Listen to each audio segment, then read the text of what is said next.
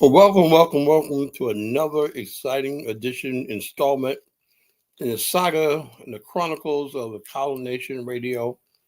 I'm the chief host, and you are in the Coliverse. You know I'm sitting munching on something. Welcome, folks. Now, we have had some explosive shows the other night. I want to recap the other night's show, which is about the freedmen, FBA, who are going down the tubes and whatnot. They're losing all kinds of credibility all of a sudden. Versus the African Union claim to Black America. When African Union is saying Black America belongs to Africa, so they should benefit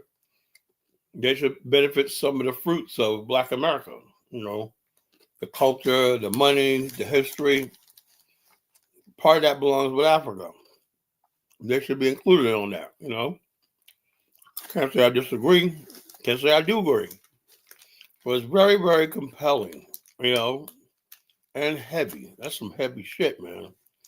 So I'm gonna lay some heavy shit on you, as I say back in the 70s. I'm gonna lay some heavy shit on you right now, bro, young blood. And we're gonna talk about this. So there's some people in the chat room who disagree. Africa ain't got nothing to do with me. I'm a foundational Black American Negro, copper colored Negro. They ain't getting my reparations check. Let me just about. I already said, man, if my reparations check come, I'll split it with my audience. Y'all can all have it, you know.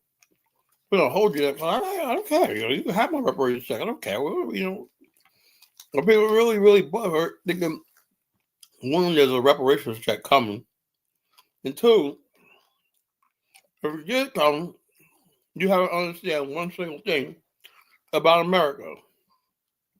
Like Nas said,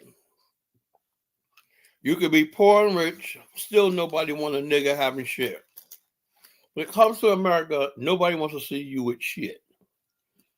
You're on music? Hell no. You're on gospel music you credit? Don't make me laugh. You're on women.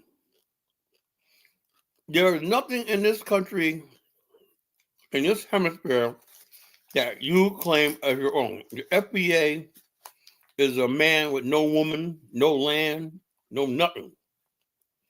Dr. Beal knows I'm telling the truth. Dr. Beal, what does the FBA have to stand on? No communities, no land, no money, no jobs, no factories.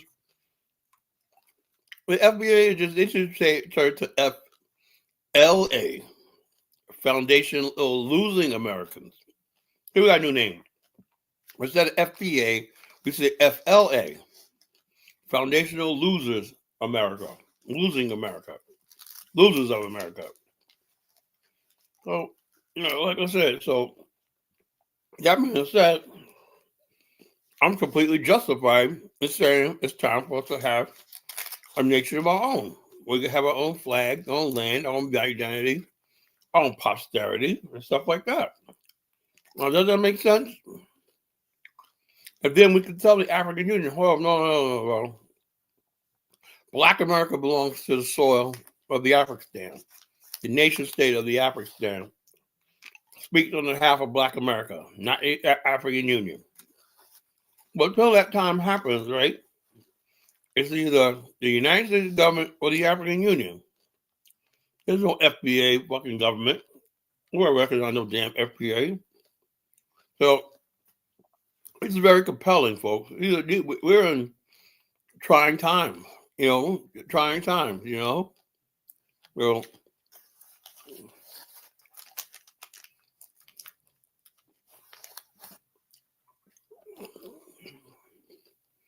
so anyway, about tonight's show. In the words of Thanos, he called Trump Thanos. Fear turns the legs to jelly. I know what it's like to lose. Feel so desperate to right, but it failed nonetheless. Dread it, run from it. Destiny arrives all the same. And now it's here. Or should I say, Trillz is here. Trillz, Thanos is here. The thing with Maduro is just the beginning. Soon you'll see Mexico, Cuba, Greenland, and all these other people fall to destiny, which is America as asserting itself as the most powerful country on the planet. You know? So this is what we have right now, folks.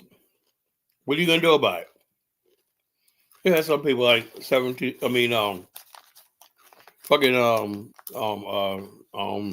gotta whoop up on him tonight.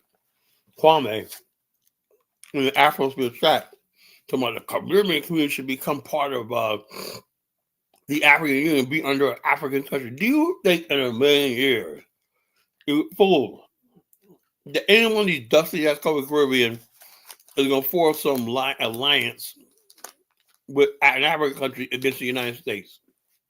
Are you freaking crazy? Are you, in the words of Fred G. Sanford, are you crazy? You remember Grenada?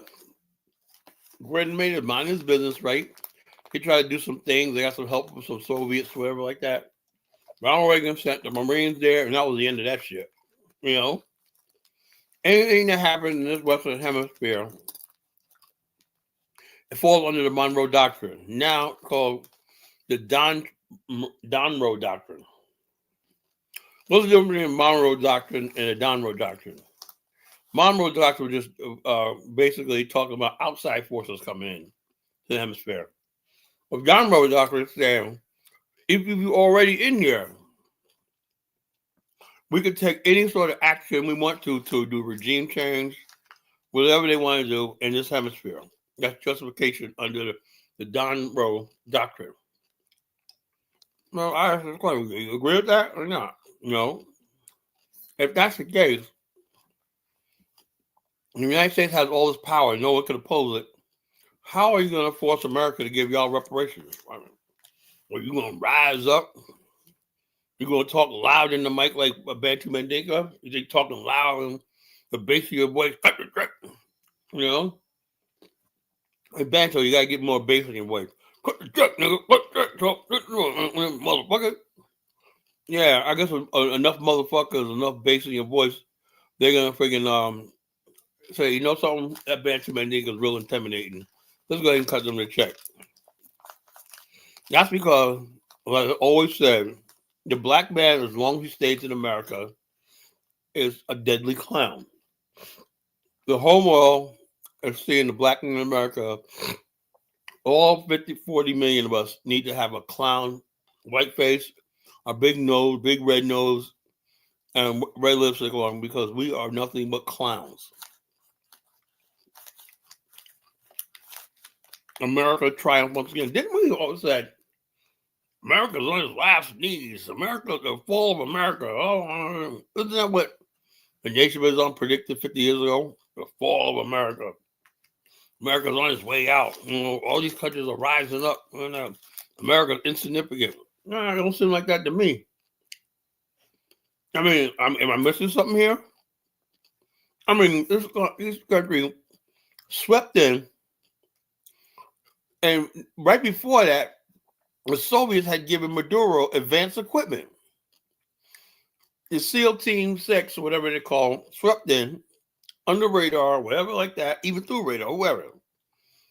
Breached the friggin' presidential palace and everything. That gate came in there, swooped, hit Maduro and his wife up while they're in the pajamas. He probably there taking the shit. Didn't know what happened. He probably didn't know what happened. Next thing you know, he was woke up. Where am I at? He's in fucking federal court in Manhattan. That's some fucking gangster shit.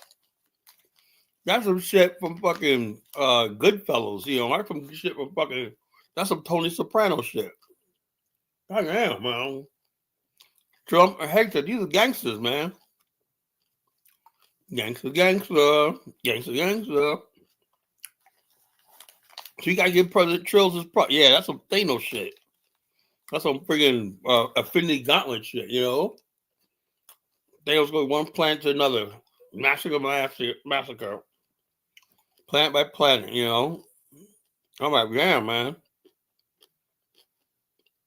Look at Real Talk, John Wayne type of shit. No, that's more beyond John Wayne. That's some shit right there, man. God damn, man. Trillz was like, up around and find out. That's the definition of FAFO. God damn. So, with that being said, what future do you have as far as opposing the United States right now? You got none. So it all comes back to me. I'm offering you a way out. An Afghanistan is the only future we have. You're not going to get anything. Other than that, what you got to do is put your clown face on, come a bootlicker. You know, Snoop Dogg is understanding. He just understands assignment. See how as a 55 is a, you know, I'll get the camera. Well, I will get on camera. I will start getting on camera soon. It's just that where I sit right now, I'm in the dark and I'm undressed. I think I will get on the camera just to do some really important shows and stuff like that to get on camera. But yeah, so I've been on camera before. I have no thing about hiding my identity and hiding who I am.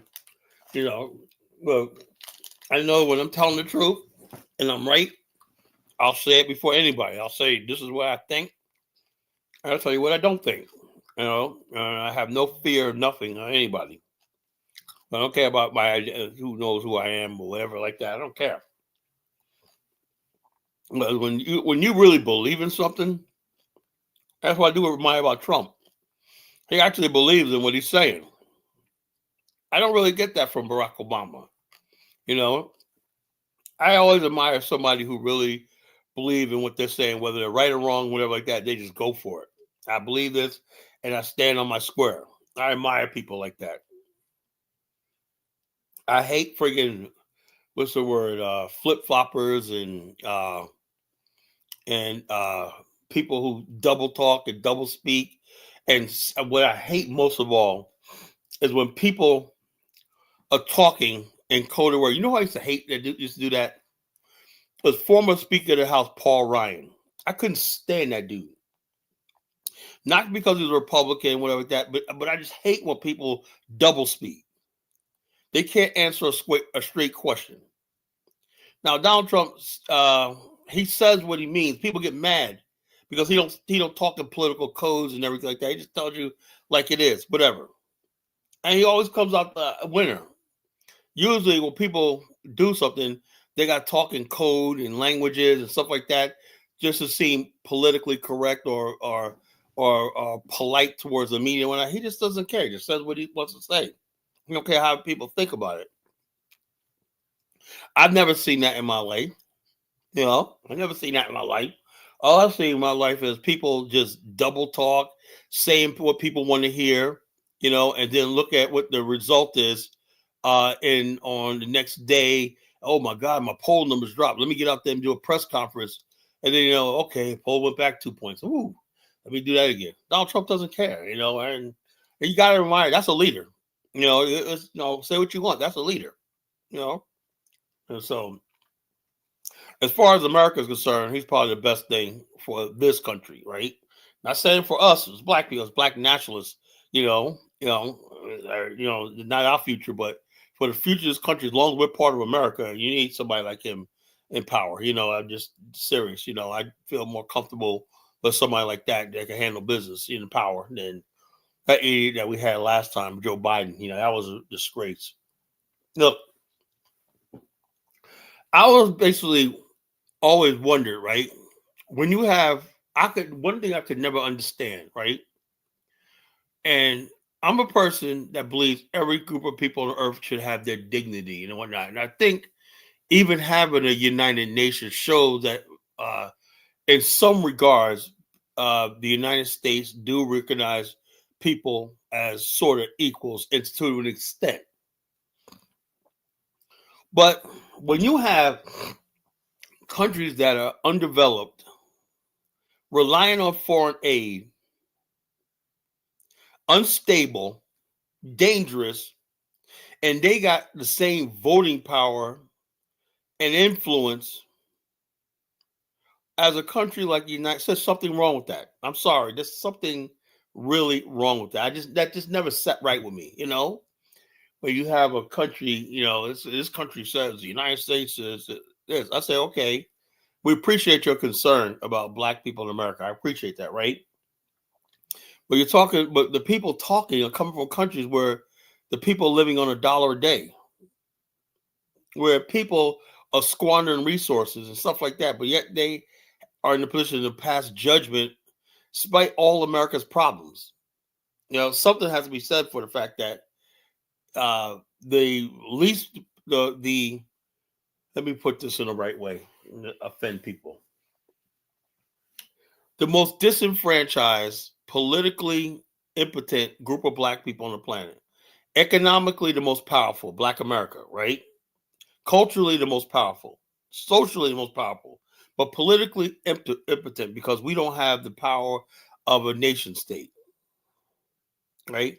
That makes all the difference. We're not a nation state. And I resent people trying to treat us like we're a nation state. We're not. We're under sovereignty and the jurisdiction of the United States. But still, despite not being a nation state, right? No other group of Black people can match the standard of living, the income level, the attainment of Black America. That says something. That really says a lot, as far as like people challenging America on the world stage. So going forward, right? The African Union guys work cut out for them. Because the African Union, to be honest with you, did not produce the Black middle class. It's the American industrial economy that produced the Black middle class. That's just the truth. Now, Black people have two choices. Either we just join the MAGA movement 100%, or it's time to think about beyond America. I really think it's not so much. Look, let me say this. I do believe America is the greatest country for Black people. I have no doubt about that. But let me put it to you like this. I'm not sure hating on the Chahori. I didn't even mention Chahori. Goddamn. You must have been listening to Dynasty Show tonight. DK was freaking trolling me listening to Dynasty Show tonight. I didn't even say nothing bad, man. Goddamn, DK. I didn't say nothing about Chahori. No, what I'm saying is this. Now, y'all make me forget my train of thought, DK. I think, yeah, I know. I didn't say that bad shit, God damn, man, Look, I just think, as far as me, I'm concerned and everything like that, my life and everything like that, I'm not friggin' a nouveau riche. I'm not part of the bourgeoisie, whatever like that, just got a little bit of money. I come from many generations of Black success. I come from that. I come from landowners in North Carolina and people who went to Harlem and built New York City and stuff like that. That's where I come from. I don't know what it's like to be poor. I don't know what it's like to be friggin' discriminated against and all shit like that. So I don't have that story of trying to get alive. I always had my whole entire life. I've been friends with all different types of races and everything. I just say, and listen to my words very carefully, I just think as a race, we have to do something for ourselves. We have to prove to the world and ourselves we can make it without the white man. That's the next phase in our history. You listen to that very carefully, what I just said, and I don't back down from that at all. We've outgrown America. America is the most beautiful country in the world. It's the greatest country in the world. Let somebody else come here and get a chance. But we need our own nation. We're equal to anybody in white America. Black America have just as many doctors, scientists, and middle class and banking. Some areas was like that, but for the most part, we're pretty much caught up with the rest of the country for the most, as far as we can go in a racist country. I have no doubt in my mind, Black people in America are capable of governing themselves. If there's anybody that's going to be able to govern themselves independent of the white man, it's Black America. There's no reason for 45 million of the strongest black people on the planet to be now still being ruled. That's why I said I don't want to hear nothing you got to say about America and Donald Trump. Either you basically go and just say, you know something, it is what it is, you know. Well, that's a part. That's a part. You know, we're not a part of America. You know, we're in America, right? But we're not fully a part of this country. We're not fully assimilated. And the problem is, I do believe black people in America are a nation. Our race was not destroyed like they was in Brazil. The black race, we're the largest black race outside of America. So you say Brazil, most black Brazilians that call themselves black have less than 20% African ancestry. We're the largest group of black people with full African or mostly African ancestry outside of the continent of Africa. So my point is this. Now he said, where would the African be? Where would the new nation be? Who knows? You know, it might be Greenland. It don't necessarily have to be Africa. But I do think we have to get to that point, just like the Jews did. They realized no matter how much money and success they had to prove to the world that they can take care and defend themselves militarily, economically, socially, culturally, everything. That's why the state of the Zionist movement was so important. You know, shut up, 1776. You know, that's what we, like I said, as long as we got goofballs like this, you know, turning the Pan-African and Black into a joke. You know, I'm like this. It's time to give the white man back his flag, his constitution, his thing. It was a nice time. We had good times in America.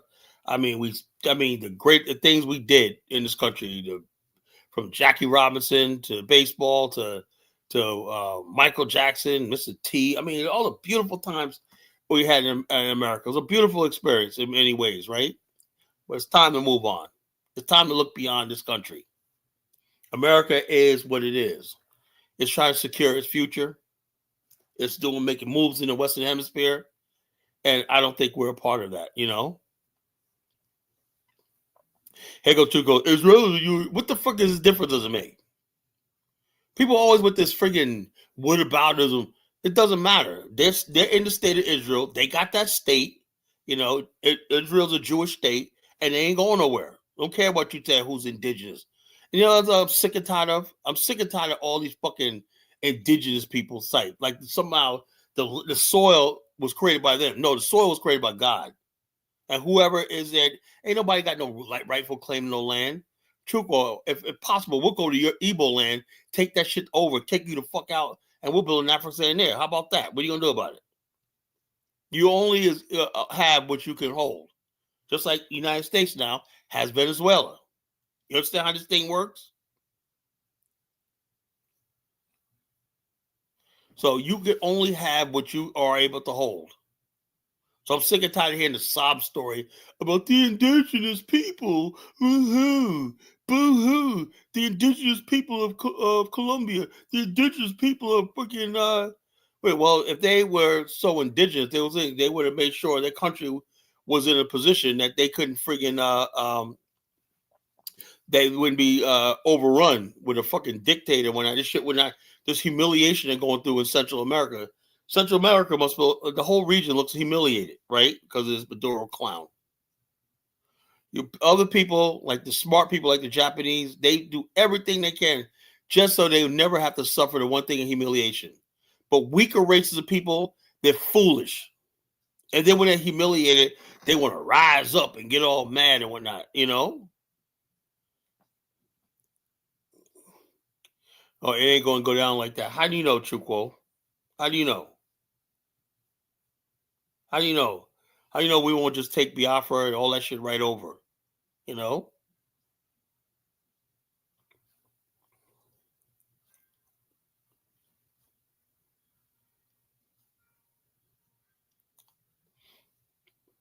No, I'm not going to become no damn Captain America Negro. Look, this is how it is, true. 1776. There's only, like I said, this town is not big enough for the two of us. I don't like sharing the spotlight with nobody.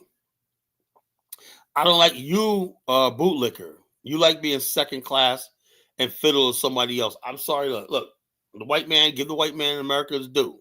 That's him. But I'm a black man.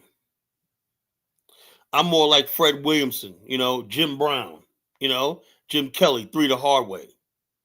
I'm like Shaft, whatnot. I'm like nobody's bootlicker. I grew up watching strong black men in the church and my family and everything like that. I am a black man. And the bottom line is this: we built the community to do the best we could in America, but now my generation is saying, yeah, you know something? It's time for us to think beyond America. We had a good run. We got on our feet. We came out of slavery. Now we got to think beyond this thing. There's no future here. You cannot have, look, I'm looking at what Michael B. Jordan and Brian Cook going through with the award show. Michael B. Jordan was snubbed in the St. James. What a clown. You gonna come up and cook me. Nah, St. James, man, you couldn't cook me if you had a friggin' a waffle iron. You know, Michael B. Jordan was snubbed. You could see it in his face, and they kept showing his face the humiliation. Some guy, and I was like, Kylie Jenner, wasn't she getting dicked down by all these black dudes one night? Now she's with this nerdy ass white dude, whatever that. He won Best Actor in the Choice Awards. You know, dude, I'll let you up here, man. But St. James, you're a clown, man. You can't cook nobody. So what I'm saying is, so there's this one guy. Let me look his name up. So I want to basically freaking do this really well. Do this really well. So let me put myself on mute. I gotta find this video, right?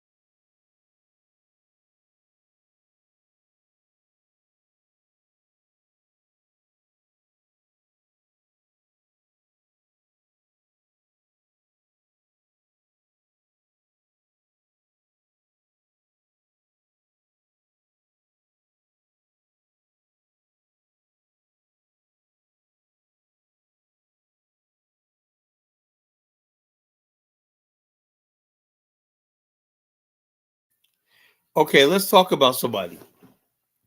This man, his name is Jay Penske. From what I'm hearing, he's a rabid racist. He owns Variety magazine, and he has a big media group called Penske Media Corporation. He owns a lot of stuff on that you see. A lot of friggin' magazines. He owns Variety and Rolling Stone magazines. But guess what happened in the top 20 movies for 2025? Guess what movie never didn't make it because of this guy? Sinners. Arguably the best movie, undoubtedly the best movie of 2025. Everyone says it. But all the major media corporations are saying no. No. They're trying to snub Sinners, before the award show and stuff like that. And put up these movies that nobody even remembers as things. So my point, I'm trying to, there's powerful people that basically is going to stifle us forever. That somebody like Ryan Coogler, who's a genius. I don't think America deserves somebody like him. So when I see stuff like this and whatnot, I believe that we are done talking. We're beyond the road. There's no coming back from this. So Jay Penske is a racist. I heard he basically says the N-word. He yells at people, but he's a real bastard, And he owns a bunch of public. Let me see. Let me find out everything he owns.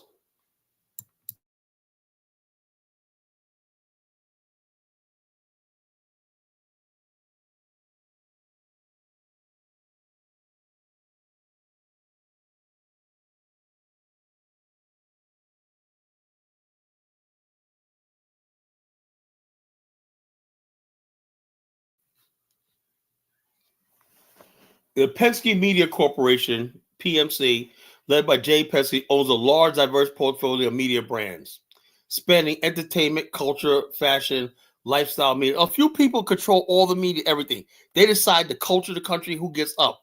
That's what's going on right now. And I've had enough. I've had it. I've had people telling me on America. It is what it is. Major media brand owned, operated by PMC. The PMC umbrella, is Variety Magazine, Deadline, Hollywood Entertainment News Site, Hollywood Reporter, IndieWire. I thought IndieWire was something. That's what they do. They make it when you see words like indie, you think it's gonna be some liberal, fair place. No, he owns this shit. TV Line, Television News Spoilers. You know who compete with him? Byron Allen. Byron Allen will never get this much power. Gold Derby, an award predictions entertainment community. So basically, they could crush any sort of black movement, a movie or anything like that. Music and popular culture. Rolling Stone magazine, Billboard. He goes Billboard. Vibe magazine. Woo, you thought that Vibe was black and everything like that. See how they have reaches into the black community too? Vibe magazine, right? Fashion and lifestyle. Fairchild Media brands, including Women's Wear Daily, Women's Wear, Footwear News, Beauty News, She Media, females and whatnot. I'm probably sure he owns some gay shit too, media too, So, Rob Report, luxury lifestyle publisher, tech and business culture. Man, this guy has it covered. BGR, tech news and reviews, art news and art form, artwork publication, Sportico, sports business coverage, Spy.com, general news, cultural site, Luminate, data analytics, industry platform. This guy owns everything, everything. The data we use, everything like that. So all in the hands of one freaking man. The one thing. What chance I didn't sign up for this. I didn't sign up for a fucking white man having this much power over my people. No, I'm sorry. Do you think if we had an Afghanistan, somebody like this would exist? No. Because we take his new media over and whatnot and put it in our hands. We have sensors, we have everything like that. We move to take everything over. That's what smart people do. Smart people control the media in their freaking thing. It ain't no pocket watching fool. It's the fact that the matter is this guy has power. That's an imbalance right there. No race of people should have control over another race of people. That's why I say you try to sell your 1776. There's a price that comes with this. It ain't about Donald Trump or whatever like that. That's the government. But how do you explain this shit? They control, and you wonder how. People wonder why. Well, how do we get people like Sexy Red and all these other people? Who puts this stuff out there when we have no control over the images we see, the people that get put before us? We don't have any control. White people do. This white man does. Life is Beautiful Festival, the ATX Television Festival, Latin Music Week. This guy got it covered, South by Southwest Festival, redneck shit, PMC is the largest shareholder in Vox Media, the owner of Vox, New York Magazine, The Verge, Eater, Pub Sugar, SB Nation, and more. Through Vox Media continues to operate independently. Overall, the Penske Media Corporation controls dozens of influential media brands, right? And that span entertainment, fashion, art, technology, and data services. From Variety, Rolling Stone, to WWD, and BGR, plus major cultural events, strategic stakes, and other media. If you want a more detailed story. So the bottom line is this. I just basically showed you how one guy controls so much media. I mean, that's America, You talking about a billionaire. Everything we see, everything that shapes the culture. So the bottom line, it is what it is. You guys said, why we just need to start making movies? Yeah, we need to friggin' build. We need to make that move. We need to friggin', even before we build in Africa, we need to start move our movies and everything to Africa and build with African studios on the continent and use our own award shows and media and stuff like that. That's what we need. I accept the fact that these people are dominated. But these people also control the media that Africa, the continent of Africa, gets. That right there is unacceptable. So it is what it is, folks. It is what it is. So you have on one hand, black people think they're free. On the other hand, you got media groups, everything like that, controlled by a few people, a few white people. And now that how this came to light is the fact that they're snubbing Ryan Coogler's movie Sinners. If that happens, man, there's no freaking chance. No chance. Who cares about the Magic Johnson? That's what I said. They give you these black token people that got millions of dollars. They ain't got no damn power. Jay-Z ain't got no damn power. Ain't got no damn power. That's what people like 1776. Them days, 76 over. We want real black power. Not people who are boys. Magic Johnson, 50 Cent, Byron Allen, K. Hughes, all Michael Jordan, and Tyler Perry. These are all boys in a man's world. I'm sorry. These people are playing real men game. That's why the Rock Nation is a joke. The Kraft, all these other people are making billions of dollars. They give Jay-Z, they'll probably break down and give Jay-Z 1% of a fucking football team, and that's supposed to keep Negroes quiet for the next 100 years. I've had enough. I've really had it. I've had it with Jay-Z and Beyonce. I've had it with all these race traders. I'm sick of them. Now, like I said, Bible says, render unto Caesar that which is Caesar's. Hey, I'm willing to give you, they're all fucking boys, Mr. Trump. A man is somebody like you that could stand up for his people and be a man. I don't praise boys.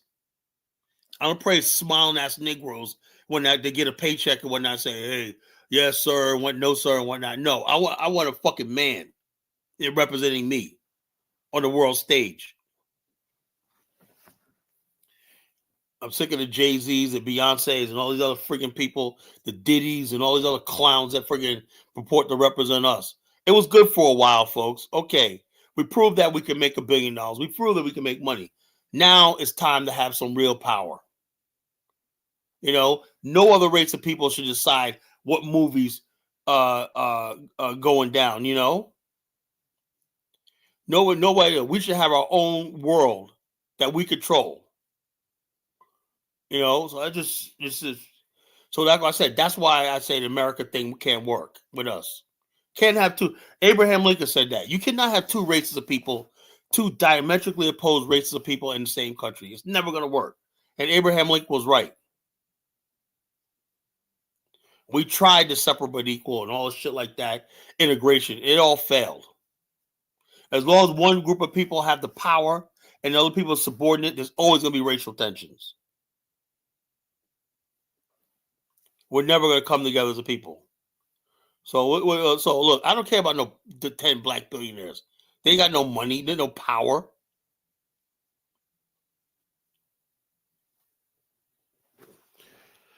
So it is what it is. Like I said, but this thing is, look, I wish them all the well. Get your money and everything like that. But don't sit here and tell me I got to be fucking happy about these these black billionaires who got. Well, every time you see a black billionaire, there's some white man that's a freaking trillionaire. If they give a black man a billionaire, can you imagine what his white partners and his white bosses and masters freaking have? They have like trillions, hundreds of billions of dollars. You'll never see no damn black man like an Elon Musk on that level that could be in the government, that could make his own government agency up. Are you kidding me? Adama, you want to get blocked? I'm going to delete your comment. Adama, I don't want to have to block you, bro. But don't test me. I don't think David Stewart is a billionaire. I like David Stewart. I'm proud of David Stewart, but that's not enough for me. The FBI black men have to be shot down in their show every episode.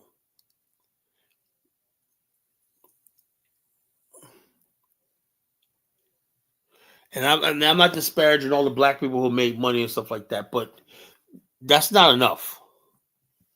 A few pet black people were billionaires. That's what they use to keep the black nation quiet. So we sell our soul for a few trinkets, a few billionaires, a few millionaires here and there and whatnot. And we gave up the one thing God gave us. God said, I want every people to have a land and nation of their own. God said that he commands every man to be a man.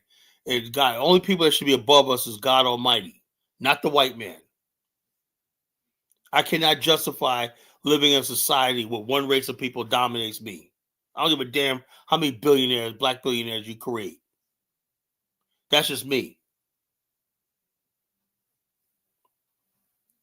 I know people are used to, oh, we came so far. Well, I'm sorry. Think about where we could have been if we had our own education system, our own land, our own government, and all shit like that, like everybody else.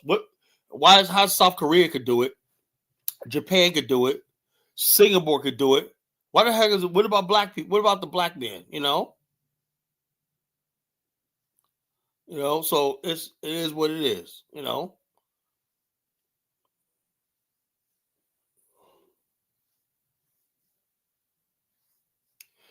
Yeah. That's what they always push: interracial marriage and friggin' homosexuality and everything. We got to compromise everything. Everything got to be a fucking gay couple. I talked about that.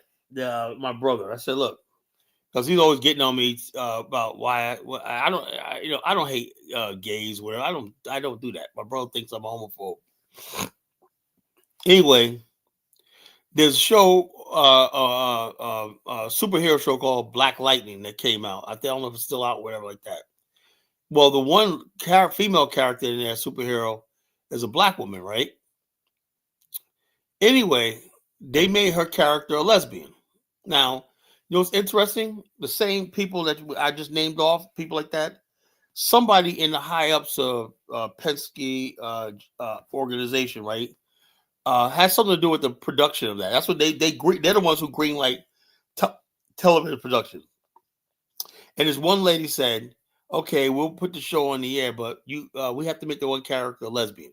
Just like they tried to do, they took over Marvel. Disney took over Marvel, and the Love and Thunder shit. They basically made Thor supposed to be the god of thunder and whatnot, a buffoon, because they said, "Oh, he was just too masculine and shit like that." They have control over the images we see. What's the point of making Thor like a friggin'? And then you see pictures of combat veterans and whatnot.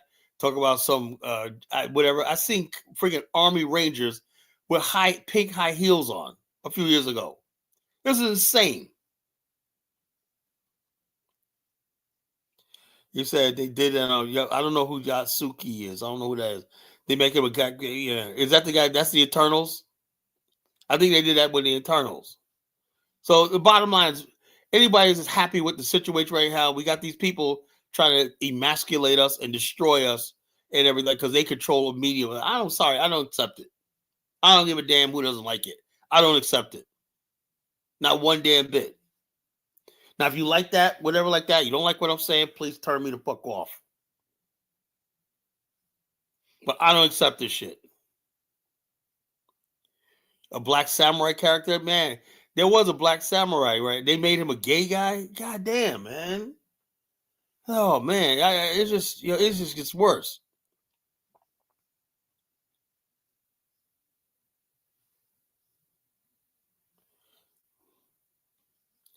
It just gets worse, It just gets worse.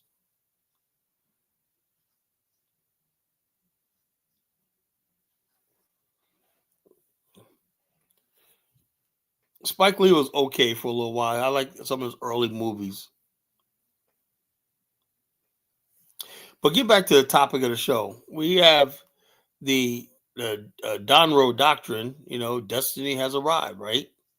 And this is what a lot of people from third world countries, they really thought there was going to be this tamed, neutered white American male that they could come and just do whatever they wanted to do, cross over the border. How are you going to do whatever? Come over here, suck the benefits out of the country, get entitlement to education and everything like that. and they really believe this white man was so freaking stupid that the only thing the white man in America cared about was keeping black Americans down. And they did a sad mistake. They thought, see, like, let me break it down to you, right?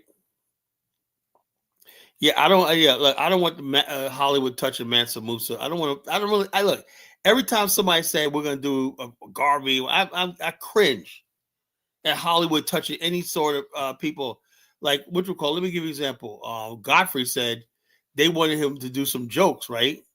Joking with Malcolm X, Coretta Scott King, no, Rosa Parks said, "No, I'm not gonna do that." They wanted him to do some jokes about Martin Luther King, Malcolm X. He said, "No, these people are people you don't joke about." Because they figured Garfield was Nigerian, but he was born in this country. He knows Black America, right? Because he grew up in this culture. So no, I'm not going to disrespect them. They thought they could get to him because he was Nigerian, actually. He said, no, I'm not going to do that. So I give Godfrey props. Yeah, they will. Yeah, they're going to pervert and story. We can't trust. We're at the point now we cannot trust anything. Well, black people don't support the Democrat Party. We don't. Black people just basically look. The problem is we got a two-party. The media is controlled by the people I tell you about, and the only thing they talk about is two parties. Right about they talk about the Republicans might lose the House. How come another party, a third party, don't come up? It's all Democrat, Republicans. Like Democrat good, Republicans bad. You go back and forth with this stupid thing called Democrat, Republican, and no black person. If you try a black person to try to form your own political party, they would black you out or white you out all over the place. You would not exist. You would not be mentioned in any magazine articles or nothing because they control who gets to the mainstream. Even with the age of the internet, they could basically black you out.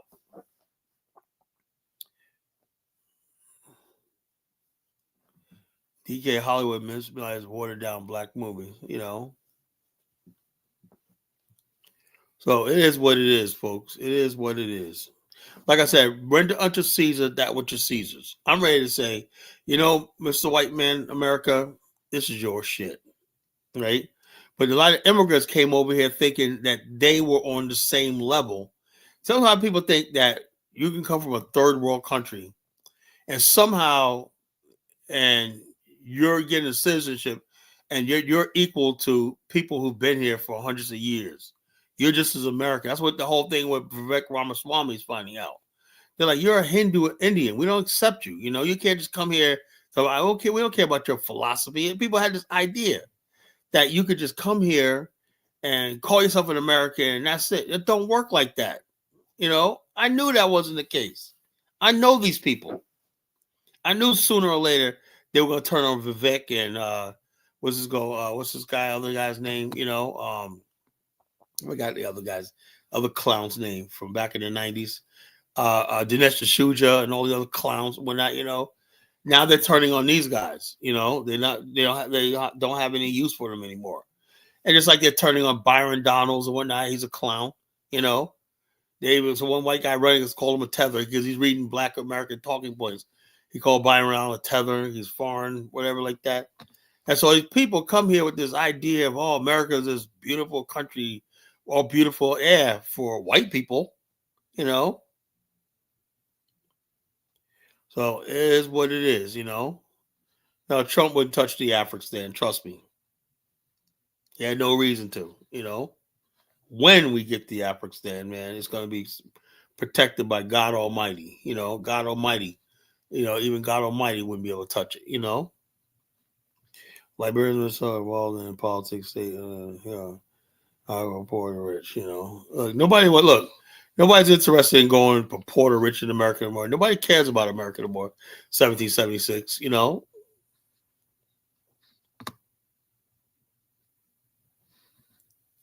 Who's better than me, Adama? The Monroe Doctrine outdated. Well, now, yeah, I know the Monroe Doctrine. Now you got the Donroe Doctrine. Now you got the Donroe Doctrine. No, the Monroe Doctrine concerned and the Donroe Doctrine in the Western Hemisphere. Oh, don't worry about 1776. He's a moron. Oh, yeah, look. Principal goes, the foreigners believe in hard work, education. Oh, yeah. A lot of good that's done you, right? Bottom line, they're around. Look, Donald Trump is basically talking about 100 million deportation by the time he leaves office. So much for your hard work and education and whatnot, They don't want you here, Principe. And like 300,000 you Haitians are going to be out of here next month, So it's what it is. Who are Black Americans, Trump might be backfire. Oh, okay. It's like, look, after this Maduro thing, I don't think so. I think Donald Trump is untouchable right now. He's like Thanos and whatnot, He has all 6 Infinity Stones, So you guys got to do something, man. You guys got to do something, Yeah, but they don't want you here. They don't want you in their country. They don't want you here. They don't want your advice. You always giving advice to Principe. I love you, Principe, but they don't want your advice here. They don't care how much you want to hard work, educate. Evidently, they're looking at the cost of you motherfuckers, You guys are costing more than you give. Now, I mean to hurt people's feelings, I'm not trying to hurt anybody's feelings, but I'm just trying to tell you like it is, Liberians don't run the fucking state of Minnesota. I know Liberians. They don't run shit up there, I don't know. It's 776. Let me delete this comment. I'm just sick of this fool, Now shut up, So, yeah, so America is now back to where that's the America that you see right now is America I always knew existed. I knew this was a matter of time, before somebody says, you know something, we're the strongest country in the world. We got the best military. Let's just fuck it. Let's just do what the fuck we want to do. That's the American way. You falsely believe that they are actually winning or owning in Africa. The white man owns Africa. Who? Yeah, right. Whatever. Sure, the white man owns that. I don't own shit in Africa. How can you own someplace you don't exist? Africans, say what you want about Africans. They're calling the shots. The FBA ain't calling no shots in America. No shots they're calling if they shoot each other at a fucking party of over 15 people. That's the only shots FBA call. FBA is like the most powerful group of people that ever existed, right? You know something? I always say, look, human beings and the universe is like this. Every cell, every molecule, atoms in the universe, stars, particles in galaxy compete for space. No two people could occupy the same space, right? We look at plants, right? A plant needs space. When you ever grew crop, I was a kid, I used to plant corn crops, right? Matter to grow. And my granddad used to always say, you got to space them out. Why you space them out? So each one of them have roots and they could grow and stuff like that. Now on top of it, you got to put the seeds apart, right? If you put seeds, plant a seed under a tree or anything like that, a bush under anything, or a stalk, bean stalk, whatever, and it's too close, that seed will die because it's not going to get proper sunlight and nutrient from the soil. That's like the black man in America. He's always going to die because he doesn't have his own space. The white man controls the space of America, the soil, the sunlight, Nothing could beam in on the black man in America because we're dominating this country. That's just the truth. Sorry to hurt your feelings. Now, there's some people that will bootlick and say, you know something? I don't care about not saying, as long as I can get on the knees and lick the white man's boots, I'm satisfied with that. As long as I get a couple of crumbs and whatnot, and then get some white women and some white transvestites on the weekend and whatnot, they're satisfied. As long as they can go get their white transvestites and their hookers on the street corner, crackhead hookers on the street corner, as long as they get their white women, they're good. The line shared through mining, trade, projects, it says a company. What the hell, So it is what it is, folks. I'm just trying to tell you this. If you thought that, whose country, you never know whose country's next. It could be Haiti. I think I'm betting on Cuba is probably going to next. Mexico is on the table, a chocolate block. Man, when you talk about the Donroe Doctrine, man, you got Mexico, man, Brazil's okay. You got Colombia, you got Cuba. All these countries are on the table, for invasion, right? They're gonna swoop in and grab you ass up when they're gonna eventually gonna grab barbecue up when that, bring them to Florida for a face trial and everything. So you acting like a no, I'm not. I'm just telling the truth. I'm telling. What am I supposed to do? Tell you everything's great? And I'm just telling you the damn truth. What do we do? Sit up here and lie and tell you everything's great? Sooner or later they're gonna go grab up Chore. They're gonna grab up all those leaders in Mali. They're gonna grab everybody up. I know America is more powerful than ever. I know it is. In fact, they can go to any country and scoop anybody up. If you keep talking too loud. That's the reality we're living in right now. So what are you going to do? What are you going to do? What are you going to do, Mr. Black Man? What's your future? There's only one future, folks. You follow the college Genesis. If not in our lifetime, we can give the next generation something to build on. That's what it's about. It ain't about me. I ain't going to be alive to see all this shit. But at least before I leave this earth, I want to make sure a future generation will have a chance. That's what the Afro is about. It's not about me. It's for future generations.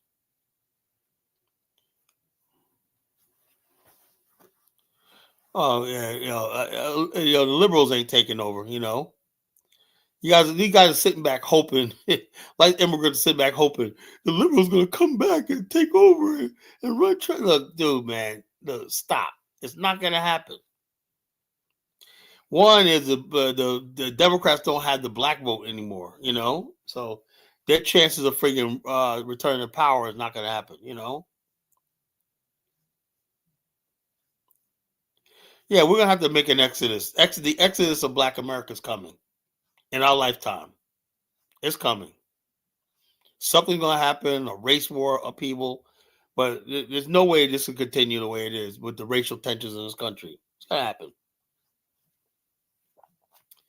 Yes, Exodus, and Deuteronomy chapter 11 says here in the Bible, Deuteronomy chapter. Let me read the Deuteronomy chapter 11 here. Let me read that. Let me tell you what the Bible says. ZVY.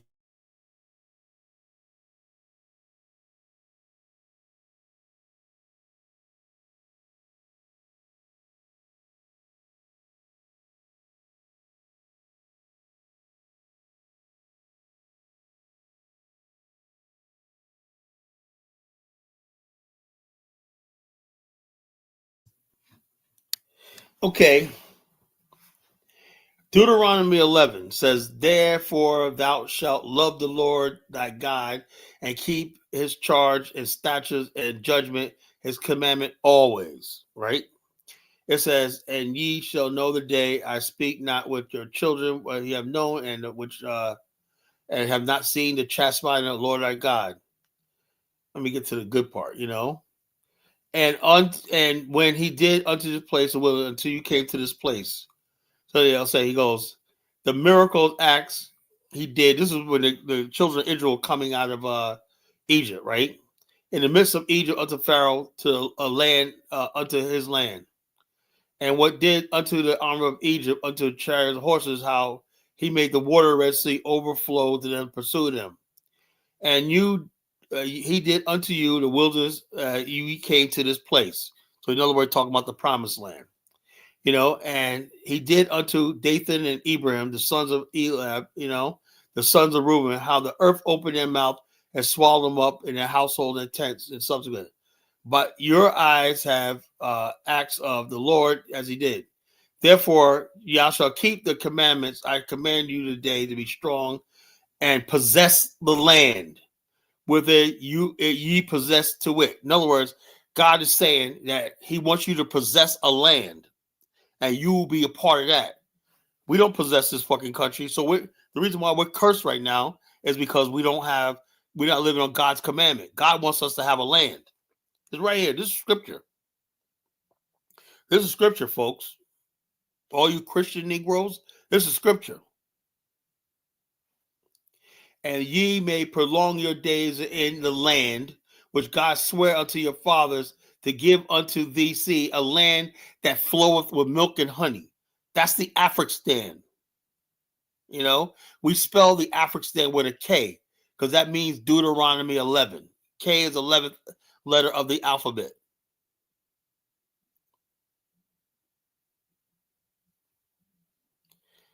No, they ain't gonna take this. This is commanded by God, Kofa, you heathen. This is God's commandment, This is God. We are the children of Israel, We're the children of God. So, and we do because we will still have to defend. Yeah, we'll have a military and all that shit like that, The savage in Liberia taking a white man, well, whatever. So it is what it is, folks. And I'm gonna put the link in the chat room. I know St. James said he was gonna cook me tonight. I don't know what he's gonna cook me about, I just laid out the truth, Let's see. So put the link in the chat room. You want to come up, step right up, What do you think about President Trillz, Trump, and Donroe Doctrine.Destiny has arrived, nonetheless, it's here. What you thought about America, you wish never happened, is here. America's MAGA, it's racist, it's imperialist, all those things is have the heavy hand, is heavy-handed. Now, what are you going to do about it? What are you going to do about it? What you going to do? No, the children of God had to flee Egypt. America's Egypt. Don't even put that nonsense, America's Egypt. We have to come out of this, 40 days and 40 nights, we have to surge out of here. God wants us to have a land of our own. That's biblical. God didn't say, don't flee from Egypt. He said, get the hell out of there because I'm going to burn it. We have to get the hell out of here. The problem with the Africans that come over here, they weren't fleeing to their own land. They were fleeing to a house of bondage, Oh, yeah, if you don't want to do shit, that's fine, But I'm telling you, the future of Black America is a land of our own. Mississippi is not our land. Mississippi is a place that's burning. They just lynched a guy not too long ago, Mississippi's steeped in blood. The Klan. Mississippi's Klan country. So our land is Mississippi. Are you fucking... Yeah, that's this is what I'm talking about, the plantation. This is what I said. The average Black man in America is sick. How could you, even if you say America, right? How the hell you mention Mississippi? Let's have some fun. Let's have some fun. For the first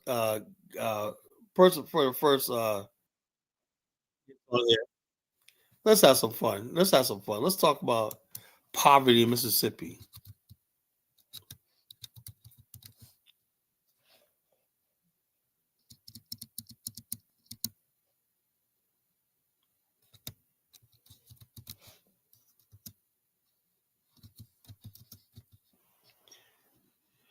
All right, let's have some fun. Let's have some fun. This is a state you call your homeland. Let's see.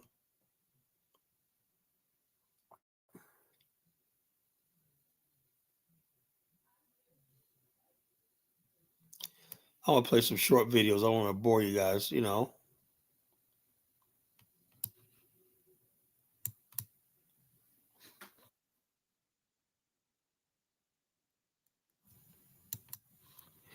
Now, look. This is Mississippi, right?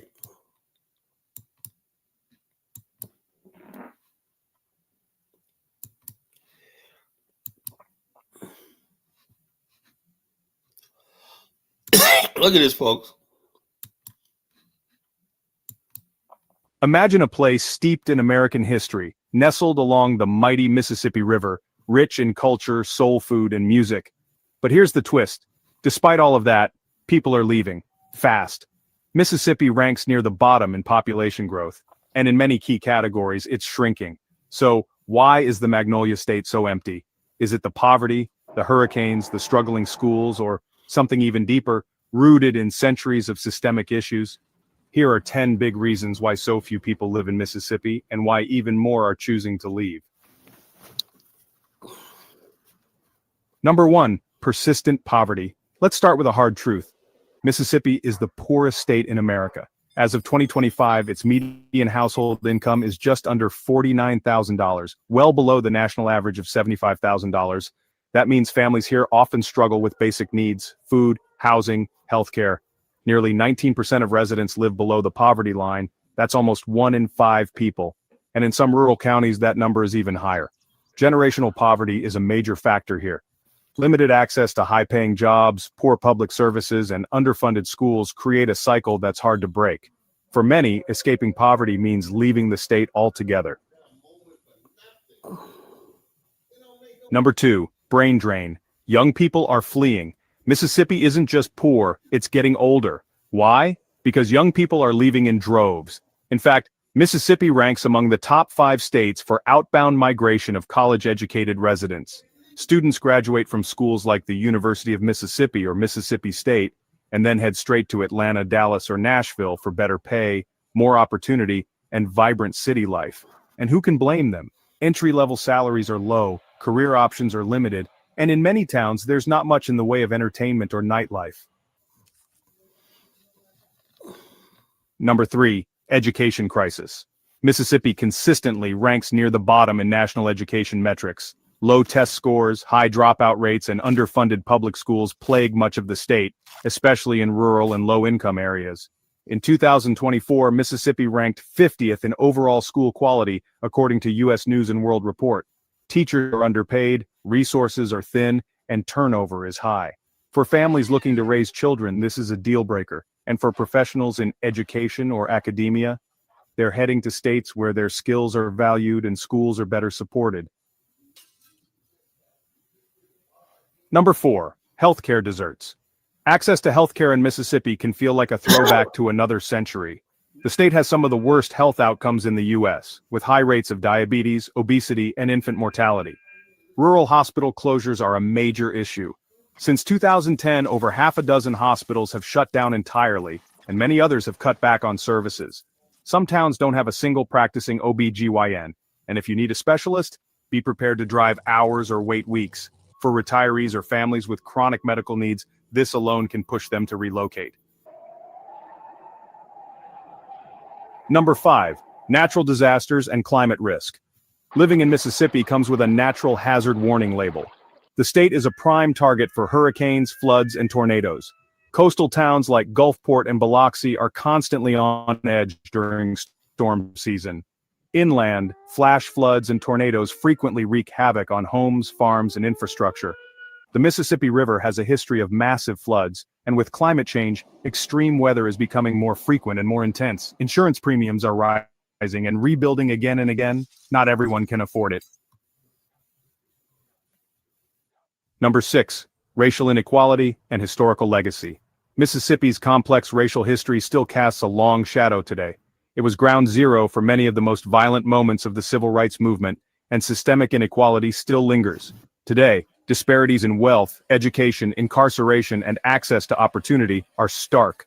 Majority black cities like Jackson face crumbling infrastructure, failing schools, and economic disinvestment. For many young black professionals, the promise of a better life elsewhere, one with greater opportunity and less racial tension, is a powerful pull. Number 7, infrastructure is falling apart. Drive through some Mississippi towns and you'll notice it: fast-cracked roads, aging bridges, and abandoned buildings. The American Society of Civil Engineers gave Mississippi a D+ on its infrastructure report card. In Jackson, the state capital, residents went without clean tap water for weeks in 2022 due to water system failures. Public transit is virtually non-existent outside a few urban centers. Broadband access is still a problem in many rural counties, making remote work and online education difficult. When your roads, water systems, and internet can't be trusted, people leave. Number 8, limited job opportunities in growing sectors. Mississippi's economy is still largely based in agriculture, manufacturing, and low-wage service jobs. While these industries are essential, they aren't attracting the high-paying, tech-driven jobs of the... Well, that's a little taste of Mississippi that Kofa 3000 wants us to. That's what Mr. Kofa wants. He wants us to go down there and enjoy the poverty and misery of his beloved state of Mississippi. You know, I got a joke for you. What has 4 eyes and can't see? Mississippi. Yeah, Mississippi's worse than Africa. That's worse than any place I can see in Africa. That's like the worst, man. God damn. Africa's a come up compared to Mississippi, you know.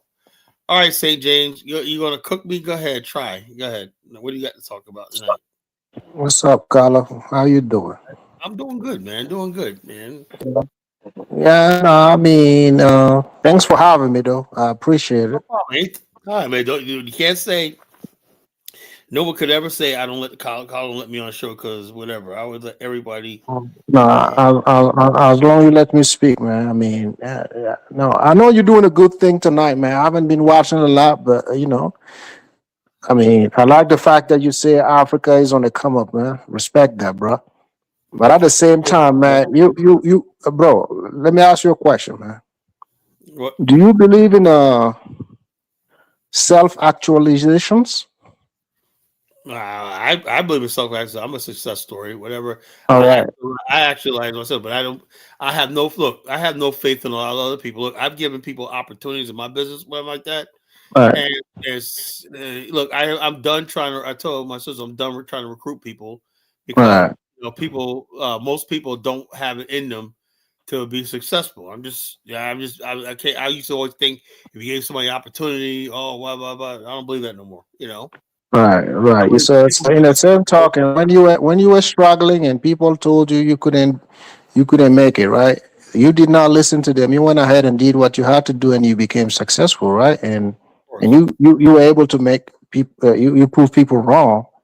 So the question that Nobody I'm ever told me I asking couldn't you, do it, like, man. I no, had to the believe question it that I'm myself. so you've been on the other side, right? What I don't understand about what you were doing is you going on Donna's channel talking about the AES and you understand what these people are up to Right. and they say and you sit on there, hoping that this thing doesn't work, right? No, That no, that's no, no, not no, that's what you did. That's what no, you did. that's Low what it is. key, that's what you did. My thing is, bro, like I said, you know what these people are up to. You know who they're against.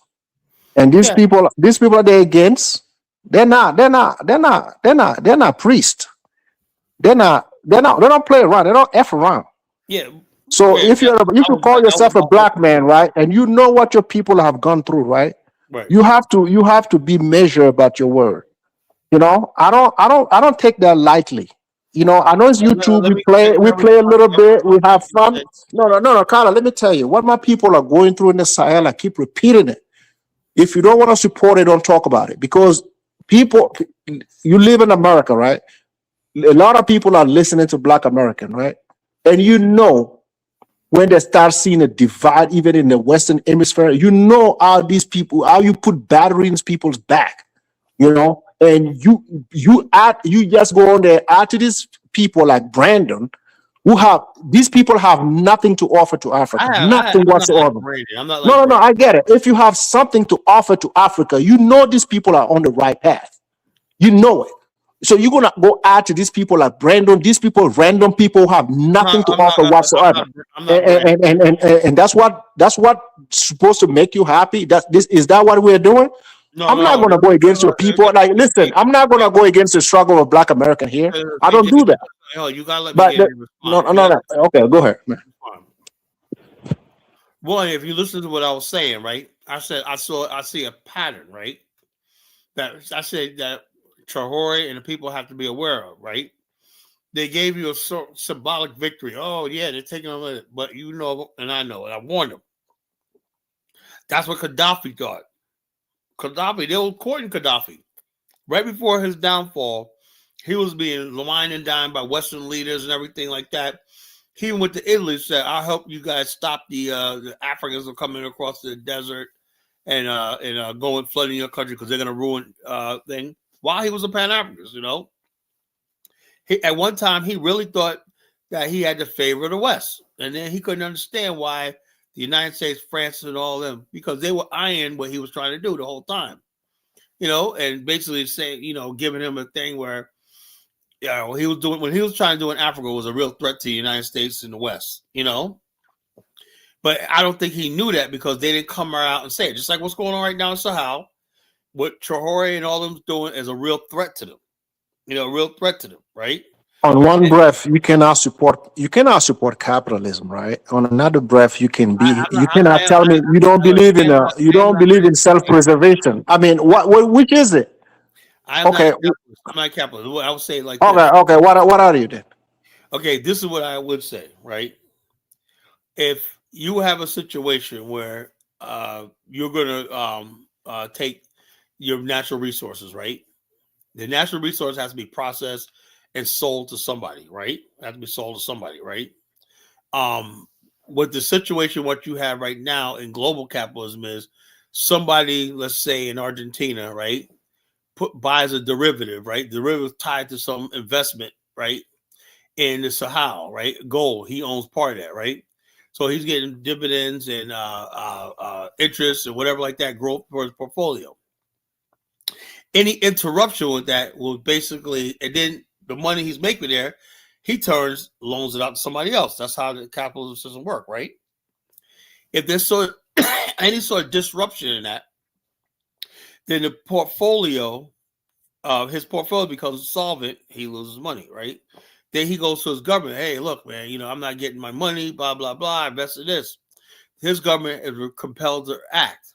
Hey, what's going on? We put money into this project you're talking about, whatever like that. We're good for 10 years. Now you're telling me we have no money. And the government that did that will say, you know something, the reason why it happened because we had this turn of events in Burkina Faso. We no longer have access to it. Same thing with Mali, we have no access to the gold that we was based this on and everything. Sooner or later, right? Like without clockwork, right? It's going to get to the United States. And the United States, like who underwrites all this, says, no one's, why are we not getting our money back? Why not people not paying their loans back? Why not people like this? And they'll say, okay, A, D, C.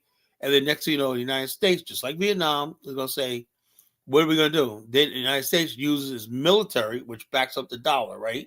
The dollar's backed up by the military to go and do what we call regime change. Like clockwork. It happens all the time.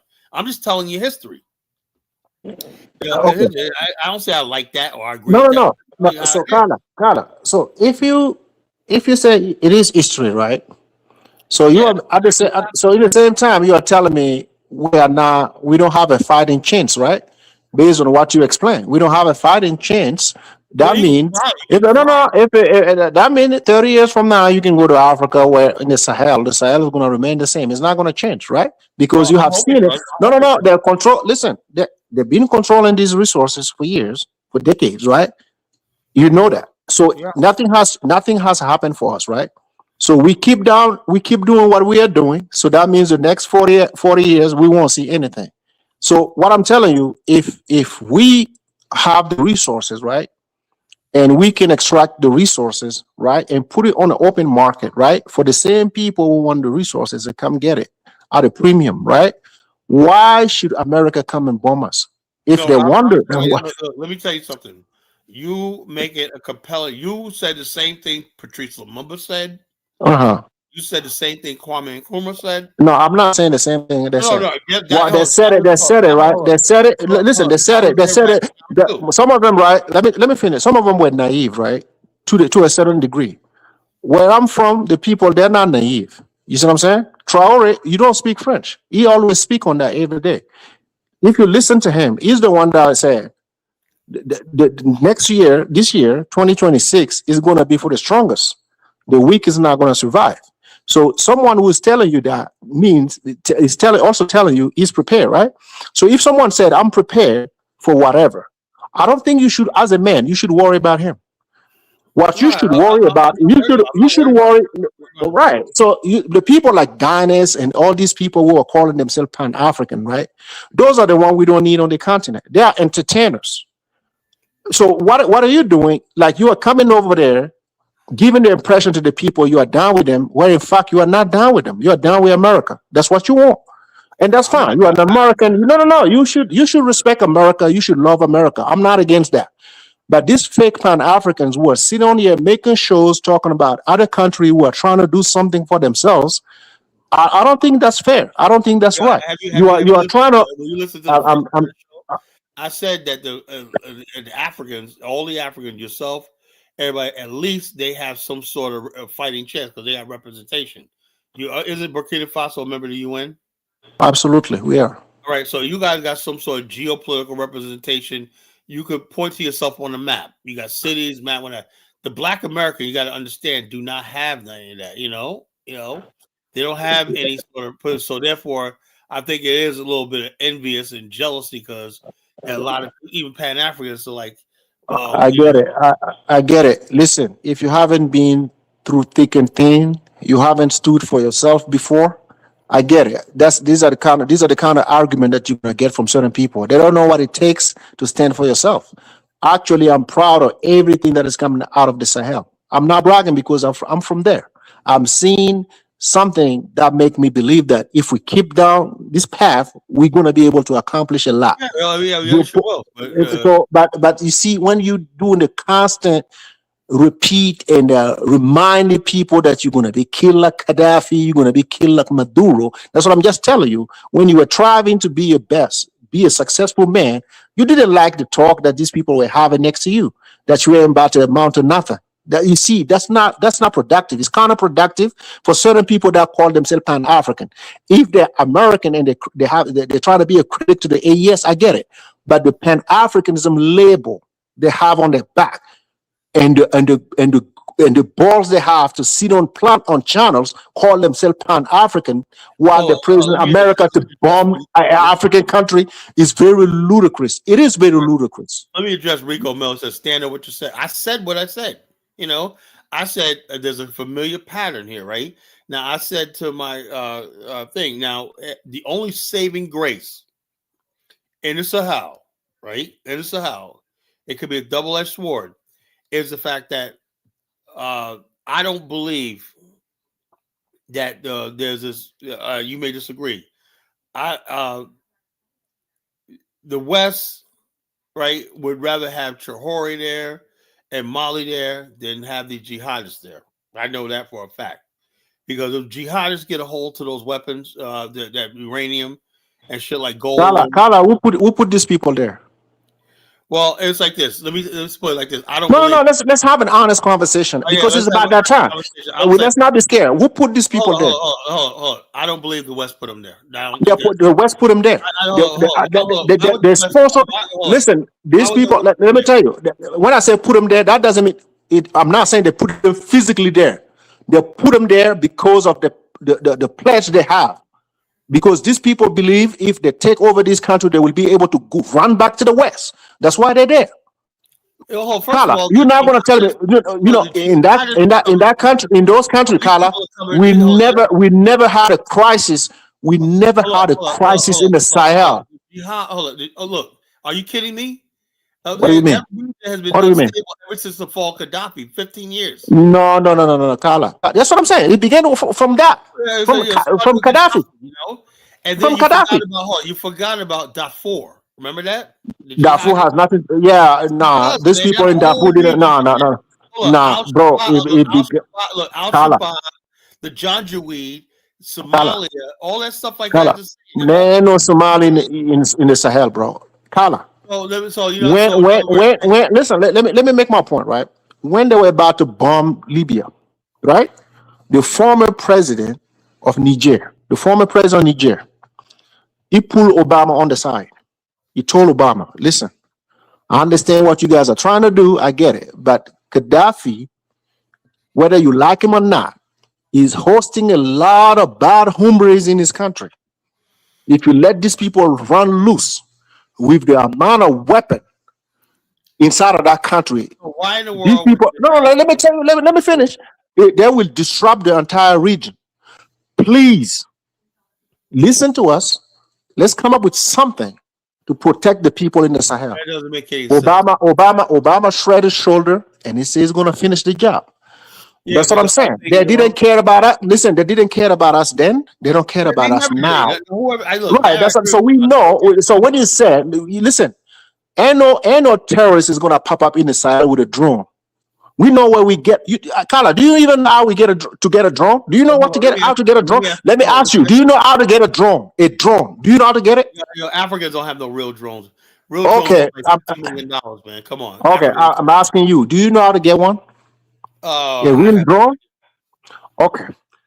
Oh, So let me I ask. would Let like me for ask. you. I would like for you to find out how Let me. someone can get a drone. Hey, It's not James, an easy. It's not an easy process. But Hey, these James, we people are gotta have. able to Hold on. run drones in the Hold on. We have Sahel. to have a conversation. You gotta let me Okay. respond Okay. when you Sure. talk. Please. Okay. Please. Please. Now, Please. Rico Mill says Arabs are making them say, "What do you think about?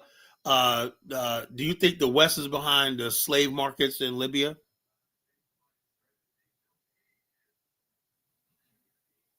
Really, Africans being kidnapped in the desert, taken to slave markets in Libya and whatnot. You think that's the West doing that, or you think Arabs are in control of the Sahel and battling like that? Shouldn't that be more concern to you than what you think the West is about? I think you guys are fighting the wrong battle. To tell you the truth. It's not. It's not really.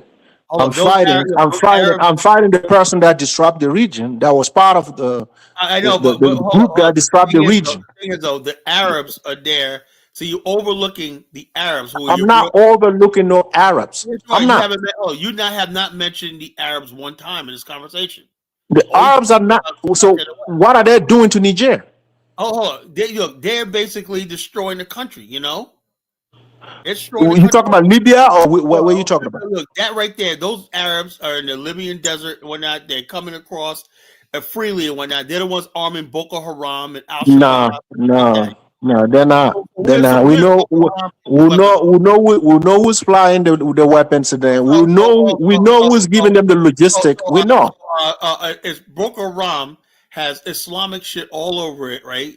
It's getting Yeah. Arab grade weapons and whatnot. They get weapons from the Middle East. That's where it's coming from. And you go one and two like that because you hate the America so much. No, I'm not. Did I say Yeah, but only America? I'm you referring to. you're looking at. I'm referring. If you okay, we have a lot. Hold on, Carla, let me Carla, ask you. let's not make you try to make this like it. We have No, only I'm one. not We trying to have say. only one key player. If Let me you ask you a ask question. me who are the Are you key players, you are didn't you ask that question. are Carla, you you didn't ask me that question. Who are the key are you players? Muslim? I'm Are you saying there's a lot of key players, but the hold on, ones that Are you Muslim? I'm not. Or you practice Islam? No. But you know a lot of people here practice Islam, right? Yes. Yes, I do. It's just a matter of time, right? I've seen it happen in Mali, right? Where Right. people who were just regular black Muslims and everything like that, peaceful and everything like that, become radicalized.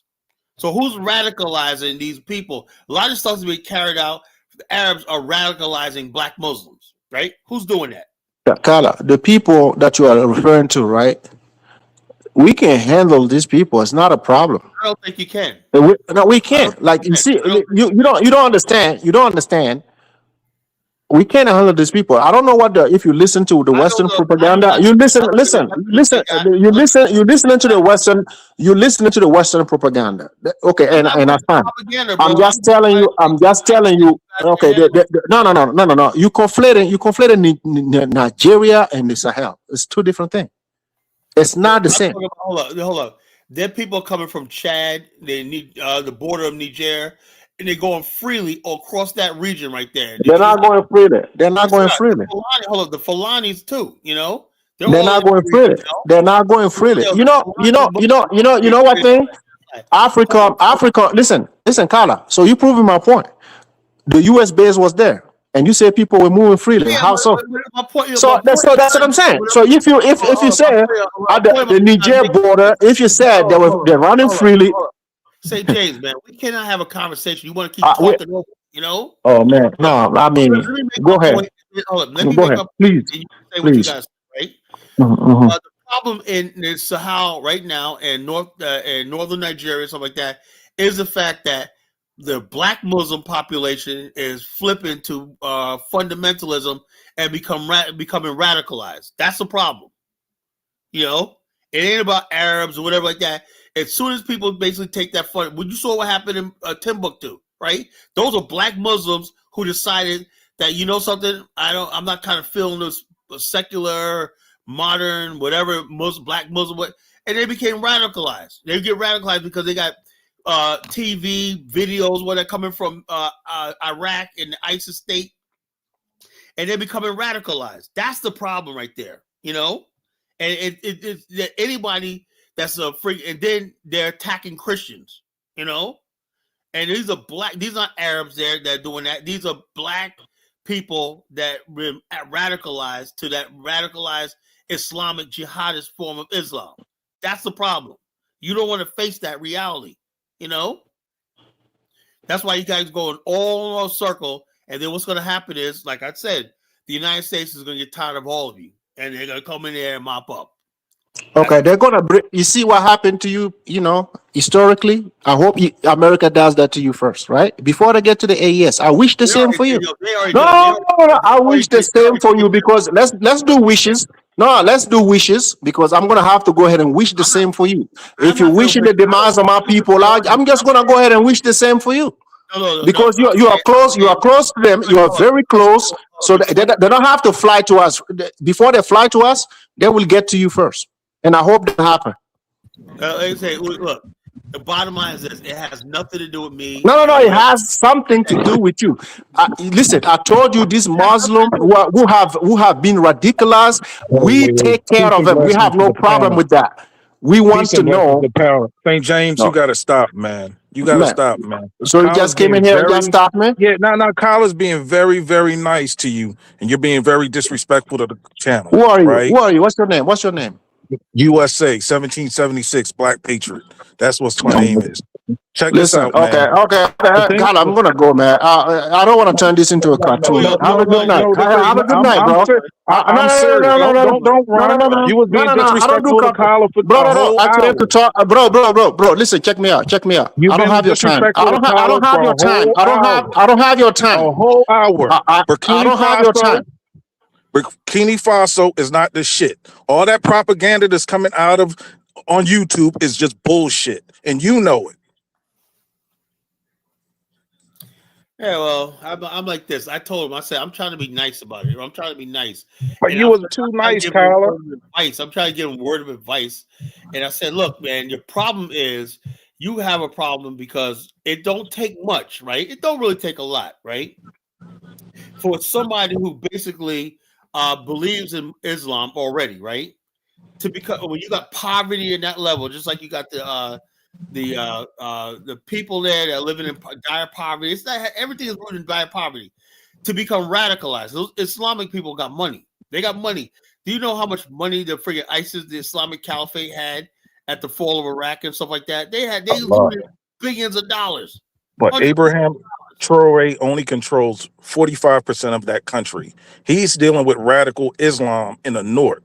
He's trying to make the country a workable, viable country, and he's at war with them. So right now, he's trying to prevent a radical Islamic takeover. The worst part of Islam, it's not even the Tuaregs in the north. That's why I said, give them their own freaking state, right? Then you could deal with that radicalized element of the black population in the south, you know? But the thing is, you can't grow as a country if you're not at peace. Radicalizing the black people because the black people really have no loyalty to what the culture down there. They're loyal to the Islam. It's easy to get black people to turn on their own culture for Islam. It's so easy, you know. Real easy. You can radicalize them and whatnot, and then they could overthrow you. They don't understand that shit, you know. Goddamn, you know. As long as you got the people up there, and they feel like they don't recognize your rule over them, right? They're going to keep indoctrinating your own people. They're not going to fire a shot. You know, he says they're up there living in peace. Yeah, I know they are. But that Islamic supremacy, that Arab supremacy. They're indoctrinating the young people in the South, you know, the black people, you know, and that's what's carrying out most of the attacks. But the thing is, I don't understand as black people why we adopt stuff that's so contrary to progress. Socialism, communism. That's not progressive. Radicalization comes from poverty. Exactly. I mean, I'm not extreme poverty. You're going to have that, you know. So all that's nice talking about Traore, our future. As long as you got extreme poverty, and by the way, you better think long and hard before you start talking about taking over the gold fields and whatnot, and they putting sanctions on you and driving the place into more poverty. You better think long and hard about that shit. Because you're going to have radicalized people, you know. And I salute Abraham Traore because he's doing his best. But right now, he only controls 45% of the country, right? He has to consolidate his power before any serious progress can be had in that country. You know, it's a landlocked country. He doesn't have ports. You know, he's fighting radical Islam. You know, there's a lot of stress on that brother, you know? So I salute them, but Oh, yo, the so much propaganda respect is too for much, trying to man. cook me. Look, I'm not Brandon. I'm not Dynas, man. When you try to debate me, man, you better know what you're talking about. You know? You was soft tonight, man. You was kind of letting him just spit a Well, lot of. because he was talking over me and shit. You know, I was like, yeah, like I said, I know what I'm talking. Here he comes back. I know what I'm talking about. I've studied this region for years, right? Yeah, The and problem they is said radical Islam. Kala, you know they nothing said about the only Sahel, man. You only know nothing 35%. about the Sahel. They said 35% of the country has paved roads, right? So they have to go through radical. According to who? Just look it up. No, no, according to who? I'm just asking you. Look it up where? You Just believe look it that? up. You just believe that because any number that throw in your Before face, Abraham, you before said Abraham 40. Traore took You, no, over, no, hold on. before You said Abraham 40. Traore, So they you only said had you sat 60 here. miles. No, no, no. You Before sat here. Abraham Traore took over, there was only 60 miles of Let's paved road in okay, the whole okay, country. okay. You see, that's the Western propaganda. Let me tell you something. You just said he controlled 40% of the country. So who went in there and measured the territory? I'm asking you. They can do it from Google Earth. Oh my goodness. How And then from Google Earth, you can know. Yeah. Well, Google oh Earth tell my you goodness. how many miles of paved road and everything. Okay, so you get to see the terrorists are occupying 60% and we got 40. So Google Earth will tell you that, right? Well, that's according to Oh your. my goodness. wait, wait, You guys are James, amazing. James, how much? You guys James, are very amazing. I what mean, percent of the I came country back does he on here, run? right? I came I'm back on here, asking right, you, Carla? what What percentage of the happened? country does he run? Well, I Abraham mean, Traore. if you ask me, I will tell you. All If right, you I'm don't know, asking you. no, no, okay, ask politely. Dude, you're gonna get it one way, man. I answer the Okay, question. okay. You can't ask, you can't get it. That's simple. Now, let me ask you, because what you call it? Now, DK's in the chat will say, "I'm absolving the French." like I said, man. Like I said, this is the reason why black people are never gonna get any place. You're not gonna get any place, Hold on, right, hold Carla? on, hold on. What I'm telling you, right? People are not You're not. and they Listen, repent. you're gonna be a liability to Liberia. I'm being honest with you. I don't know I'm why not the having that Liberian choice, haven't. I don't know why the Liberian haven't told you yet. But tonight I'm gonna tell you, you're gonna be a liability because you might as well just stay in America, and enjoy the white man home. And not complain because Liberia is going to be very difficult for you, right? You pass your prime, and it's not looking great with all this complaint that you're making about Africa, right? You're not ready for it. I'm just letting you know, as somebody that knows you, kind of knows you, you're gonna enjoy America better than Liberia, and you're gonna be a liability because at one point, right, the Liberians are gonna have to wake up and just figure it out, right? Once they decide to figure it out, they're gonna find out they're gonna just expel the fake Pan African. I hope you're not part of that group, right? Because you're not gonna add any value to it. I already see you fitting in well in America. And so there's a lot of people that was on that panel where you were at. And I hope that you just don't go. Just don't go. Stay here and enjoy it because it's a lot to enjoy here in America. You know, you don't have to go in the Sahel. Basically, you don't know anything. If you're sitting here telling me we don't fight these radicals, you must be crazy. We are fighting these radicals. St. James, man, you put Riddle me this. not what I said. I'm saying that what you guys don't seem to understand is that the people. 1 minute you could have somebody in Burkina Faso, your country, right? And basically he's all good and everything. Next thing you know, because of poverty, right? Because of poverty and disillusion. Hopefully people will listen to Traore, they believe what he says, and he delivers, right? Then now save it, right? But as for the rest of the Sahel region and everything like that, when you have that level of poverty, right? And you got people, money coming in and whatnot, and these guys got money, the terrorists got money and stuff like that and everything, and they'll capture the imagination of poor people and stuff like that, and that's what you have. They'll tell them that they radicalize them, So basically what Have you ever asked yourself where they get the money? James. What Kyle is trying to say is that when you have poverty, is a fertile ground for recruits, I Islamic get that recruits, part, and that's what I'm right? further asking him. Where are they able to grow that money? Where 40% are of they getting people it? they got the Islamic State, the Caliphate in the Middle East. 40% of Okay, the Burkina Faso is under the poverty line, right? sir, your data is not factual. So whatever you get in there, that's fine. You can throw it there. I mean, that's fine for the sake of the I conversation. understand you love your country, right? No, But you it's have not to be about honest. love. It's about where you get this data. Like you throw in data every now and then. Like I don't know. You say 40% of my country is 40% only under the is control of the one regime, of the and I'm asking poorest, you where you get it. according to the UN, it has one of the lowest poverty index on the entire continent, right? And that's fine. And that's It's fine. very, very poor, right? And Kyle is saying Mhm. when you have massive poverty, right, it's fertile Mhm. ground for radicalization and recruits, right? If the army comes and recruit you, you're poor, and they say we're going to give you food, shelter, and water, that's a recruit.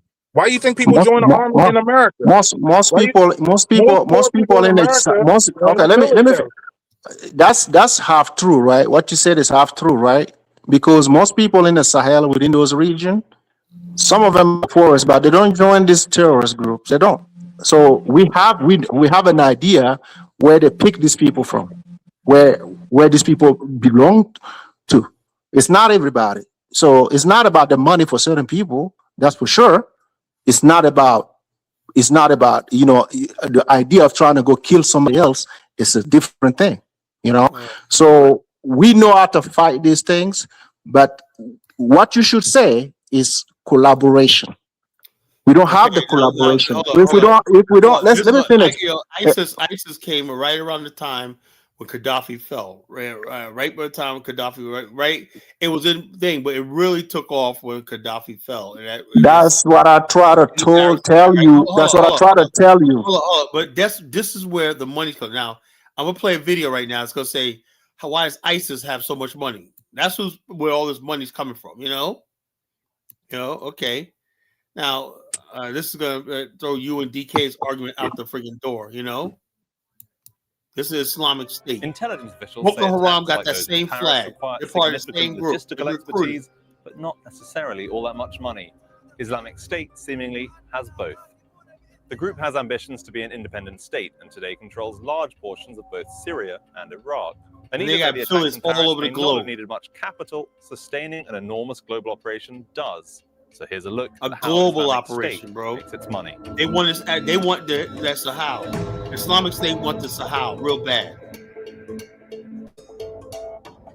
In the territories it occupies, the group's members rob banks, levy taxes on transited goods, and extort cash from ordinary citizens. According to data from alleged Islamic State financial documents, confiscation, otherwise known as theft, makes up almost 45% of the group's revenue. That totals about $3.7 million a month. Taxation accounts for about 24%, almost $2 million a month. The Islamic State controls much of war-torn Syria's oil fields and refineries. The US Treasury Department estimates that before the American bombing campaign on Syrian refineries began in September 2014, Islamic State was earning as much as $2 million a day from oil sales.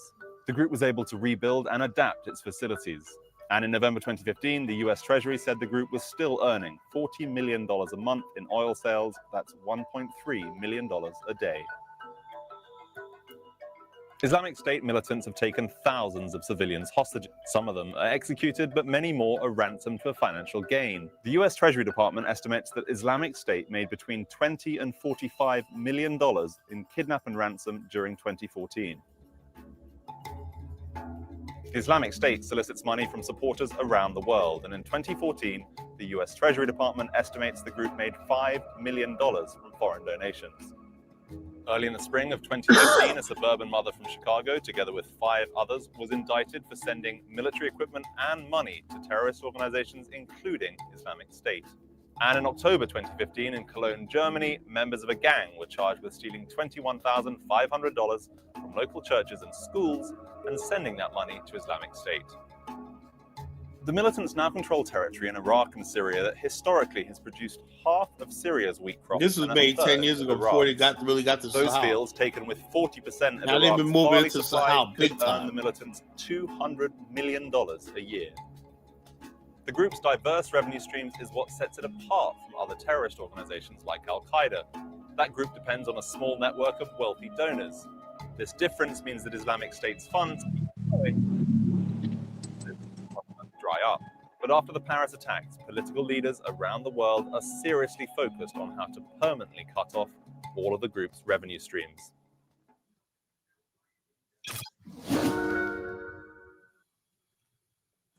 Hey, that's what I told you. Now these people are. How do you think Al Shabaab, Boko Haram got these advanced weapons? Islamic State, not fucking France. You know what? I mean, it's like That's I'm fine. talking amateurs. You know. That's fine. You are the amateur here, so you don't know what you're talking I'm saying, about. hey, hold on. How is it? How is it that you're supposed to be with your country? You don't even know. You don't even know who you're fighting. No, Kala. Listen, I don't want to take a dare with you, right? You know, the very people that you are saying they're not there, right? They're the one who are making sure we don't fight these people. So I don't even know why you're telling me they're not there. So that what you're saying is a delusional. I mean, the people who don't want to, sell weapons. No, let me tell you. Be fighting somebody. Look, if you got people in your country that fall, because that's a lot of money these guys got. These guys got more money. Kala. Every time I talk to you, right? You give me 30 minutes. I can point out to a hypocrisy. Like that's 30 minutes. You show me a hypocrisy. In that region, if the yearly income is $750, right? Yeah. These guys come in with cash, hundreds of thousands of dollars. What do you think they're gonna do? You know, of course, people are gonna join them. They're gonna sign up. Upper Volta. Listen to what Kyler is saying.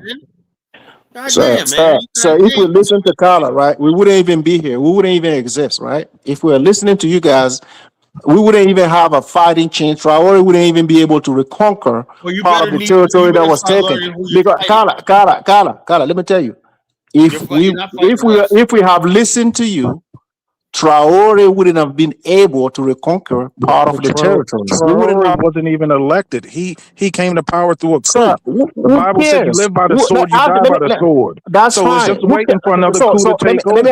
Let me ask you a question. Who cares? Who care about your opinion? Let me ask you a random question. Who care about your opinion?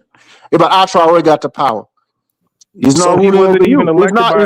He's not ruling over you. The people behind you. If you wasn't elected by illegitimate means. Let's relax. Let me ask you again. He came to power. Relax. Through the gun. You don't pay taxes to Burkina Faso. Why you care about how people get the power? Y'all don't even have an effective tax system. That's fine. So who wants your opinion? Who give a damn about your opinion? How could you be a president? You don't control your borders, right? Islamic terrorist militants control 40% of the country, right? He's fighting that. He's fighting poverty. He's fighting poor infrastructure. Just like many other countries, like many other countries with their challenges. My question to you. Well, that's fine. They can try. Let me get somebody. Let Elvis talk, man. Let me go. Steve is first. First. Shuffle along, Steve. All right, Elvis can go ahead. All right, Steve. Steve has nothing to say. Go ahead, Elvis. All right. What's up, Carla? What's up, panel? Yeah. I mean, Carla, the video you're playing, is an old video. The Islamic State has been Carla, I can't even say 3 words, and you rather jump down. He said me a name. I had to answer him. Go ahead, man. Right. So you're right to a point that it's coming from places like the UAE, Qatar. They do, sponsor terrorists all over the world, but in Africa as well. Places like Lebanon, Hezbollah, also supporting some of these terrorist groups. So it's not necessarily coming from the West. Sometimes the West may have some psyops or doing some kind of clandestine work with these terrorist groups to achieve a goal or aim. But there's a lot of radicalized Islamists who are sponsoring these guys to spread Islam and conquer, lands and kind of be a proxy for the Middle East through Islam.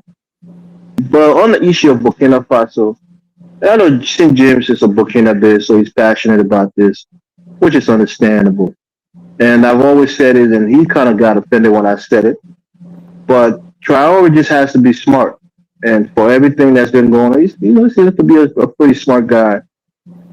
But if it was an all-out conflict, God forbid, against the West, we know that the West outmatch Africa in total. You know, a country like France or even a country like the United States could defeat the entire continent of Africa in a military, war. So it's all about being smart, being diplomatic. I don't believe that, Elvis. I don't. Okay, that's Yeah, fine. The entire West 54 nations. One second, bro. So Okay. yeah, my point that I'm trying to make is that the brother is moving smart. He's making alliances. He's doing certain things, and I think that's the way to go. And he's not being belligerent. He's not, threatening the West like Gaddafi was doing, taking terroristic actions against the Western countries and Western interests. He's not doing stupid shit like that. And that's why when people try to compare Gaddafi and try to, cry for him as if he was the darling of Africa, people. I said on Dynasty Show, and I'll say it here today. The dinar, the way he was trying to make our currency, and people think it was some kind of unique thing. That's an Arab word for money. That's what most Arabs call their currency, the dinar. You go to Dubai, you're buying things in dinar. So the guy was trying to give you Arab, currency and call it an African currency. And people thought that was a great idea. It was just silly things that most Africans felt because he was saying shit against the West, mostly the Muslims, because they saw him to be some kind of, bulwark against the Western countries. But overall, I'm happy with what's going on in the Sahel. I just want those guys to be careful because, like St. James is going to come and say that Africans can defeat the West in combat. It's not true. We don't have intercontinental ballistic missiles. We don't have, a missile system that can stop, ballistic missiles coming into our countries and bombing us. We don't have strong navies where we can fight the Western countries on our shores. All of those things we don't have it, brother. So real conflict with them would be very difficult, almost impossible to win. So that's why I say that. So we can't just go toe to toe with them and win any kind of real war, because the first thing we'll do is cry to the international community that this is unfair. We're being killed. If the aggression against us, that's our only recourse. But we can't really fight them and beat them in any kind of military endeavor. But I'll pass the microphone. I don't want to spend too long. Kyle, I have a question for you. According to the Monroe Doctrine, America owns everything in the Western Hemisphere. So there's really not, like, Caribbean people are no longer tethers then, because really that's not what the Monroe Doctrine means. The Monroe Doctrine, the original Monroe Doctrine, just simply meant that any sort of provocation in the Western Hemisphere by foreign powers, right? It will, without the United States permission, whatever like that, as a threat to the United States. Now, there was a Roosevelt corollary to the Monroe Doctrine. He took it a step further. Instead, when he said big stick policy, that said the United States could intervene. That's like you had the Rough Riders, San Juan, the Battle of San Juan, and also the going into Mexico. The United States, Teddy Roosevelt sent troops into Colombia, Panama, and he seized the Panama Canal. That was a Roosevelt corollary where the United States would directly get involved with sitting governments down there, and many times. And next, but Carl, let me say this, right? You're cooking, but let me say this quickly. And to a greater extent, to a wider extent, this is what is known as a sphere, of influence. So your hemisphere, like the superpower that's in that hemisphere, that's their sphere of influence. And like Carla was saying, that's what JFK did with Cuba, because he saw the Russians and the Soviet Union coming into Cuba as a threat, which it legitimately was, because the Cubans, was allowing the Russians to spy on the U.S., things like that. So Carla is right. That's what the Monroe Doctrine is about. It's about any nation that's trying to gain influence in this hemisphere without the acquiescence of the United States. It's going to be seen as aggression. I understand that to an extent, but we used to run, the U.S. Marines ran Haiti for about 20 years. Yeah, but that was like an illegal occupation. So we put the Duvaliers in power and stuff like that. That was my bank. That was what was it called? Chase Manhattan Bank. Went there, stole Haiti's gold, and put it into Chase Manhattan Bank. That's how Chase Manhattan got started. Gold. Because like people are using a sexy word, like you and Elvis was saying, influence. Influence pretty much means you own the shit. No, it's not. No, America never said. Look, a territory of the United States is Guam, Hawaii, because America took over the Philippines after Puerto Rico. Paris, you know, and Virgin took over Islands. Hawaii and the many Polynesian islands, right? It's this hemisphere. America never took ownership in any of these countries except for the Panama Canal. You know, What I'm trying to ask you and Elvis, what's the difference between influence and ownership? Yeah, let me break it down to you. Now, Teddy Roosevelt knew that it had the power. Let me give you an example. Colombia, President Roosevelt went to Colombia, sent the message to Colombia, and said that I wanted to build a canal, right there. Colombia said no, right? Teddy Roosevelt threw an angry tantrum and said, "I'm the president of the United States. I'll take the damn thing on this." And then he called the Colombians brown dagos, right? And proceeded to say, they said, "Mr. Roosevelt, we got a way how to save our image, right? We believe in the Monroe Doctrine, but there's a better way how to do it. Instead of because he could have took Colombia over, right? So he said, look, there's some black skinned people north of Colombia, right, who ain't too happy for being ruled over by Colombia, right? So United States military talk about the poor oppressed people. They named the place Panama, right? So they came in and said, you know something? We have to liberate the people of Panama, or wherever like that. We have to like this. So they created a fake state called Panama, right? And when they did that, they had an uprising, and the United States backed them, and Panama seceded from Colombia. Panama used to be part of Colombia. I didn't know that. The United States was free. The United States was free to build a Panama Canal, and they never took the idea that they colonized any of these countries in the Western Hemisphere. You know, that's the thing. The thing with this 1776 is that what Trump is doing is just blatant gangsterism. You know, you're doing gangsterism and thuggery in the face of the entire world. You got to be more discreet. You got to be more savvy in how you take. You know, you go about very it. savvy what he did. You know, Yeah. He could have sent the military down there and took over Colombia. You know, he could have done that, but they said no. That would be a blight on our civilization if we did something like that. Optics is important in international relations. So if you're just blatantly going and taking shit, it's gonna drive away potential allies. This is the thing that Kyla and myself we understand. We understand the white man is a thug. Like it's kind of like blowing the third. But hold up, you can be a thug all you want, but when it comes down to diplomacy, like you have to move carefully because it'll come back to bite you in the future. Because if you do that right, then what happens is Japan was watching all this. That's another. But I'm saying America is a baby country. Listen what I'm about to tell you. When the United States was expanding its manifest destiny across the continent of America, and it also sent troops into Mexico, right? Said within a government in Mexico, we sent troops in there. That's why we got cartels right now. The cartels were an extension of U.S. imperialist policy in Mexico, right? But if you study the Mexican, Japan said, you know something? The United States is a moral compass of the world, right? This is a country everybody's modeling after. If they could do it, so could we. So Japan came up with the Tanaka Memorial, modeled after America's what I'm trying to say. Oh, do you understand what I just said? Hold on. Do you understand what I just said? You know? Yeah. Yes, I understand fully what you said. I don't think you do. What I said. I said the Tanaka Memorial is what really started World War II.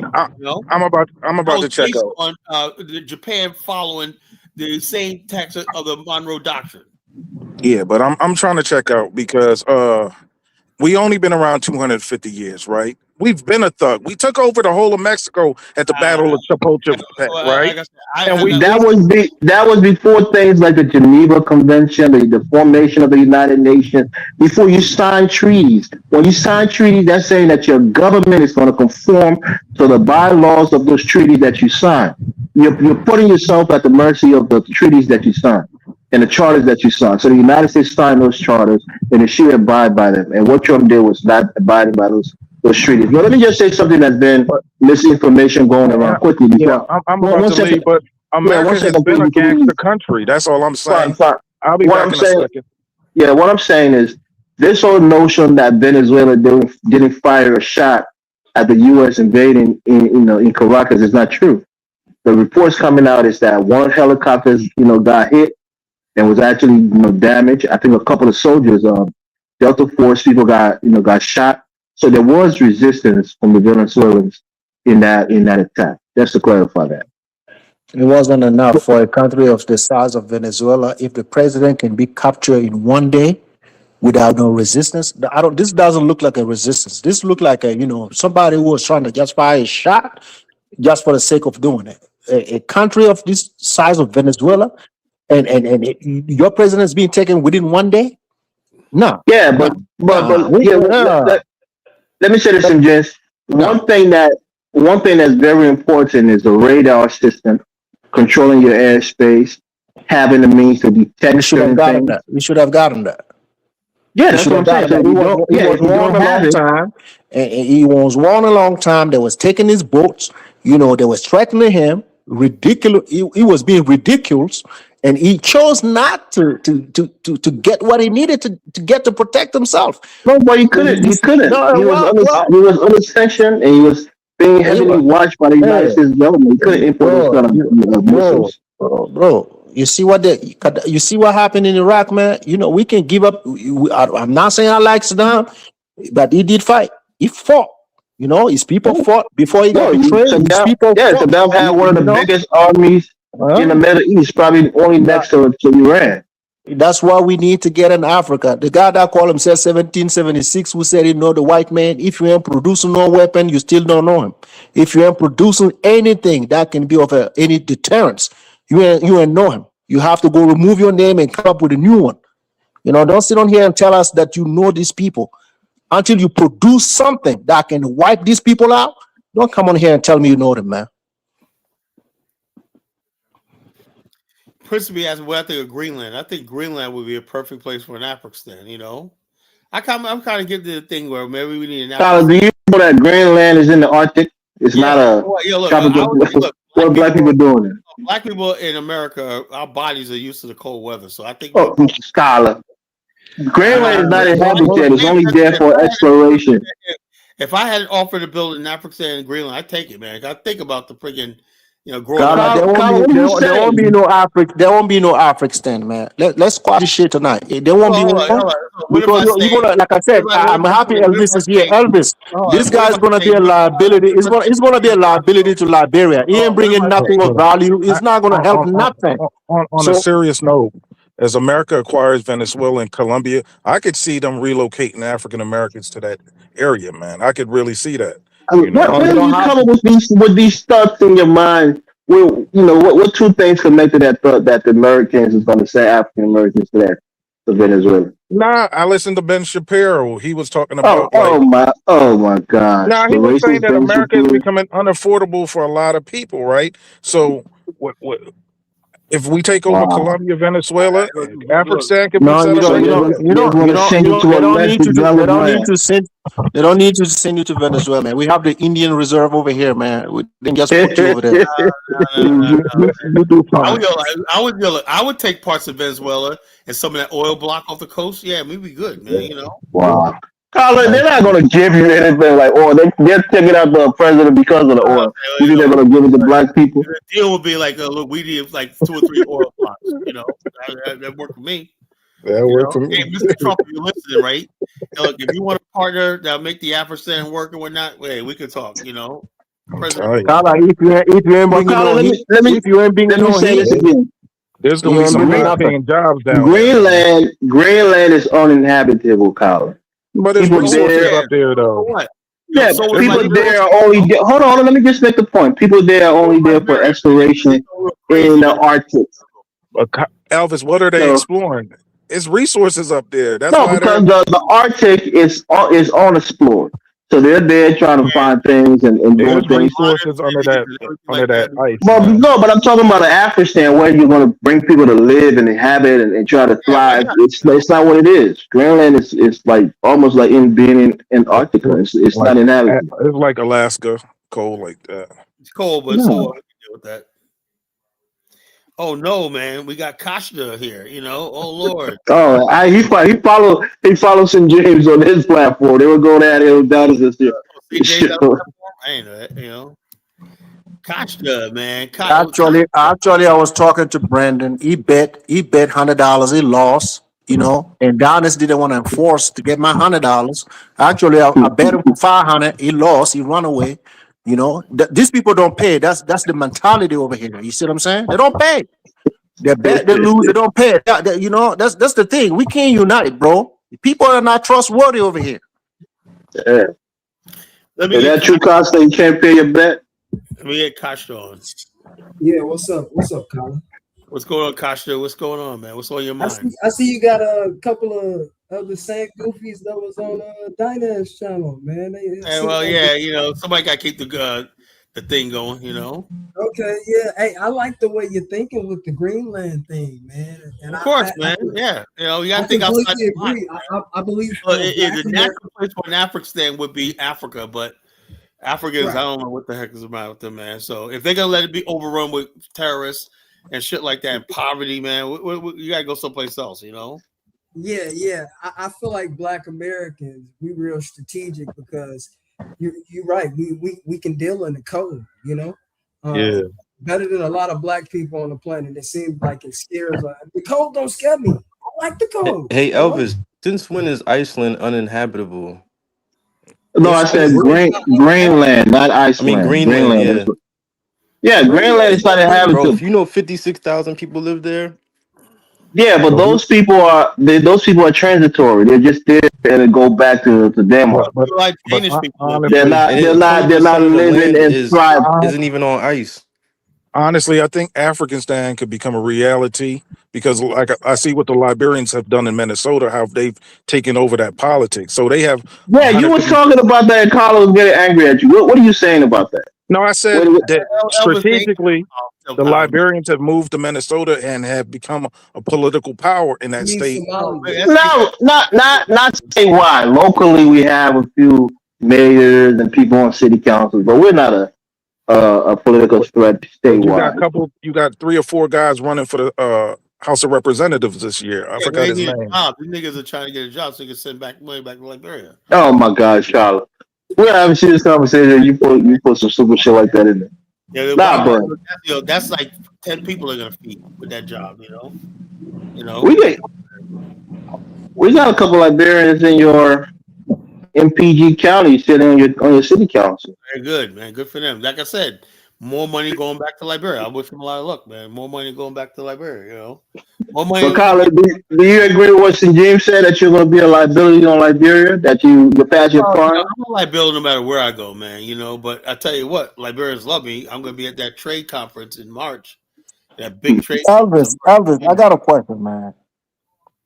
So, you guys like Liberian, right? When you look at Kala, right? What do you really think? Let's be honest with me, man. Oh, they love me. Liberians. Look, I think with Kala, I appreciate the fact that he had the interest to learn about the history of the country. Liberians. Kala, I can't even answer the brother's question. You're going to kind of. They love me, Kala. Let me answer the man's question, bro. That blows up all the time. Colin.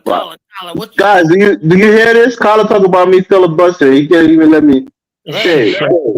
So this is the honest, answer to your question. I think Colin is disconnected and disinterested in the current, the contemporary things that's happening in the country because it's now ran by his so-called ancestors. So he's only film. Hold on, Kyla. Jeez. Right, let me respond to you. You're but I haven't finished yet, right? So on the history of the country, the past history from the inception up to maybe 1980, he got most of that information and he studied well. But what's been happening in the country for the last 20 years, he's not well informed. Even right now what's going on, he's not well informed. So he thinks that he can go into Liberia and if somebody smiles in your face and tell you hello, sir, and and beg you for $20, that means they like you or they respect you. You will see if they really respect you when you're going to go for something that's real, like political power, anything. Hold on, Carl, let me just finish it. Anything that really matters within the country. No, let me finish. Anything that really matters within the country, they are going to throw you to the dumpster. They won't even associate themselves with you when it comes to real power, giving you land. They won't associate with you. Let me say this, Elvis, right? First of all, right, me personally, if you know anything, right, I have absolutely no ambition to be a politician or anything like Liberian because Liberian politics disgusts me. I think I hate to say this, but I'm like this, right? I just look at Liberian politicians like the lowest thing on the fucking planet, right? I just do, you know. I think I hung out with them in Liberia. I see them at the different restaurants and whatnot. I don't like them, you know, and I think they're absolutely 100% useless, you know, useless, right? That being said, right, I realize that the government, right, which my ancestors or my people, my lineage built, right, is the only thing that they value. So what that tells me is, damn, 45 years, right? We built something that worked, something that pays people, that everybody wants. No, because government is real power, and that's why they want it because it's the real power. Hold up, but you got in America, you don't have to just really government. You got U.S. Steel, you got Wall Street, you got other things that basically matter. Hollywood, you know, the media, right? The only thing in Liberia that really works, everybody cares about. Like, I got people in Liberia that are fucking millionaires. I know millionaires, that businessmen, right? They're treated like second-class citizens because because they ain't, you don't have the power of the government, which changes the lives of the people. It's a backward fucking culture, you know. And I'm like, no part of it. I like the part where I come in and I'm a foreigner, you know. I am a foreigner. Yeah, you're just a glorified tourist, so you can go on business conference, you can do all of these fluffy things, but you don't really have the people's heart. My wife's there, my house there. I'm involved in the country. When I'm involved in the politics of the country, culture part of the country. Like, you're not involved in politics. Stop it, Kyle. Bottom line is this: I tell them all the time, like, look, I am not a Liberian. You know, I am not a Liberian. I don't want to be a Liberian. You know, I enjoy the country. I enjoy it so much. The reason why I enjoy the country much because I know that I am not a Liberian. Now, anybody who likes you in Liberia would tell you not to get involved in politics because that's what you can. That's where you can really get hurt. You don't have to tell me that. You don't have to tell me that, right? I know for a fact of the matter is when I look at Liberians, right, and I look at the fact that they have people there that are basically almost illiterate running freaking governments and making laws and shit like that, right? I don't have any respect for that system, you know, people like that, you know. So it is what it is. But I too tell you this, right? I have people that's in Liberia, African Americans, that the government listens to, you know, and stuff like that. If they could do that, that's fine. But we know for a fact of the matter is the government's responsibility in Liberia is if they could take care of the basics, take care of the people, take care of the education, make sure the people have and whatnot, which is a lot of responsibility, you know. They have a lot, the government of Liberia has a lot on them, right? A lot on them to do, right? If they could do that, right, keep the country peaceful and stabilized and whatnot, that's all I care about. You know, I don't care about having office. I don't care about fucking anything else. But when I go there, the country's clean, it's safe and whatnot. And the electricity works, the running water works, shit like that. So far, so good. You know, I haven't had any. If you listen to Spoon Talk, they're talking about consolidating power in America, right? Most Liberians want to come to America and flourish, right? So that's the move that the new Liberians are on. Like I listen to it every day. My whole thing, my point. I propose like this, like that if a Liberian, like I'm gonna propose two things when I get there this time.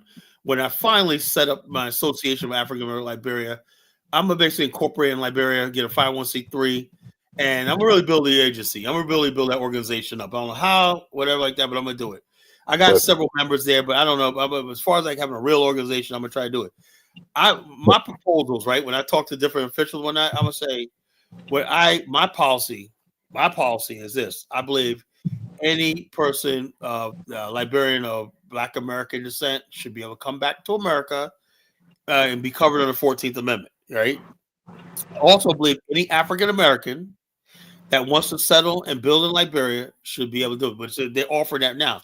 But as a concession, I say, yeah, Liberians that feel like they had to leave the country because of racism prior to the Civil War of America, should be able to come back. And I basically bring that to the United States' attention. But the things that I like about the Liberians is that they love America. They want to join our military more so than the Liberian military, right? No, Like, I don't think so. I don't think so. It's like people talk about they don't love America like that. You think? yeah, they love Minnesota. They're part and parcel of that. They don't hate America. But you have this idea. Most Liberians, right? Like they want to become Americans. A lot of Liberians, right, are now a little bit more radicalized. They're very pro-African now. You know, they was kind of a lot of Liberians are Pan-Africanists, and they know. Like you got a lot of Liberians who study Malcolm X. That's stupid. You go to Liberia, you got Malcolm X playing on the radio. You got Marcus Garvey. One thing I like about Liberians, they're sympathetic towards America. They're very pro-American. Hold on. Elvis, am I lying? Hold on. You've never been to Liberia. How do you know that? I watch Spoon Talk. I catch them. And whatnot. You know, you've never been near Liberia. On the panel. Elvis, is that true? They're very pro-American. No, they're not pro-American, man. Stop that nonsense. Elvis. Here. Liberians are not. No, it's very true. We call ourselves the stepchild of America. A lot of people like to be associated with the United States. Anytime we're giving a history, we always mention about the Americans that came in front of the country. America has always supported us in many things. So yeah, Liberians have a good treatment about America. 77 they raving the Star Spangled Banner. And of all the countries that's going to be pro-America, like St. James is very mean towards America. Says Liberians are pro-America. They was pro-Trump. Yo, I'm not mean to nobody, bro. Why you got me being mean to somebody? Nah, because anything you're antithetical towards America, man. No, that's not. So that's how I came across to you. Yeah. Nah, you got it all wrong, bro.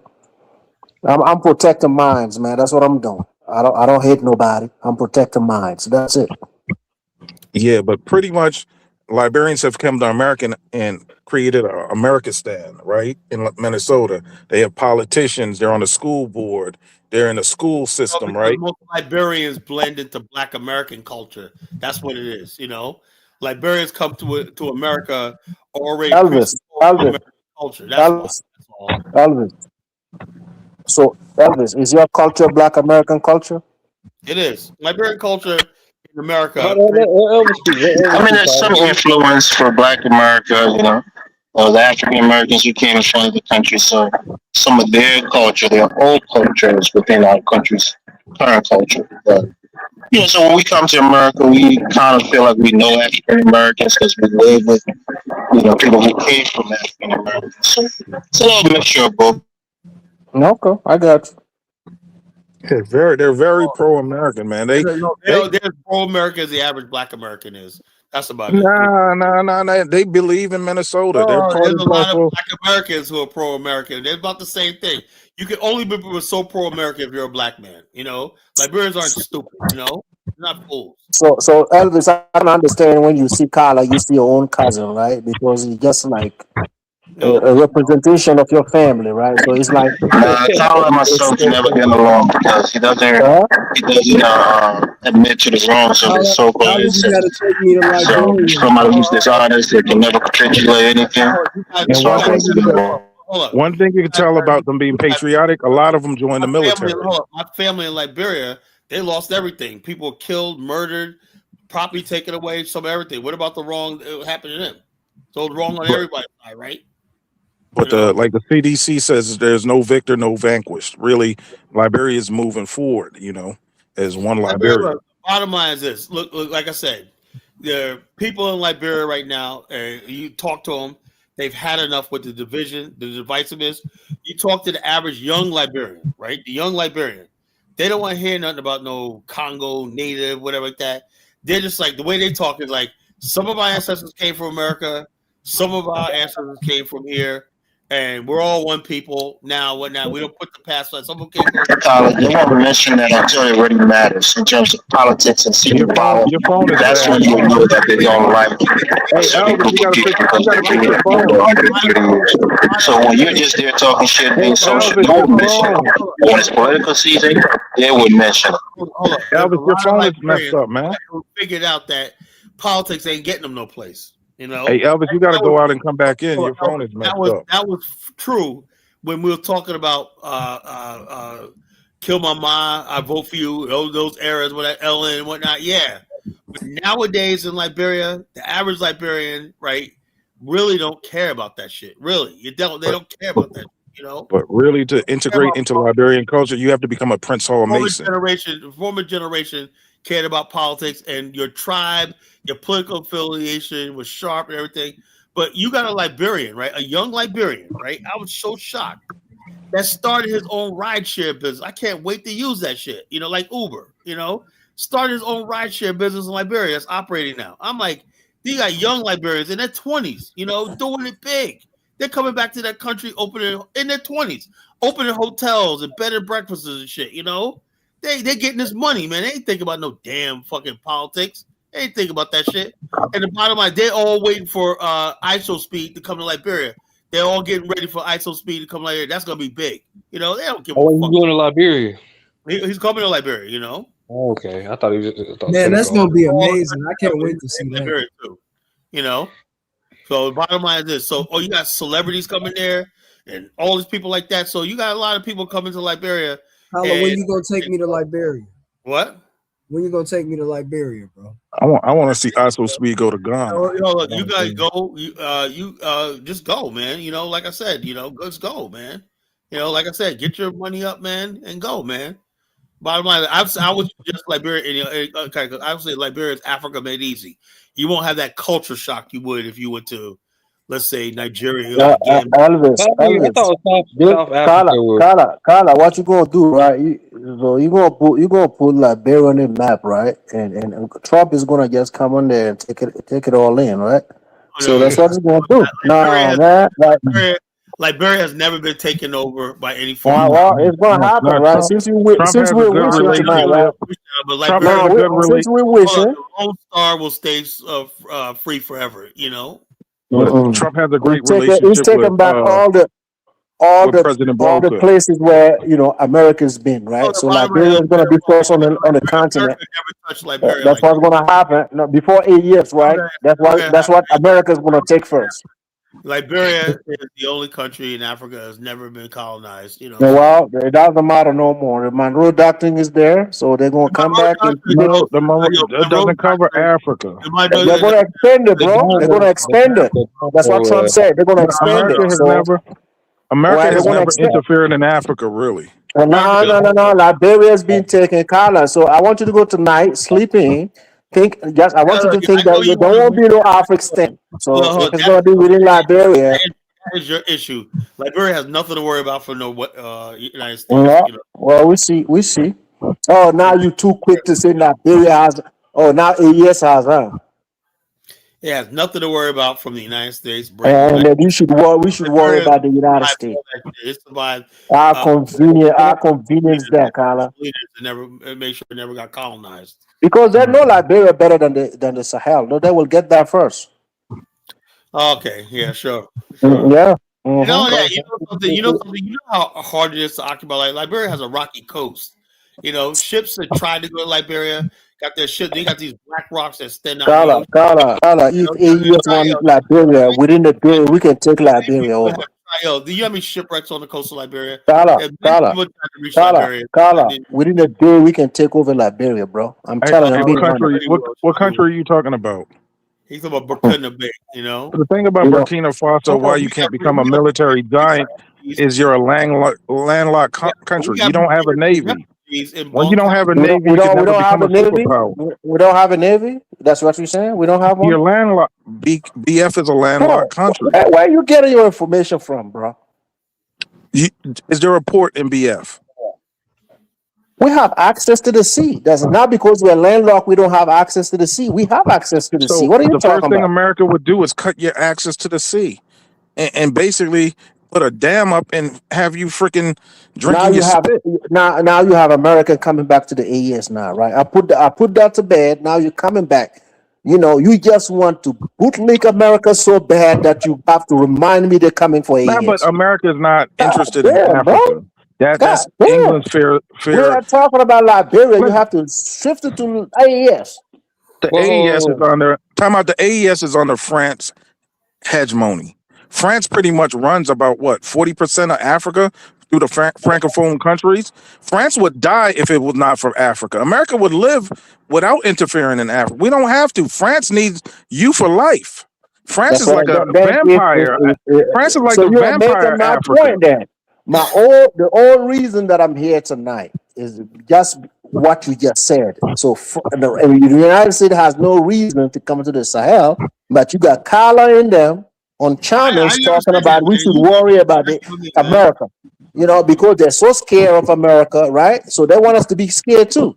I mean, Nah, you should worry about America because you're here. Before they get to without us, they're gonna go over you first. without That's Africa, a France fact. would be a third world European country. France needs Africa more than any other European nation. That's France their can't problem. give Africa up. Shouldn't that be their problem? That's none of my problem. But if France ever gets a real leader like de Gaulle instead of Macron, a real Frenchman, then Africa's going to be in trouble. If they get what? oh man. Like Charles de Gaulle, if they get a real leader, a You know conservative what leader in happened? France, You know what happened to Charles de Gaulle when the German moved into France? You know what happened to him? He run away like a puppet. He ran away. And then So you sitting over here talking about strong leaders, whereby your guys just run away and punk it out, call Africans to Check this come help out. them. You don't know the story? St. James, what do you think about this map right here? That's that green represents French territory in Africa. damn. Steve, you see that? The French has no territory in the Sahel. They have nothing, zero. Hold on. Let me see if I can get a bigger picture. When you say territory, what do you mean, Carla? That's for all French monetary zone. That's basically that means, Damn. man, you need to get out of that monetary zone. You need trillions of dollars. Hey, Steve, what Abraham Traore could do with that? We already got Carla. Do you know? We already established the AES Bank. That means what? You know what that means next? That means next. No. I'm gonna spoil it for you. The currency is coming. You don't create a bank. You don't create that bank without before until it's and you don't get your own currency. That means we are getting the currency. It's coming. Look at this. This is a French empire in Africa. Look at that shit. Ivory Coast. God damn. That little country took over like that. Tala. At least I got mine. What is your Africa stand though? Where is your Africa stand? Somewhere, man. Yeah, man. Man, got one, bro. Look at that, man. When you laughing at what I got, and you ain't got. Burkina Faso somewhere in there, man. Nah, the French don't control anything in Burkina Faso. Nothing. Look. Oh yeah. Why is it green then? Whoa. I don't know. You put somebody painted green for you guys to see. Culture, man. French Sudan, French Niger. This is 1947. Ivory Coast. 1947. Man, and the thing that was different between the French and the British is France actually occupied them areas. The British was like indirect. The French was direct. Damn. Carla, that says 1947. Yeah, that changed. Okay. You ain't getting no African stamps nowhere, bro. Madagascar, French even got Madagascar. Yeah, you better start thinking about the Indian reserve that you have in here. Those are the ones you're gonna be put in. Look at this. Upper Senegal, Niger. Yes, French territories. Upper Niger, Senegal, and this down here, the green, whatever like that. Damn, man. That language they don't speak about like that anymore, man. You get your facts right. Look how French territories. There's no French territories. That's like 3 times the size of the United States right there. That territory. Look at that shit, man. Like put 2 United States in there. They took a bite out of crime. Equatorial, unique French, look, you don't just walk away from that, St. James, man.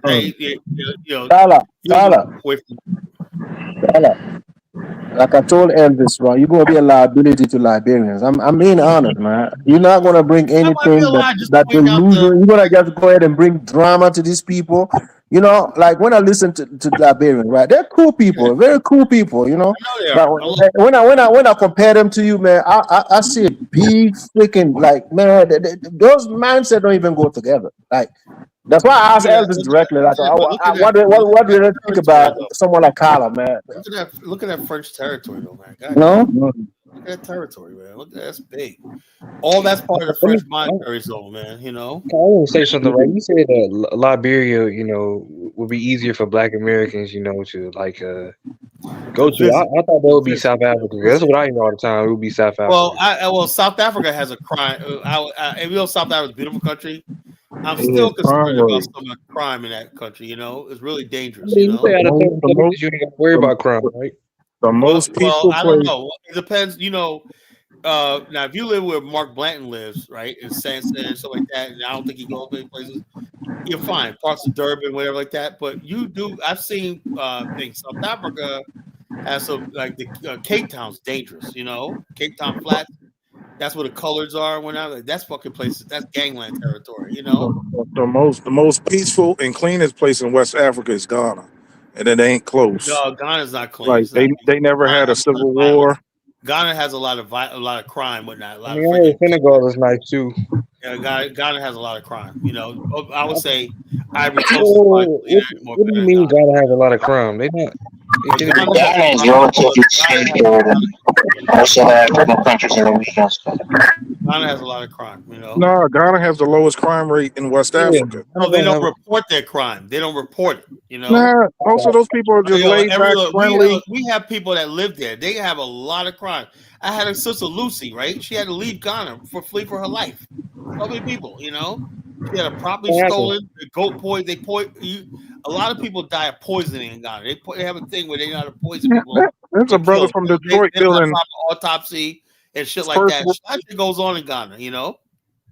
Now there's a lot of that brother from Stop Detroit. slandering Ghana. Ghana is really a great country. It's a really great country. But hold up, but the bottom line Oh is, man, come on, you was doing good tonight, man. With people like this, I'm telling you like this. This like a lot of Nigerians, right? They'll tell you like a lot of times people would think of crime, they think of Nigeria. A lot of Nigerians said, nah, you know. And they also a lot of Ghanaians like to blame their crime problem on foreigners, right? They said, no, there's a lot of Ghanaians. I mean, there's stuff going on in that country though. But Ghana's a chill country with chill people, man. They don't have tribal violence. Why don't you go there? Johnny there's a brother from Detroit. He's building first world houses up there. I know people personally that been to Ghana, and they said it was. Yeah. My pastor went to Ghana too. You know, excellent place. But when you talk about living there, it's a different story. You know, it's a different story. When you talk about living there, you know, living there. Kyle, a lot of Liberians prefer to go to Ghana to residence and have some money. A lot of West Africans. Don't disparage Ghana. I know a lot of Liberians. The loser Liberians who can't make it in Liberia go to Ghana, right? And I mean, Ghana has a high standard of living in Liberia. People that have money if you go outside Accra, people live in squalor. I'll show you. Nah, Ghana is really on the up and up. Living in Liberia. Hold on, no, I don't think so. Now Ghana has a police force. Ghana is just now starting to get nice neighborhoods. Liberia had neighborhoods that go back almost 80 years. You have a lot of African Americans from Detroit building over there. Liberia is only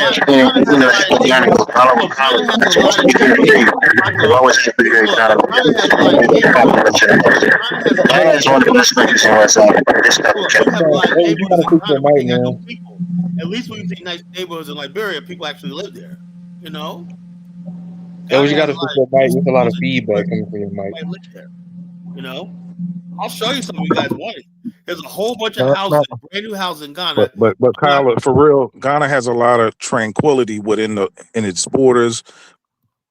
Well, shut up. You know, I can't listen to nobody who has. If you've been there and give me firsthand knowledge, I'll listen to you, right? But don't tell me. Well, he said he's getting personal information from people like he know personally. That don't mean shit. You know. Okay. Until you go to a place and experience it for yourself, you know. I only know Liberia, Guinea. I've been there, right? Ghana, I have a lot of people that's there, whatnot. You know, they give me the good. Like I said, I have a lot of people. Say he just talking about people you know. I have a lot of friends. My boy Nee, right? There's a reason why he's living in Baltimore than Ghana, right? He's Ghanaian, but he was born here in America. He says, I mean, I'm pretty sure most people would rather live in, you know. no. What I'm saying is this, though. I said, I go, Nee, man, let's go. He said, man, get the fuck out. I say, man, you're from you. He owns 3 apartment buildings in Ghana. He has money. Him and his wife in 5 years are gonna have like $3 million saved, right? And his wife and his wife might build a hospital and clinic in Ghana, right? And I told him, and he wants me to come to Ghana. He said, I got you. You can stay in one of my apartment flats free.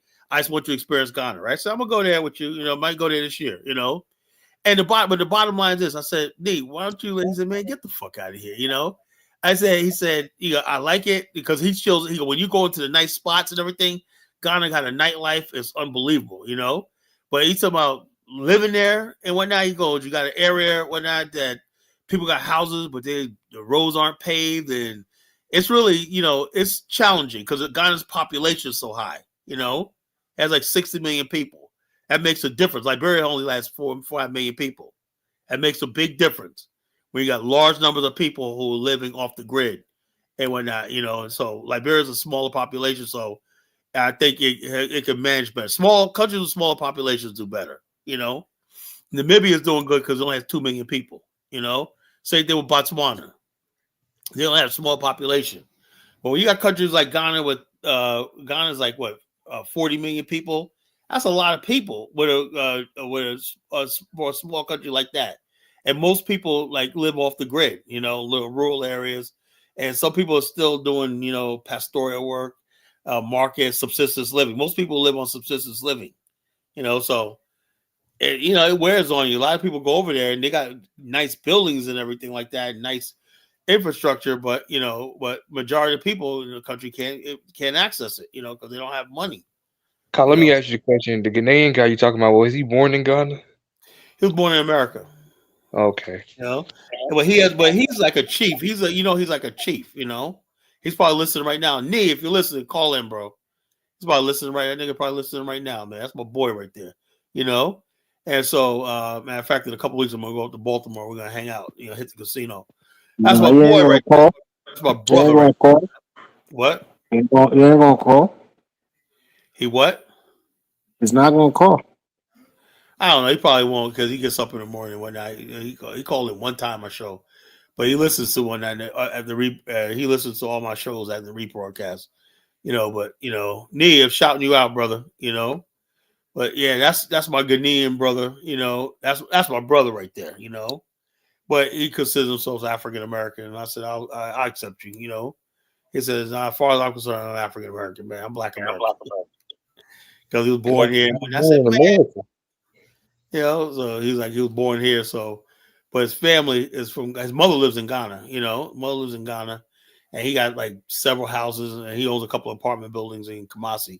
Nice The reason apartment. why, reason why I asked that question, I'm pretty sure that's the reason why he doesn't want to move to Ghana, because you know he was Oh, he born has here. a good job. He has a really good job making 6 figures. He has a house in North Dakota, you know, a big house in North Dakota. He has several houses here in America, him and his wife. You know, his wife's a doctor, and so I mean he puts business out there, but you know, but they really upper middle class, upper class, you know. And so he said he went to Ghana. He said Ghana, he goes, Africa is just a place to chill, man. You can't make no money. That's what he says.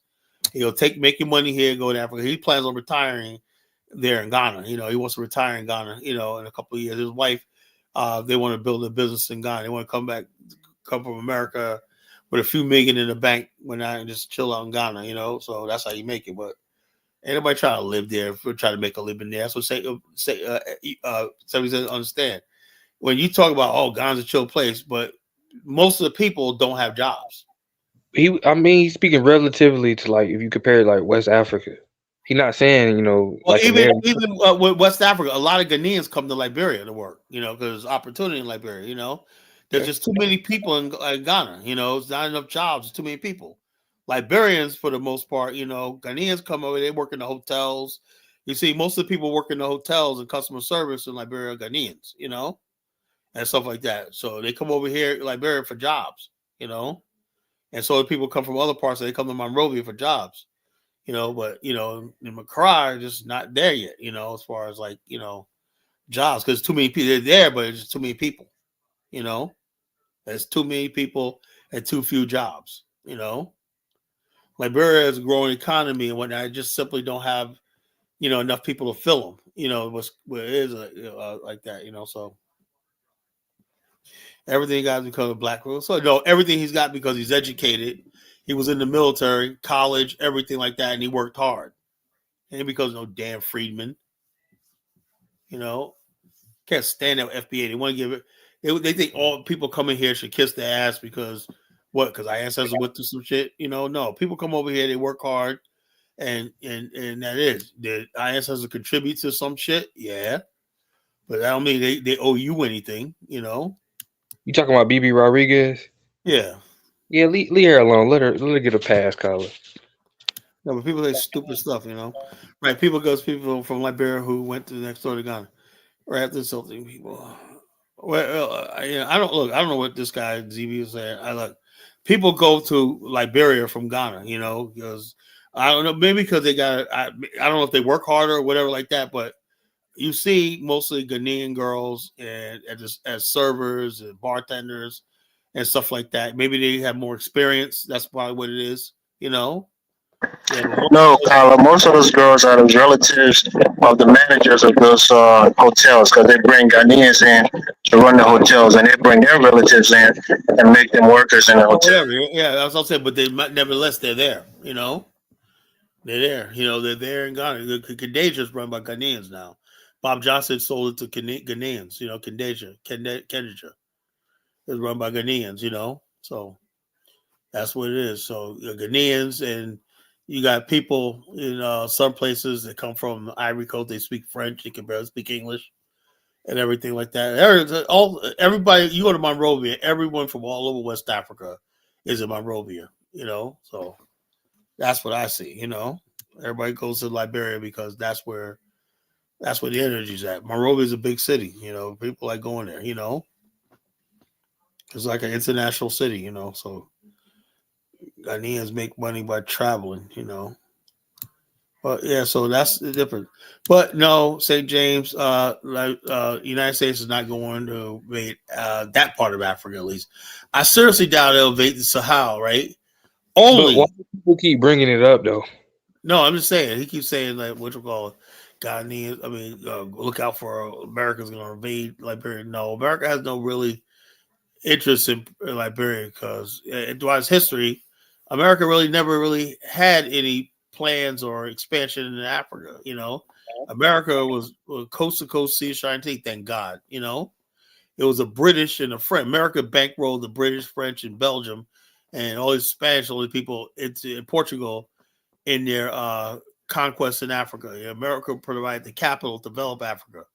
You know, and to be perfectly honest with you, right? All the stuff you see in Africa, the gold mines, everything like that, you know, that got to be paid for, you know, sooner or later, man. You know, these people are going to come for their money, man. So get prepared for Armageddon. You know, I'm just going to tell you, it's not going to be an easy walk. You know, I'm just telling you. Get prepared for Armageddon. Tyler, you know the people in the Sahel, right? We've been fighting for over 15 years, right? You know that, right? What else do we need to prepare for? We've been there. No, You know what I'm saying. No, I'm just saying. I mean, we've been doing this for 15 years. But you guys never seize a uranium mine, you know. We seized that. What are you talking about? We got it. Yeah, but that don't mean you're gonna hold it forever, you know. We're holding it. So you think it's gonna walk away and take the loss like that? We're holding it. So nobody ain't nobody trying to come get it. We holding it. We've been holding it. Well, do you think when they get good and ready for it, they're gonna come for it like they did Gaddafi? No, they ain't coming. Huh? I told you Gaddafi was naive, man. Well, you guys are naive. You guys don't think they're coming. Who said it? We've been doing this for 15 years. What do you think we're doing? You think they're not coming back for their loot? You know, Tyler, the only people that I'm showing on here that are not ready is you and your clique.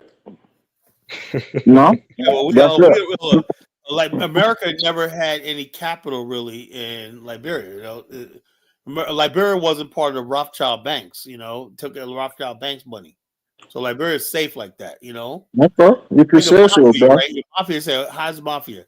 So long as you don't owe them money, man, you good. You know, but so you owe them money, they're gonna come and kill you. They're gonna want their money back. You know.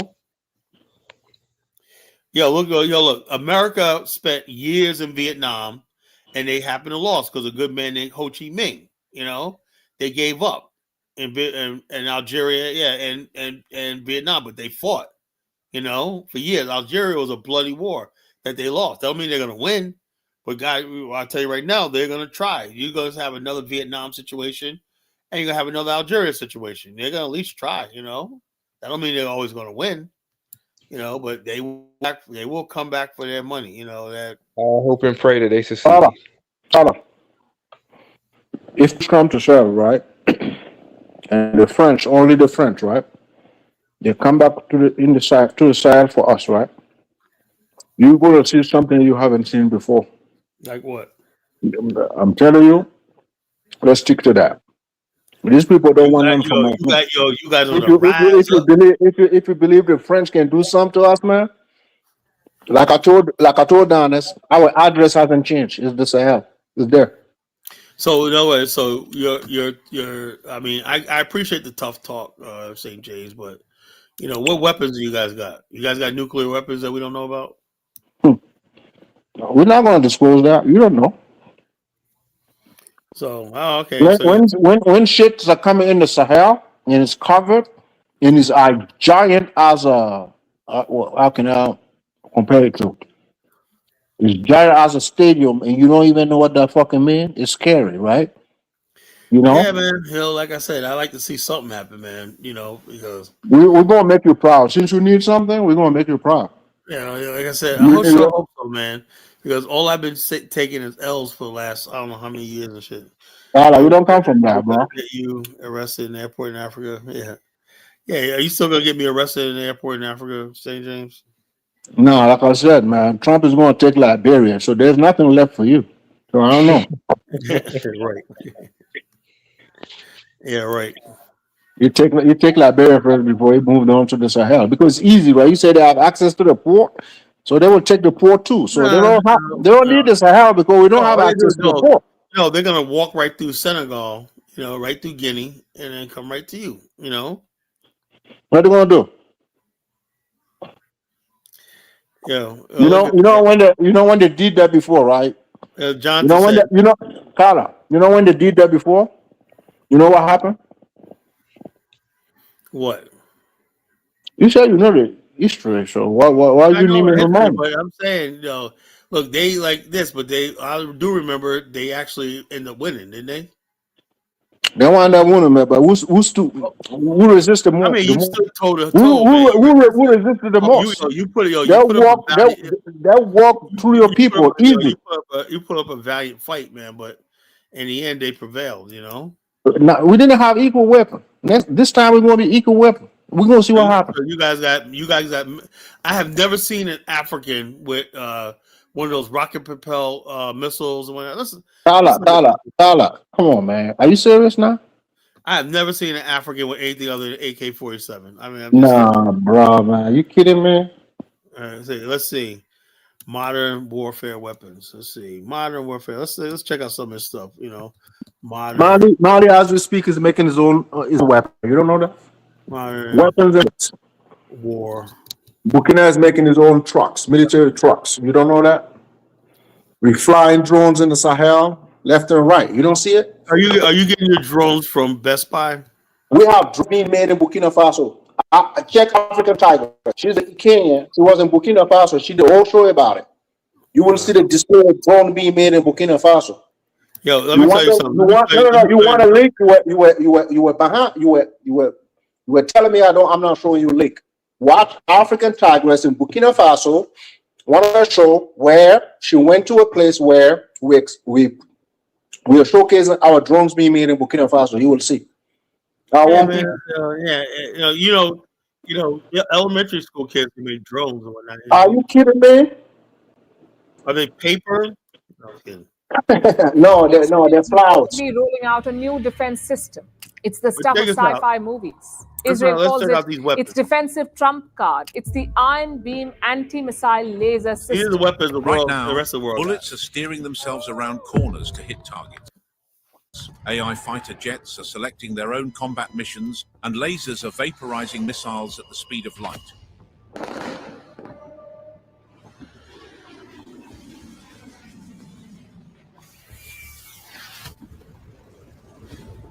These aren't just concepts or crazy ideas. They're real military weapons you won't believe actually exist. Number 15, Smash Sight. Here's something that'll mess with your head. A soldier pulls the trigger, but the gun decides not to shoot.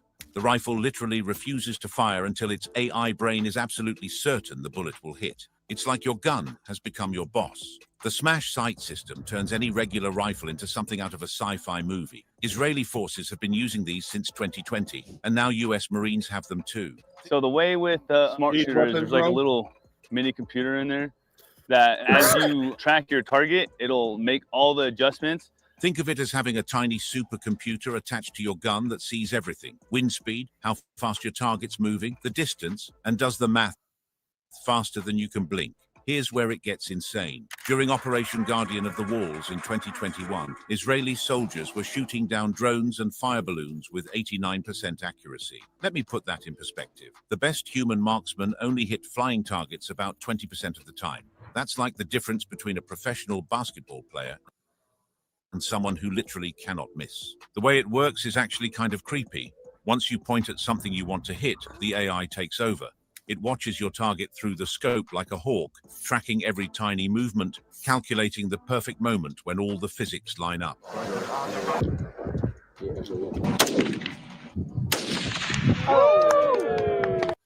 Only when the computer knows, not thinks but knows, it'll hit with over 90% certainty does it finally let your bullet fly.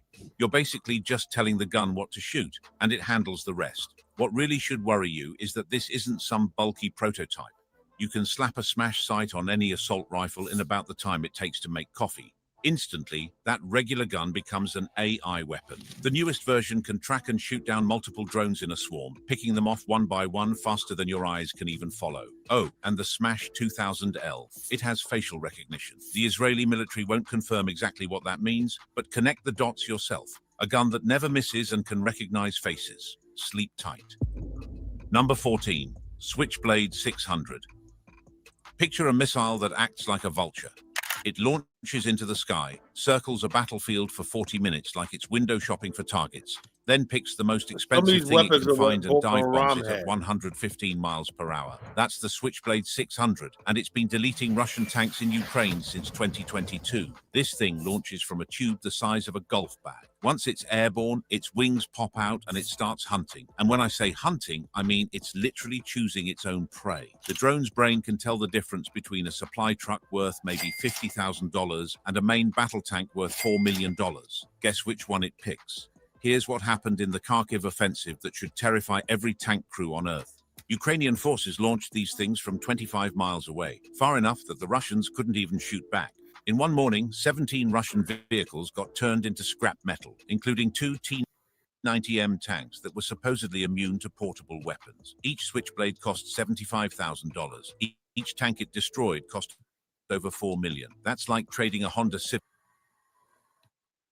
for a mansion. But wait, it gets worse. When the 2 tandem warhead hits the tank, the first one explodes, destroying the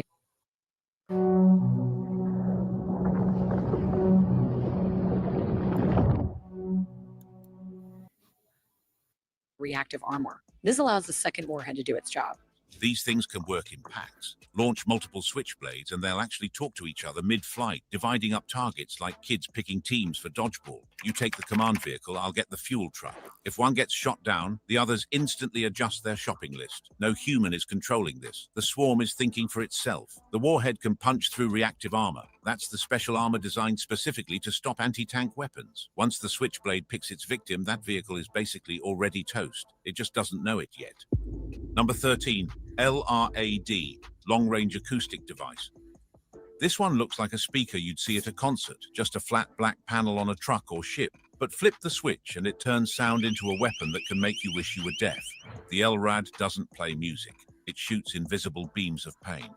It's a potential weapon just waiting to be abused. No matter the opinion, it looks like LRAD is here to stay. Every US Navy ship has had these since 2003. Pirates learned about them the hard way off Somalia. Picture this.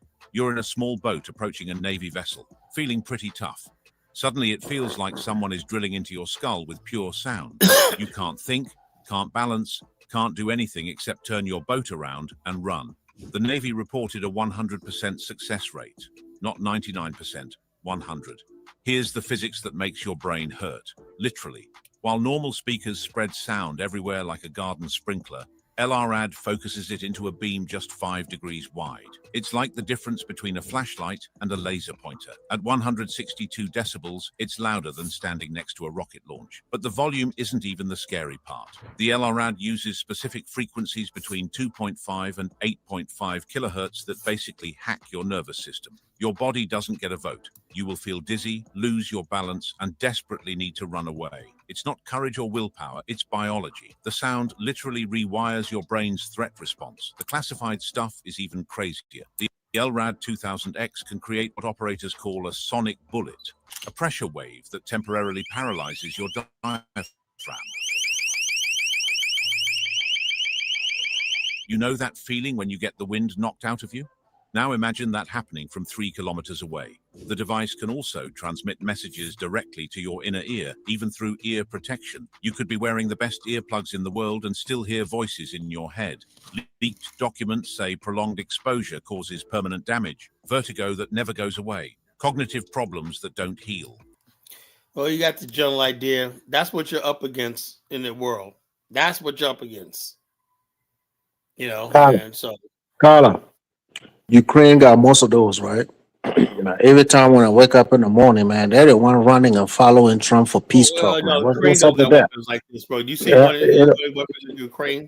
They got all of that shit that you just displayed, Ukraine man. don't got all these weapons, man. No. They got them. They got them from the state, man. But they're the one running We didn't and hiding and give shit. weapons like that. We didn't give Ukraine weapons. We gave them our old weapons and whatnot, you know, to fight. We didn't give them weapons like this. Are you crazy? You know, The guy just said the Ukrainian just got him. He said that. Well, who said that?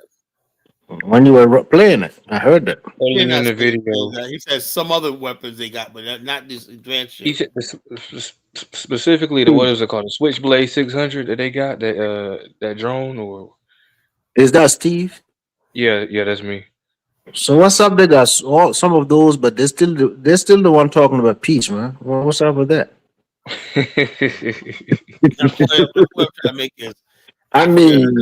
Africa does not have the infrastructure. Kala. The ability to have these It's weapons. nice to have weapons, but it takes people to use them, right? People with heart, big heart. Come on, people with big heart. You know, you can have nice weapon. I'm telling you, the Sahel is the only one addressed, man. Try us and see what's up. I'm not saying that. Look, man, I'm telling you. If you believe we ain't got nothing, just try, bro. If they really get tired of you, when who's dead, bro? Tell me who's dead. Whoever, the one you keep advocating for, you know. Man, I'm telling you, man. You keep instigating a fight, man. When they get tired of you, Kala.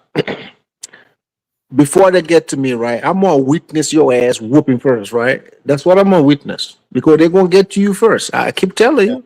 Okay.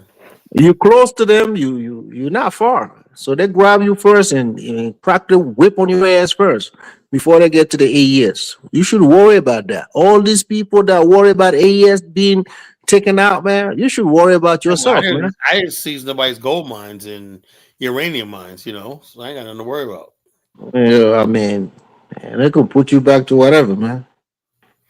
I didn't seize nobody's gold fields and what you call it. So, like I said, they might let you keep it, you know, because I know they already got figured out that you're gonna have to sell to them anyway. So, you know, you gotta sell back to them anyway. But you know, that is what it is. Man, who's that BB Rodriguez, man? I mean, I don't know. I mean, that's your people. No, she's an ADOS FBA type. Like I thought, man. Like I thought. We show you technology for this. Kala, okay, what are you bringing to the table, man? When you go to Liberia, you gonna bring some heat, man? Yeah, look. First of all, Liberia is a very peaceful country, and I want to keep it that way. You know, the way you sound, man. the way you sounds, man, you gonna bring some drama, man. That's what you're bringing over there. I tell Liberia, let's stay out of this nonsense and whatnot. It's going nowhere. Stay out of this nonsense that between the United States, France, the Sahel. That's not our business over there. That's great. That's what I say. I said, let's stay out of it and whatnot. Let's push our people and the Sahel the best of luck and everything like that. Okay. But we can't be. The people that are doing this to us, man. Don't you think they want to? They're trying to expand this shit. Don't you think? Like this. Hold up. The problem is you're so focused on the West, and the West is not. I'm not focused on no goddamn West, bro. Yeah, but you have not yet all tonight mentioned the biggest threat you have is the Islamic State. That's the biggest threat you have. Okay, if that's what it is, that's what it is. They want to turn the Sahel into a black Islamic state. They control.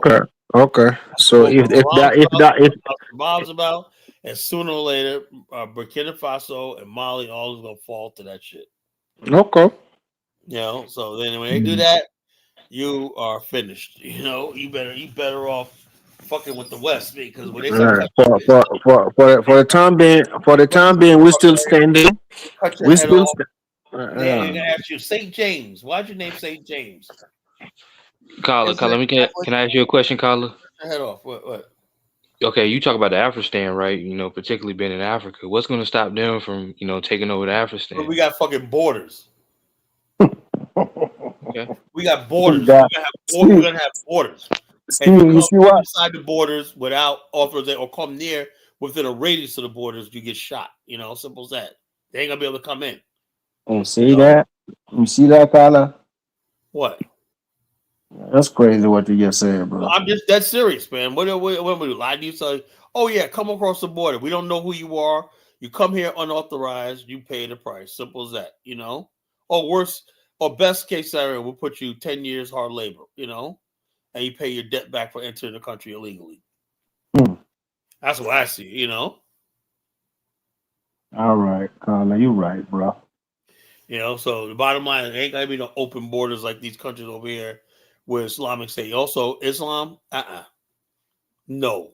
There's only one allegiance you have, not to the Islamic State, not to Mecca, to the Afghanistan. So you're not gonna allow Islam inside Afghanistan? Oh hell, fucking no. But isn't what's his name? Was it Captain or David?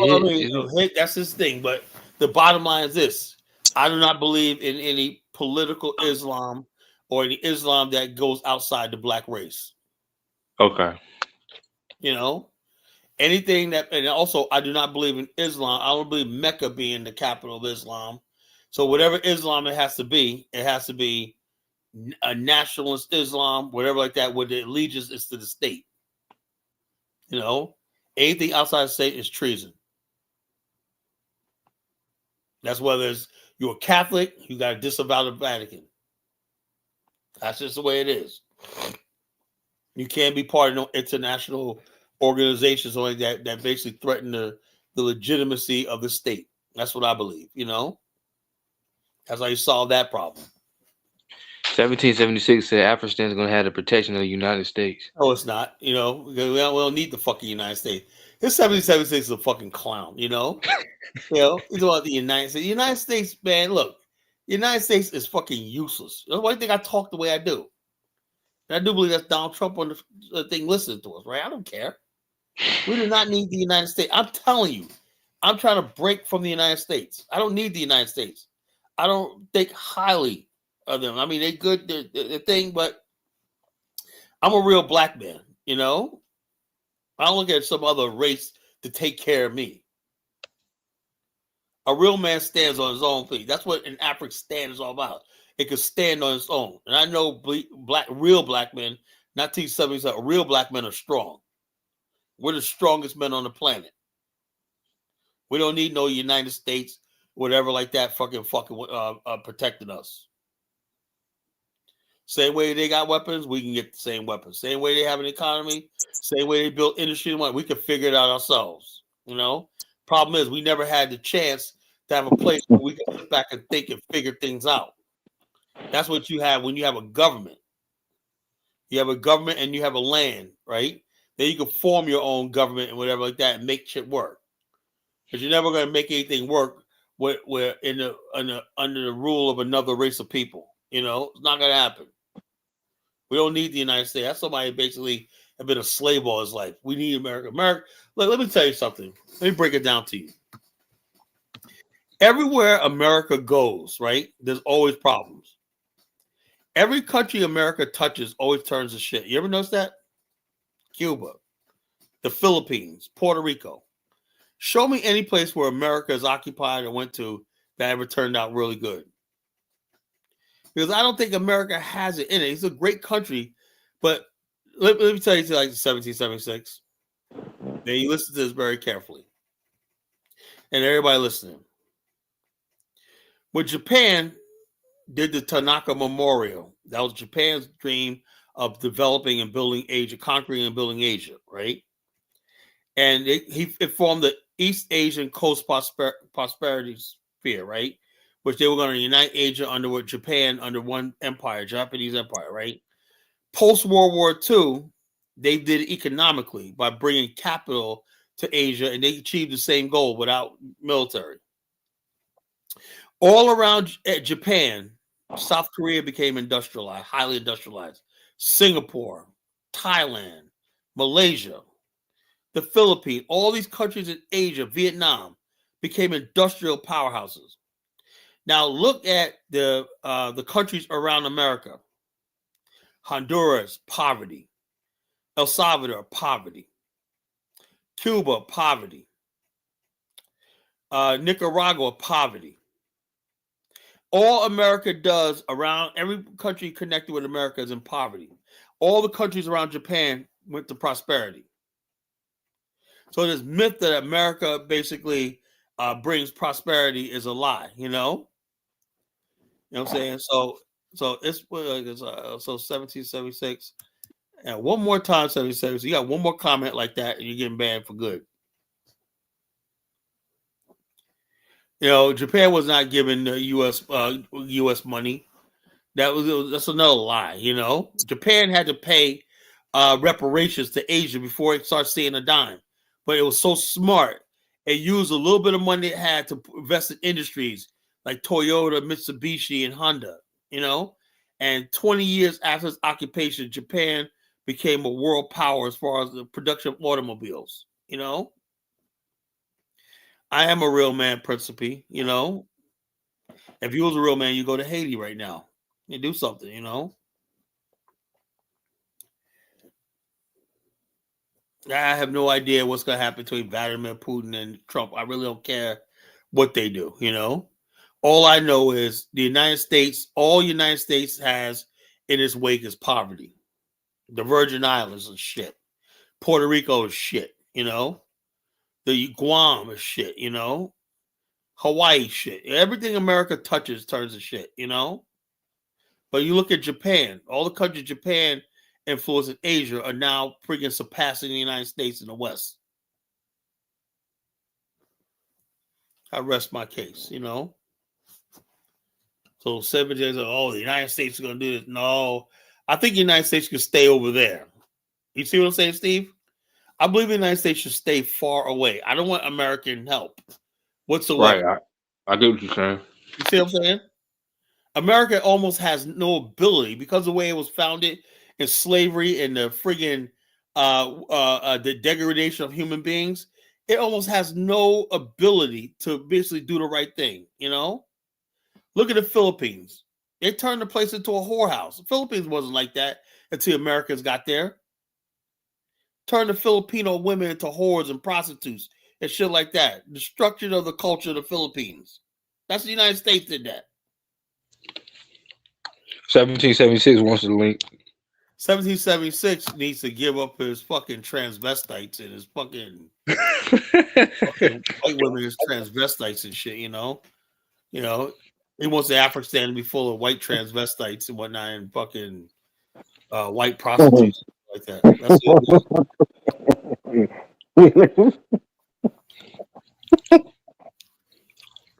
yeah, he's one of them weird brothers, man. Those weird brothers, you know. He came in, you know, on your side today, though. Who cares, man? You know, I don't trust that nigga. You know. Steve, did you see how they were bullying me though? That's the reason why I came up. I was like, man, I was trying to I was trying to let you and Kyla go back and forth, man. Then 1776 came in jumping in. I was like, let them. Well, I them made have my their point. My point is the and I'm not here to defend America or France or whatever like that. right. But I'm just saying, look, I've played you the ISIS stuff like that. That's just real. I seen a fucking video.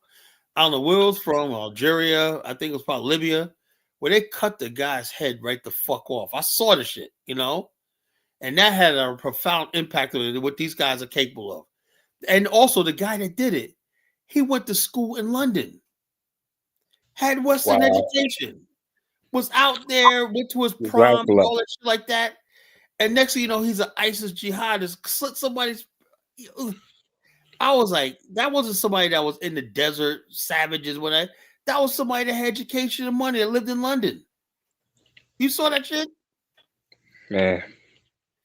That's what you're up against. And that's the Sahel region. You let these people take over, say, Jay, and a lot of people are going to get their throats, their heads. I'm glad you put an if. You say if they take over. If. There is no taking over. You No guys one. really know who you're fighting. That's what I'm saying. Well, I mean, bro, if we don't know who we're fighting, we wouldn't be there, bro.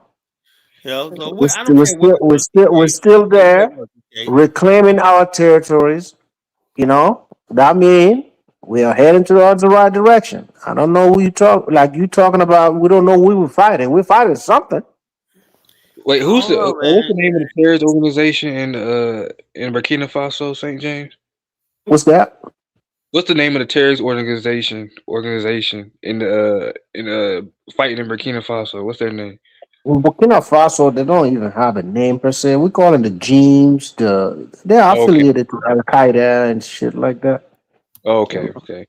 I mean, but I watch a few channels. I really want to say this as I started to sit back and really think and use my third eye.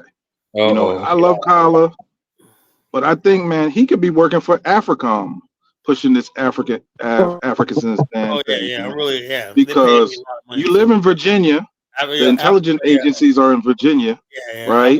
AFRICOM. So and really, I'm starting. I got a white woman sitting right here with me, right? How you doing, baby? Now I'm starting to really think about that. Like, why would you want to go to? I got a white woman sitting right here, you know, sitting on my lap, man. You know,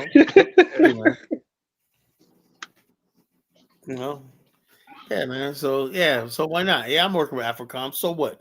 They're paying me a lot, man. You know, now, because when you really sit and you think about Afghanistan in its totality, it kind of seems like a foothold, like you need a foothold. Hold on. It's not a foothold if I'm the one doing the damn footing. And then you bring African Americans to Africa. We're loyal to first of all, it could be by African Americans. It's about anybody that's black could be part of the Afghanistan. You know, with the majority. But you said the natives can't really join Afghanistan. No. I never said the natives could not join. I never said that. You know. Well, Dave, I think David said that. I think he said they can't rule. They can't rule. Yeah, okay. If you are somebody that basically have an allegiance to your tribe or your religion and all stuff like that, you can be part of it, but you ain't gonna have no power. You know, anybody can come there. You know, I mean, you have no power. The power is gonna be held in the people who are strongly true believers, black nationalists. You know, true believers. You know, and that basically cuts out a lot of people out of the picture. Does that make it clear for you? White people, hell no.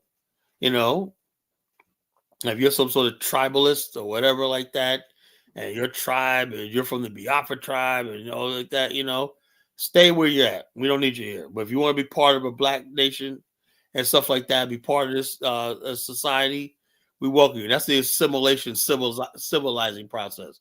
A lot of people, they're tribalists because they're fucking uncivilized, you know. Civilization means that people could put their differences aside and build a pluralistic society. Okay, let me ask you a question. What? Never mind. I'm gonna look it up. What? About what's wrong with being like a tribalist? Tribalism. There's nothing wrong with learning a tribe, but when you're a tribalist, here's a problem, right? Mm-hmm. A tribalist puts his tribe before their society or natural interest, right? their background. Right. That's the most important thing to them, right? Right?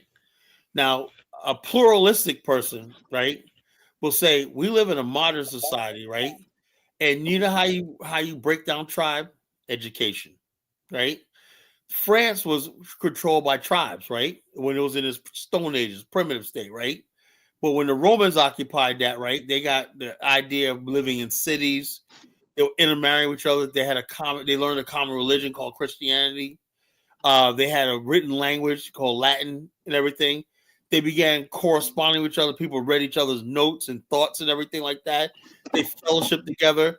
And then the things about tribe sort of disappeared. Same thing happened all over Europe. So when Europe basically began its exploration, it's sort of the rest of the world was still uneducated.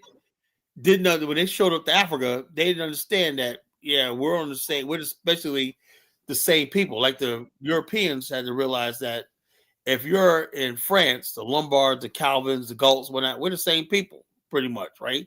Same thing with the Anglo-Saxons, the Saxons, the Jutes, and all these other people, the Normans. They were same people. They became Englishmen, The Gauls and all the people became Frenchmen. Same thing happened in Spain. The Basques and all these other people became Spaniards, Only in Africa, because there was no compulsory education, the people and there was no interacting with each other, right? So people kept their tribal identity. So Europeans came and was able to divide them, But what you're failing to understand is tribalism is essential to the African man soul, right? Up, yo, European, what I tell you, man. Let him finish, Carl. I want to hear what he. Shut up, man. I wanted to hear what he had to say. No. He talks. He just trolling. He's not saying anything. He's fucking trolling. He's not serious. No, I mean, like, he talks the same way when the show is off. Like, he actually believes what he's saying. So the bottom line, but I don't want to hear that. I'm trying to educate people, right? That's fair. You can come to me on my show if you want to believe that shit. Go on somebody else's platform, whatever like that. I'm telling you right now, that's fucking ignorant, right? I just broke it down to you, right? I gave it historic, right? When the Greece, let me touch your history. The Greece had many different tribes, right? What brought them together? I'm not sure. All right, St. James, know your history. What made the Greek tribes put their tribalism aside and work together?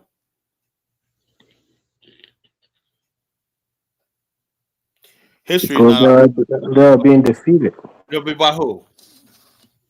I forgot the name, but they weren't defeated, right? All right, be quiet. Let me give you the right history. There was a threat by the Persians, who came there and basically landed in Crete, whatever like that, and the Cretians and those other people capitulated and stuff like that. So the bottom line, the Persians were going to be a massive army, right, to invade Greece, right? And there was one little third way that was into the Greece. The mountains protected them, right? And so therefore, rather than involve the whole entire Greek nation, right, with arouse the nation, stabilize nation, they went to Sparta, the most powerful of the Greek tribes, the Spartans. And the Spartans didn't like the Athenians, the Thracians, and all these other people like that. But the Spartans took an army of 300 men. King Leonidas, you see the movie 300, right? Took an army of 300 men to hold off the Persians. Out of that became the Greek city-states, the nation-state of Greece, because they had an external threat. They put their differences aside, right? Now, at the same time in Africa, when they were threatened by outside forces, Europeans, Africans turned on each other because of tribalism. But the Spartans, all the people had enough education to realize, look, I made like the Thracians when we've been warring with them and fighting with them. But they went to them and said, we have a real problem. Same thing with this guy, Dimitri Valley, with the Gaul tribes against Rome. Say, hey, wait a minute here. Same thing happened with the Rhineland tribe united against Rome, and the Goths, united against Rome, because although they were enemies, whatever like that, that's tribes, different tribes that hate each other. They saw the prospect of a foreign enemy coming and enslaving them all, so they united. That's what tribalism is dangerous, when you don't see the bigger picture. What we call 1776 was to do is basically sing the praises of the white man. You know, he wants us to be sitting there tribal. I don't fucking give a shit about tribe. You're black. You're black. You could be part of the Afghanistan. You know. So it is what it is. You know, white people are the white race first. They had tribes and everything, but they moved past that. Their race, their tribe is now the white race. Did Russia and Ukraine move past the race? Well, the bottom, those are nations. Russia's made up of many different. Hold on, Russia's made up of many different tribes, but they're Russians. You know, it's in Ukraine. They're nations. Those are nations. Yeah, same thing. Well, so hold up, nations and tribes or people live in close proximity to each other, but they're tribe. They basically we're over here. Well, they could speak the same language, everything. You know, culture, but they're different tribes. Yeah, these people have killed each other way more than Africans did, man. Oh no, I don't think about that. Yeah, man. Yeah, we got World War I, we got World War II. I know. Yeah. How many people got killed? Oh, but Africans have more peacetime killings. Yeah. And that number is far greater than. Look, 4 million people died in an undeclared war in Rwanda. That's not 4 million. You're lying, man. It was like 4 million people. You know. No, for this a lie. That happened a lot in African history, though. I'm sorry. There weren't large scale wars going on like World War I. You know what? That's the whole thing about Africa. It would be better if there were wars, right? African countries just dissolve into like chaos. But Steve, do you get the point though? Why with all that shit Carla talk about, they kill each other way more than Africa killed themselves. What's going on in the Congo right now? How many people got killed altogether? How many people? Let's see. How many people? Let's look up. Check it out. Let's look it up, St. J. That's why I love this. No, dude, please do. I say I'm not from there, so I don't know. How many people died in the Congo war so far?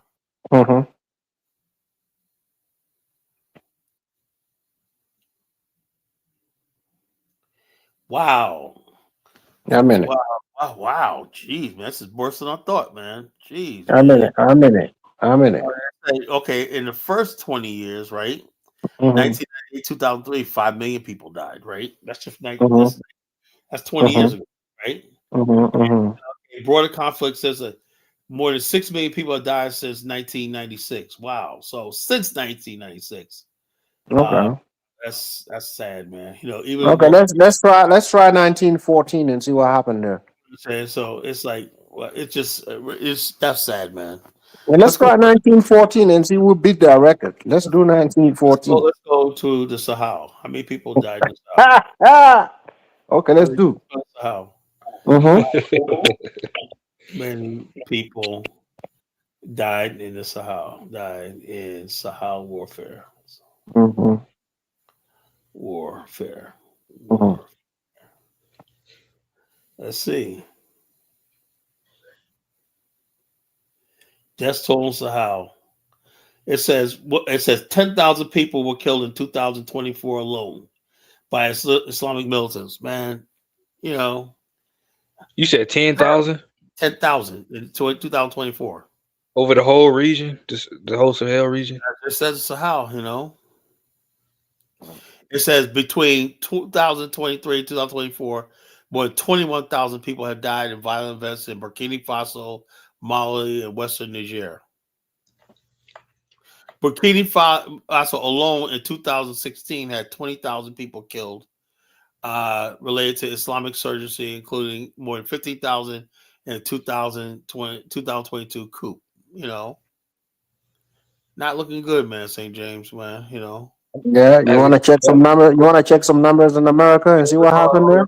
Okay, summary estimate, right? Tens of thousands have occurred in recent years due to the armed conflict and terrorists. So how was estimate between 2023 and 2024 rated from 20,000 up to over 30,000 deaths. The core affected area are Burkina Faso, Mali, and Niger.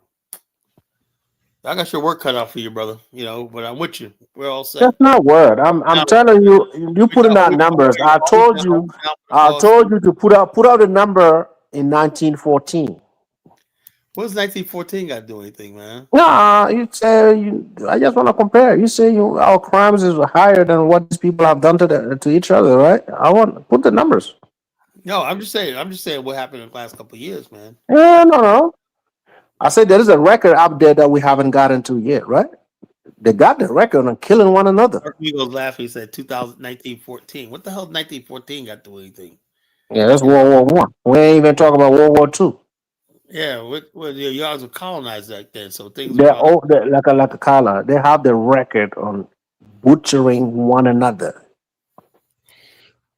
Well, I don't know. You can look it up on ChatGPT. Yeah, you can see the number. It doesn't really matter, but you know, It does matter. We hold the record. I wish you guys a lot of luck, man. You know, it's like Nah, I don't think at this time we need luck, man. We already got luck. Well, you need some weapons, man. You know what we don't need, right? What we don't need is Kala. You know what we don't need? Like Kala. You say you're a successful. Go ahead. In order to win a war, you guys got to get the Art of War by Sun Tzu. That's what you guys need. You want me to put my? Say, James, have you ever read the Art of War by Sun Tzu? Okay. Let me. Okay.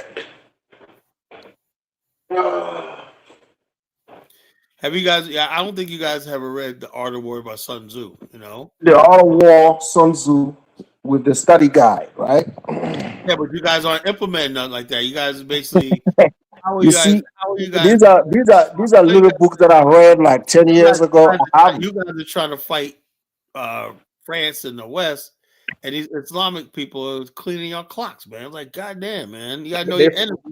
But they are fighting the. Oh man, they fight the thing. Well, look, they. I don't. Let's see how many people the Islamic. Let's see how many Islamic people. Kala, is French on the ground fighting? Hold on. How many Islamic terrorists? No, is French on the ground fighting? Hold up. How many Islamic killed in Sahara? Okay. There's no precise agreed upon how many Islamic terrorists were killed, right? They said I seen some videos and some pictures though, people. We're not even counting. We're not even. We stop. What's the point of counting? Africa as a whole has over 150,000 deaths linked to militant Islamic groups in the past decade, man. You know, and so you're gonna tell me France is your problem? You know, that's what I tell you. That's what I'm asking you. Like, is France on the ground fighting? No, but I'm saying, well, you guys think France is your problem. Who? Oh, DK. I just said they're part of the problem. They're not the problem. They're not the only problem. They're part of the problem. You know. Have you listened to me? Did you listen to me? I said they're part of the problem. I'm not saying they're the problem. They're the sole problem. Oh, you could say Italy's part of the problem. You could say friggin' Morocco's part of the problem. Yeah, that's fine. Also, you could say China's part of the problem. If the evidence point out to that, yeah, they're part of the problem. But bottom line, but whoever's pointing the bullets at you, killing you, I think that's the friggin' main problem. You know, they getting dealt with as well, though. Those are the one we're fighting. So why are you mad at that? Those are the one on the ground fighting. Well, 150,000 people. God, man, listen, ain't nobody in the Sahel counting who is alive, who is dead, man. So I don't know where you get the numbers from. I don't rely on that shit, man. Human life got to count for something. Have you seen somebody in the Sahel measuring what's the proportion of land that we own and who's occupied? Bro, god damn, bro. Carla, we passed that shit. We passed that. ChatGPT is going to tell you what's the percentage of what we own in the Sahel, and you believe that? Are you serious, man? He says, "Baby, your cousin barbecue, all the work." Yo, Principe, man, you got some explaining to do about your boy barbecue, man. You know, you got to come up here and explain yourself, bro. You know, you got some. Why she's over there typing and she can't call in, man? What's going on with her? I don't know, man. I think Baby Rodriguez is a white lady. I know. Nah, she not. She not a white woman. How do you know? You seen her? Nah, I haven't seen her, but she not a white woman. How do you know? She might have some mixed ancestry, but she definitely not a white woman. She's a mulatto, right? You sound like a white woman. Mulatto. white woman.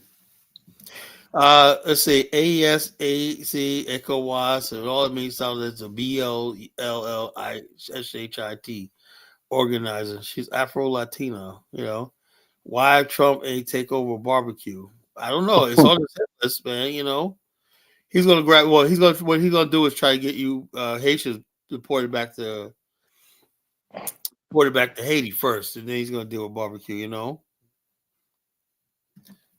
So Trump. That's what I probably think he will do.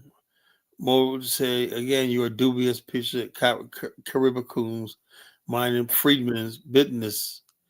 Worry about you fixing your shithole. Wow, that's some strong words there, man. Like I said, look, I saw a video. Why people get mad over some YouTube videos and shit, man? Why people get so, like they didn't stand on nothing, but they got a strong word for others, man. Why is that? I saw a video that was pretty funny, man. They coming after Tariq. They had Tariq, the thing from Candy and Django, where the guy they had Tariq crying over Trump. Well, that shit was so fucking funny.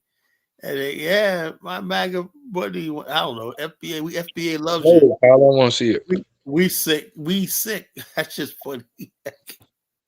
The FBA has gone down, man. That's one thing I could take pride in. The FBA is finished. They are literally finished. Finished. I knew we'd win against that shit because the whole movie was a joke. They were riding high. That Black Alpha guy. They seemed like they were on point. I was like, yeah, what's that FBA? But everybody realized this shit's corny, man. Yeah, I mean, I told you that when he had it was like 100,000 people in his stream. I was like, that's those fake numbers. Ain't nobody. Yeah, this is corny, man. FBA, and then somebody he has the American flag up there. Like but you don't see a Banty Mandingo come up here tonight, right? He won't come because he's gonna be clowning him all. It's like, how the hell you be a black Pan African? Next thing you know, you waving the American flag, talk about you American when not, oh shit. Like I said, man. Like I said, they call me the ringmaster because I deal with a circus of deadly clowns, a circus of deadly clowns, you were friggin' FBA. What the hell does that mean? I was saying Banty Mandingo thinks by basing all the time with his voice, talking deep voices is gonna give him the reparation. Oh, here he comes. I knew I'd bring him out. I knew I'd bring him up. I knew I'd bring him up. I knew it. See, I knew it. I was missing him, man. So I had to. I knew that. Show that flag. FBA, we don't straight. We don't word. We don't play. You guys FBA means no reparations today. You guys will never get a dime. That's why I said, man, when the reparations check come in, y'all can have mine. Because. Since I know it's never going to happen, and I don't like giving away money, but since I know that's never going to happen, I put it out there. I bequeath all my reparations money to Banty Mandingo. There you go, Banty Mandingo. You can have my share. I ain't gonna say all that just in case a check do come in. I want mine. Look, he can have mine, man. He can have mine. He can have mine. He can have my check. I'll sign it over to you, Banty Mandingo. I'll sign it over to you. You can have it. You can have my check, So what you been up to, Banty Mandingo? Bad man.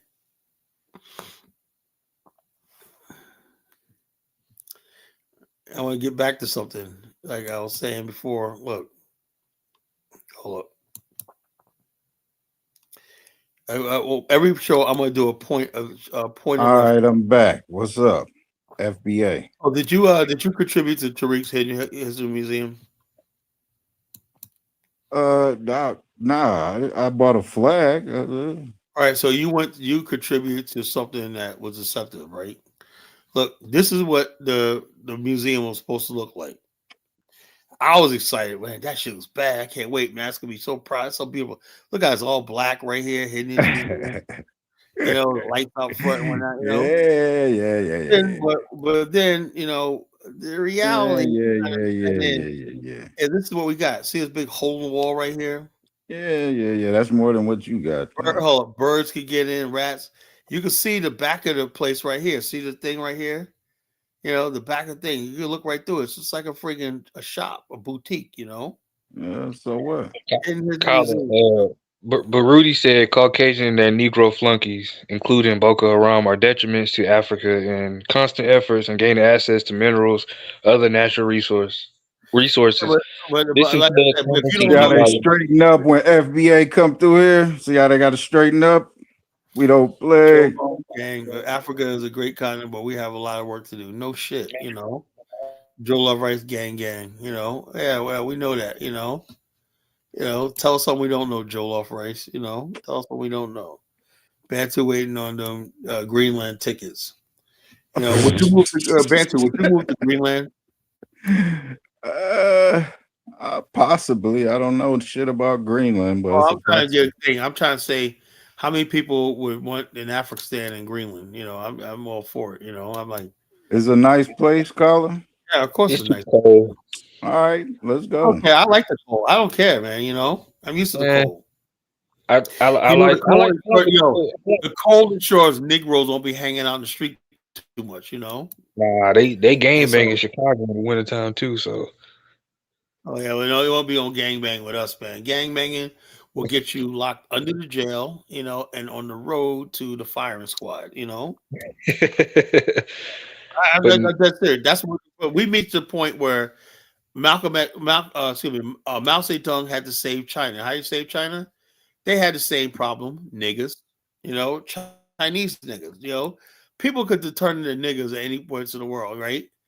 But Chinese, hey, people Colin, ain't that the regime where they killed all the people with tattoos and shit?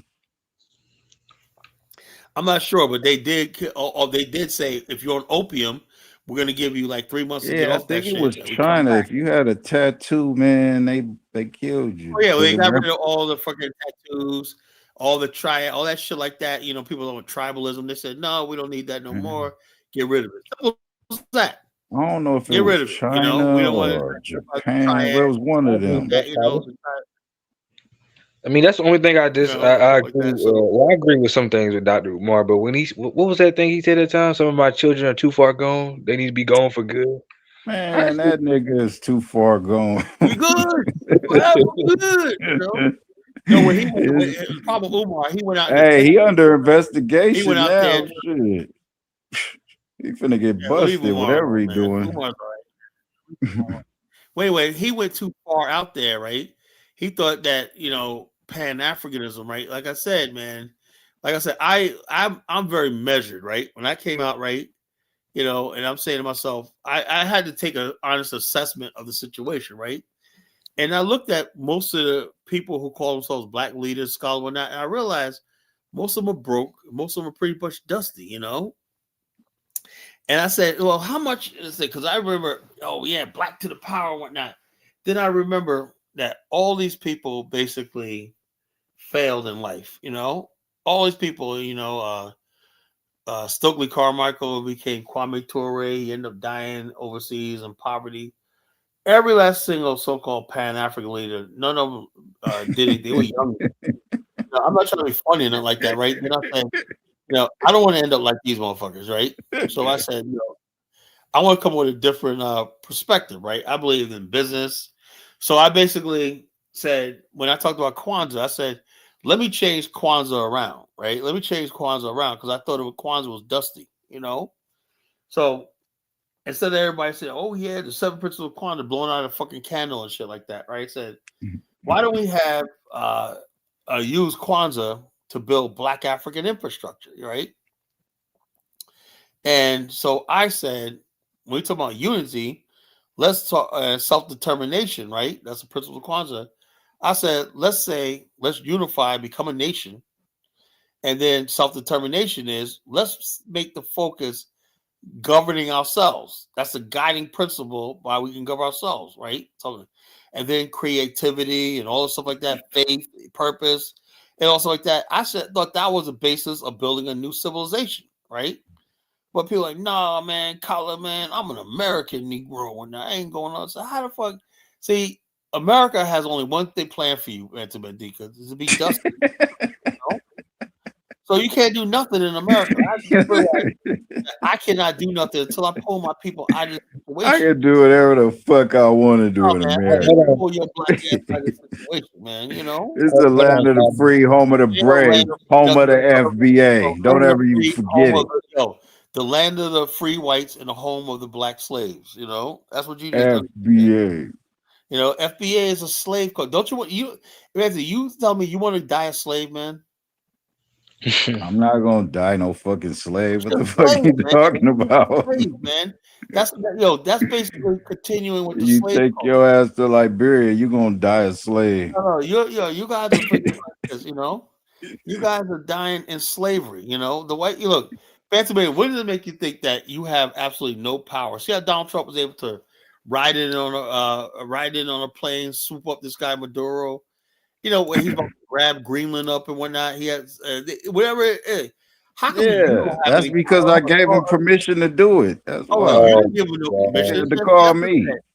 You didn't. You are a dusty Negro. You know what I'm saying? You know. Hey, Carla. Baruti says, Steve, please gauge Colin Bantu's views on strategy of blacks in the U.S. If MAGA there is no strategy in the U.S. The strategy in black people in the U.S. is keep a job, pay your bills, and shut the fuck up. You know. And the bottom line is the only strategy is as long as you sit in America, you know, I just came to the conclusion, right? Like I said, when I see the dusty niggas on the street, right? Dusty bum niggas, I used to get mad at them, say they believe it. Then I realized, man, in a social status, I'm no different than the average dusty nigga on the street, you know, because I got no land, no infrastructure, you know, I don't say so, you know. And so the bottom line, the dusty nigga on the street says, you a nigga too, you know. He remind you like you a nigga too, you black too. You remember seeing old movies? You think you black too? You a nigga, you know. You just like the bougie Negroes like, nah, man, I'm something better. Some even form groups like the Nation of Islam, tell themselves they're freaking better than that. But it really comes down to it, right? Yo, Nigger. Not FBA, not Pan African. FBA. It's called Nigger. That's what Carson White said. He said we not. He said we not Hebrew Israelites. We not Africans. We niggas. He said. Yeah, that's it.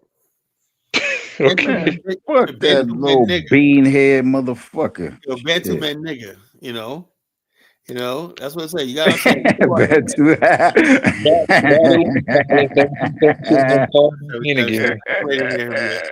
You know, all right, Asiatic black man. No, Asiatic nigga. You know. All right, Elvis, what's on your mind? Not the link for 1776. That was a good one, Carl. Came to me nigga that she really used that. Good one. You know, the bottom line is down to it, man. Whether it's a Nation of Islam, you might as well say Nation of Niggas, you know. NAACP actually hey, Carla, you know Dick Gregory wrote a book called Nigger. Yeah, bottom line, they described him. He died a nigga, you know. Oh, man. You know, nigga, you know. I got a joke for you. What do you get when you cross 2 million niggers with 2 million with 1 million niggers and 1 million lesbians? You got 0 dicks or some shit like that? No, you get 2 million motherfuckers who don't do dick. You know, that's what you got. Yeah, that's the colonization. That's just a racist white joke. I get more respect to St. James because at least he has a country over there that is striving and doing something, you know. I have a lot of respect for Burkina Faso. At least he got something. The American Negro, he ain't got shit, you know. He ain't got nothing, you know, but he's waiting on a reparations check. That's his big claim to fame. That's what I know. Just some master teacher told him everything. Carla, drop the link. Man. So let's see how long 17 goes before I kick him off. 1770 nigga. What's the come on? 1770 nigga.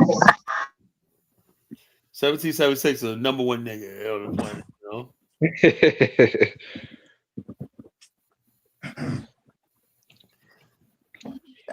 Now there's 1776. This is a nigga, you know.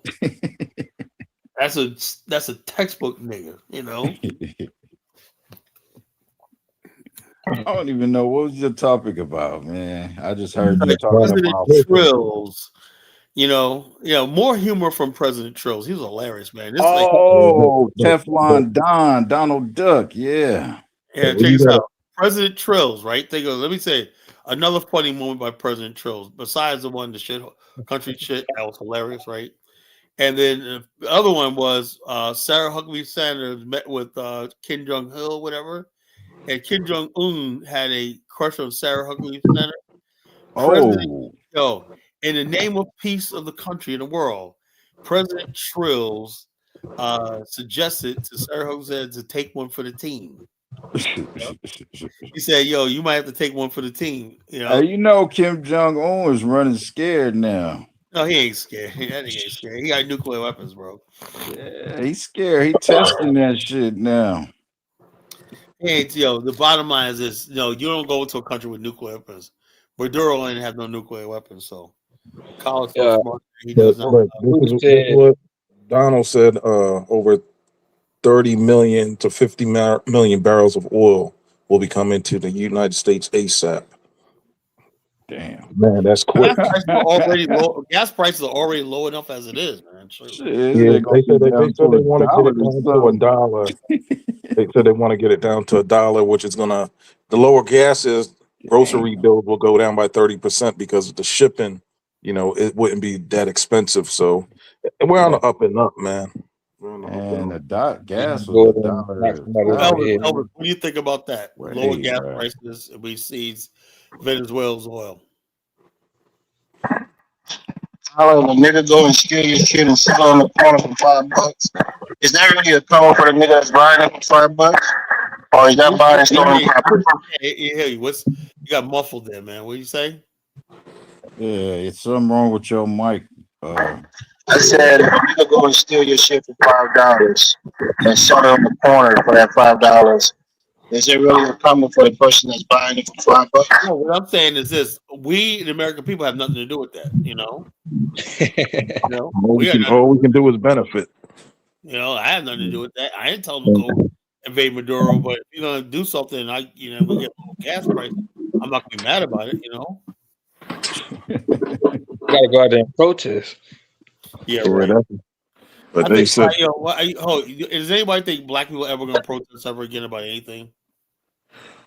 I mean, once we get away from our liberal factions, black person get killed. FBA is protesting for. It's almost like this now. I think what are y'all talking about? I think even if George Floyd happened again, I don't think it will protest because black people are like, yeah, man, stop being that nigga. That's the mentality black people at right now. They're like, we just expended so much energy on Trayvon Martin and all these other people. So we're like, man, I'm exhausted. That's what black fatigue is all about. We're just saying we're exhausted, man. Fuck it. It is what it is. We take it by the day and whatnot. There's gonna be another police shooting, and what are we gonna do? Black bodies are hanging, but Mississippi's burning. Body found in Mississippi, whatnot. This is a hell of Florence is a whole. Yeah, Teflon Don is a hell of a time. He already sent the demands over to Homegirl, the new, This is a hell of a Bantu Mandinka for American. This is one hell of a time to be alive, man. It just feels like that manhood, nuts is hanging around the world, like. We're back, Yeah, but what's that got to do with you, man? You want to No. It's not like just saying. You said Massa is sick. You said we sick. 76 is in the military guy, so it is. But the thing is, man, it's just a spiritual thing. Just to see manhood. I mean, just to see that arcade. I don't see black manhood. I don't see black. It's back, man. I see white manhood, but I don't see black manhood. Nah, but it's transferable. I see black man. They putting black men in skirts, man. Nah, but we support I was a diehard Democrat when I was younger, like Elvis. I was a diehard Democrat, man. Till around I was never a Democrat. I was always independent. 2010. Then I was like, yo, all they push is degenerate shit. And that's when I gravitated away from that party, man. It's substitute teaching. Let me tell you, Republicans are just as degenerate. Remember Look at Don Jr., man. He's like, Kyle, let's be real serious right here, man. Honestly, every city that the Democrats run is kind of fucked up, man. I don't live in a Democratic city as I got older. The Republicans run fucked up too.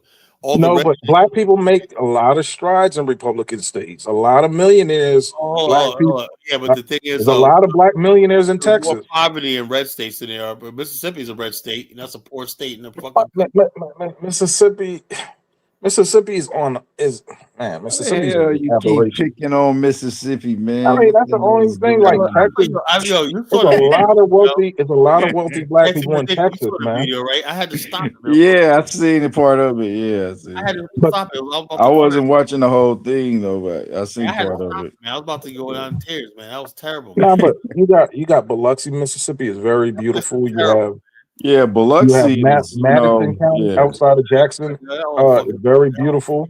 Yeah. That whole state sucks, man. You know? No. It's you can't say the whole state. Nah, you can't. If you ever go on the riverboat, Colin, you need to go on a riverboat from down the poor side of it. Yeah, it's really poor, but you can't say the whole state. You know, I don't need to go there. I mean, you can go down to Mississippi, down to Louisiana. Mississippi, there's nothing in Mississippi I want to see.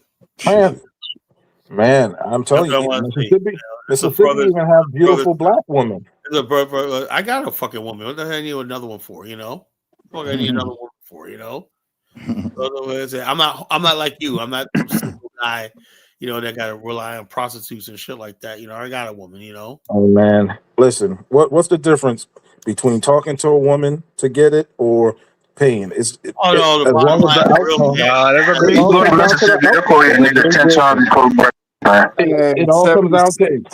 comes down to the outcome. At the end of the day, you paying for that shit anyway, one way or the other. So don't knock the hustle. The end justifies the mean. My rod doesn't know the difference. My rod doesn't know the difference between getting it the natural way or the financial way. Especially Collar. Shit, I don't know about you, Elvis. You keep your shit on the crack. Collar is a bona fide trick. What does your brain feel any less? The satisfaction it gets from getting it the righteous way or the financial way? Right there. You have no soul. This nigga 76 a gambler, so he gambles with his dick. You know, sitting on prostitute, you might get AIDS or some kind of disease, man. Somebody like believes like that has no soul. He'll never have a wife. He'll never settle down. Never have a wife because he has no soul. Yeah, it's about time to get married. 1776, but you know, 76 what messed you up was all those white women. I'm telling you right now. Oh man, white prostitutes. He's getting white prostitutes. You know, man, I don't believe in prostitution, but I don't understand what's the difference. Man. I just said it's the outcome. Your brain doesn't know the difference. No, man. You just said satisfaction. It's really not much of a difference when you look at it in the long run. Oh, that was a trick too. All right, okay. So these niggas call it old woman prostitute. Is that what they're saying? Yeah. Benson, what's her name, man? The one that be around the corner. That I don't know her name, man. I just throw them away when I get finished with them. Hey, Elvis. They'll tell me their names, man. They scared of me. California, he used to freaking Elvis, the Boyka government is stamping out prostitution in Monrovia. Like ain't no prostitution in Monrovia, bro. I'm not saying prostitution ain't there. I'm just saying, as a decent man, a church going man, you don't partake in that bullshit. Tyler would sit up there and lie and say it's not there. Yeah, a lot of Europeans are. You just say it wasn't done right there. Just put 76. It doesn't have a sex tourism. No. Joseph Boyka is stamping that out, man. Yo, they don't have it, yo. Shut the hell up, man. People get up here and talk stupid shit, you know? Somebody's never been there, you know, never been to the country. I know what I see with my eyes, you know? Ain't no damn white men there. There ain't no prostitutes there. It's not that type. It ain't the Gambia. It's not that type of country, you know? It's not the Gambia, but there's prostitution there, Colin. Elvis, there's no prostitution in Liberia. There's probably some, but when you see streetwalkers and what you call, and I've been on the streets of Monrovia at night. I did not see no streetwalkers or none of that shit going on. None of it, you know. Yeah, Liberian that's because girls you are were very, very, asleep. You didn't very, see, so very you cool. was knocked out. Have you been to a place called Zimbabwe, Kyla? All I know is I've been in red light. I've been in all that, you know, and not see none of that shit. You know, Kyle, let so I don't 1773 back hang up. at night. What you call nights? Haven't got all the bars out there. Liberia has more bars and clubs than any place in the world. You know, bottom line, you don't see it now. Does it exist? Of course it does. You know, Kyla, every neighborhood got their prostitutes. You just don't know who they are. The people in the neighborhood know who they are. How you gonna say it exists, but it's not there, man? Carla, just they have a lot of shame. stop. You know, they got a lot of shame. You know, they got shame and pride. And when that, you know, if it's done, it's not done in the open. You know, so I ain't gonna sit here and let people talk shit. You know, that don't know what they're talking about. You know, I'm not gonna do that. Baby said Kala escapers on Bucci. Don't compare me to no Bucci Bear, man. You know, Outline how U.S. influence in Africa compares to China's belt and road talking strategy. shit, Elvis. Elvis is a. I put you back because you're a fucking contrarian. You know, military. I hate when people. Just, every time I say something, right, instead of just shutting the fuck up, right? If you don't agree with me, why is every time I say something, Elvis got to fucking disagree? I hate that shit. It's all right to disagree with me and whatnot, but it's sometimes not even something important. But he just always got to take the chance of guy disagree with me just to be. I don't want to fucking go into this verbal gymnastics with you every night. I ain't trying to do that. I'm trying to wear myself out. You know, if I said, you know, I said like this, I know there's prostitutes every place on the freaking planet. What I'm saying is you do not see it on the streets. That's what I'm saying. My own eyes. If I saw it, I would say so. So was 1776 wrong? What? What he said? Like he said somebody was trying to step out. Prostitutes on the street running around. It's not like that. Is there prostitution that I happened? don't think that's what he was saying. I don't think he was saying that it was just all around. You can see it, He's trying to make it seem like prostitution is like you see in Baltimore. African Goddess got a good question to change this topic. Or like you see in what's that place in California that you know, Bence, you've been to? What? I don't know what the fuck you talking about. What? That prostitution.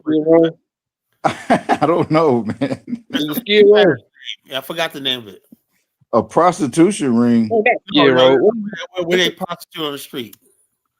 Oh, you talking about like the like where they walk on the streets? There's a lot of different streets. Figueroa. Yeah. There's no damn Figueroa in Liberia. No. Yeah. You don't see that. Anybody tells you that's fucking lying to you, you know? And Long Beach Boulevard too. You don't see that like that, you know? Are there people who do engage in prostitution on the down low? Yes. A lot of blades in LA. Shit. Even, matter of fact, even in other parts of Africa, you don't really see women on the street like that, you know? Only in the West, you know, where women just come out with it, you know? In Africa, there's still some sort of shame in that, you know?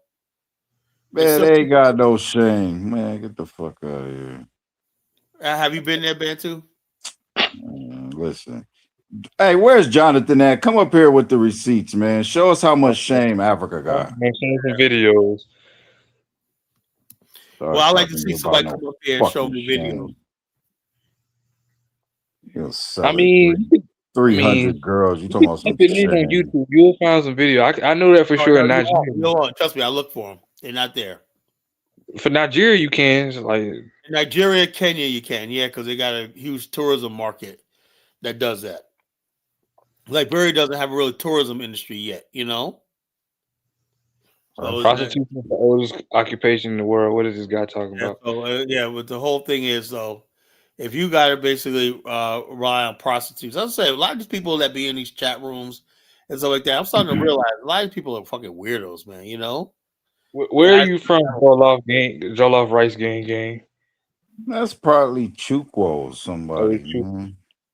Nigeria's Addis, Kenya, Ghana all have streetwalker issue. Man, all them fucking places got streetwalker like I said, all I know about is Liberia. I did not see no streetwalkers in Liberia. Rudy said college should advocate black critical mass migration to 7 coastal states from North Carolina to Louisiana as a conduit to form a pseudo New Africa. Migrate any place. I'm not telling nobody. I'm not gonna tell nobody to migrate no place. You know, I said I'm doing what I gotta do, and the Black African people, for the next Prince generation. said black people need to organize. All I want to do is set the What blueprint. FBA is for, my guy. What they want to do. Focus, Dave. What's going on, brother? Yo, good evening, Colin. Good evening. Hey, yo, Dave. You see what these guys trying to say? I tell them. I said, look, of course, it's prostitution in Liberia, but have you ever seen streetwalkers in Liberia, Dave? Yeah, I've seen streetwalkers, Colin. Where at? Do they got like I know the spots. Do they got like red light districts and stuff? I can tell you the spots. So like the Collar. prostitution, not to say I engaged in it, but it's not on the street. Do you see it on Tubman Boulevard? It's certain clubs you go to. Oh yeah, look, that's what I was about to say. In clubs. Yeah, I know about that. You know, I heard about the casino. It ain't on the streets like that. That's what I said. Not the streets. If you go but in the clubs, right? In the club.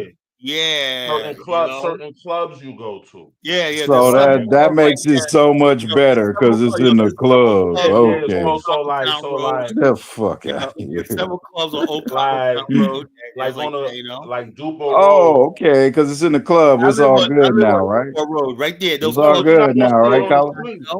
It's all good. Let me in the club. Hey, yo, Focus Day. African goddess want to know why you know the spots. African goddess says.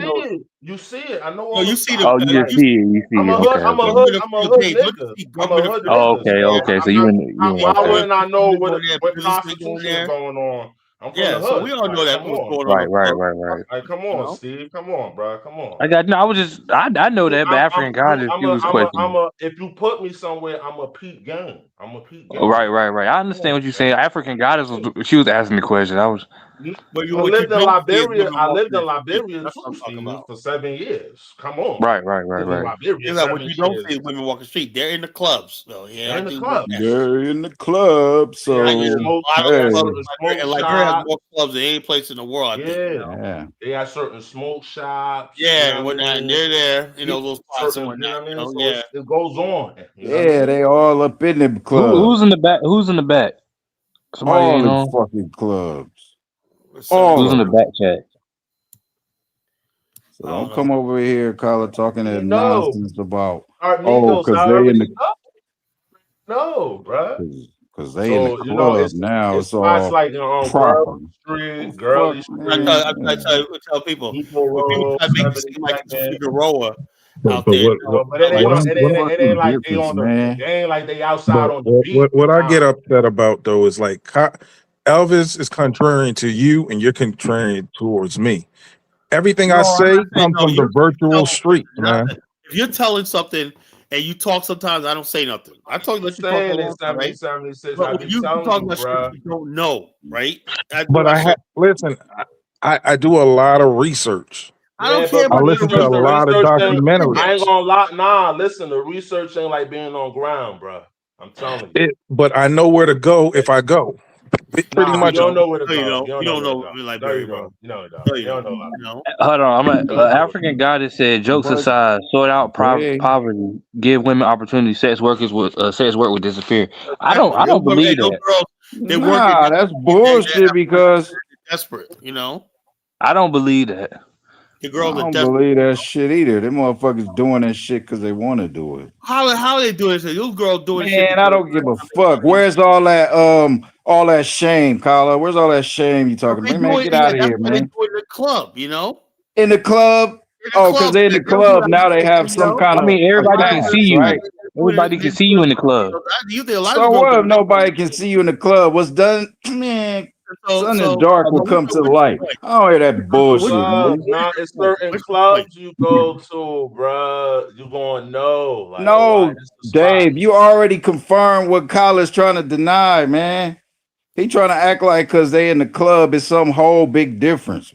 No. What I'm saying is this: so when people say there's prostitution, what they're also thinking like you could just drive down the street. Our whole goddamn culture built on prostitution. You do research. There was like go to a private owned. You know, you gotta ask again. You got what you know, oldest Congo Town Road, Dave. I stayed in a hotel back there. You know that one spot. I can't remember where it is. but it's on the other side of Old Congletown Road, right? The real dirty. It's really tough to get in. I stayed in the hotel right there, right? And just overlooking the ocean, right? Right. There was a bill. The one guy was like, yeah, you want to go in there? I said, well, the girls in there, blah, blah, blah. He told me, I said, nah, my wife's upstairs, whatever like that. He wanted me to go in there with him. But that was my first winter. I said, nah, I'm not that type of guy. I don't do that, stuff like that. But, you got women walking in and out, whatnot, this damn thing. And, some guys, they go in there and whatnot. This is what one thing about me. I love history and I love to do research. There was legislation in Liberia to make prostitution legal because they said there's about 3,000 prostitutes across 16. Kyla, why you drop them off? I'm not Liberians that listen to this show. I'm not gonna let him. I be telling him chill with that shit, bro. He be knowing what he's doing, bro. He trying to get you off the show, man. Liberians. Now imagine I got Liberians in Liberia listen to this show, and they don't listen Liberians listening to this show. Yeah, the bottom line, and I make the rules here. I said no, you don't talk like that. You made your fucking point. We said that yes, it exists. Unfortunately, don't sit here trying to fucking. Oh man, like there's some big fucking problem. Liberia's a very decent country. Actually, the girls over there seem like they got more morals than the girls over here. They don't act the way the girls over here on the streets. They'll act wild. DK said Liberia is a third world country. No shit. So what? Or what? So is Nigeria. What's the difference? Everybody's like, oh yeah. Hey, DK said it, man. I'm like this. If you don't, I'm not asking. No, what gets me is this. Why do I got so many fucking bitch made niggas in this fucking chat? Yeah, okay. I like it.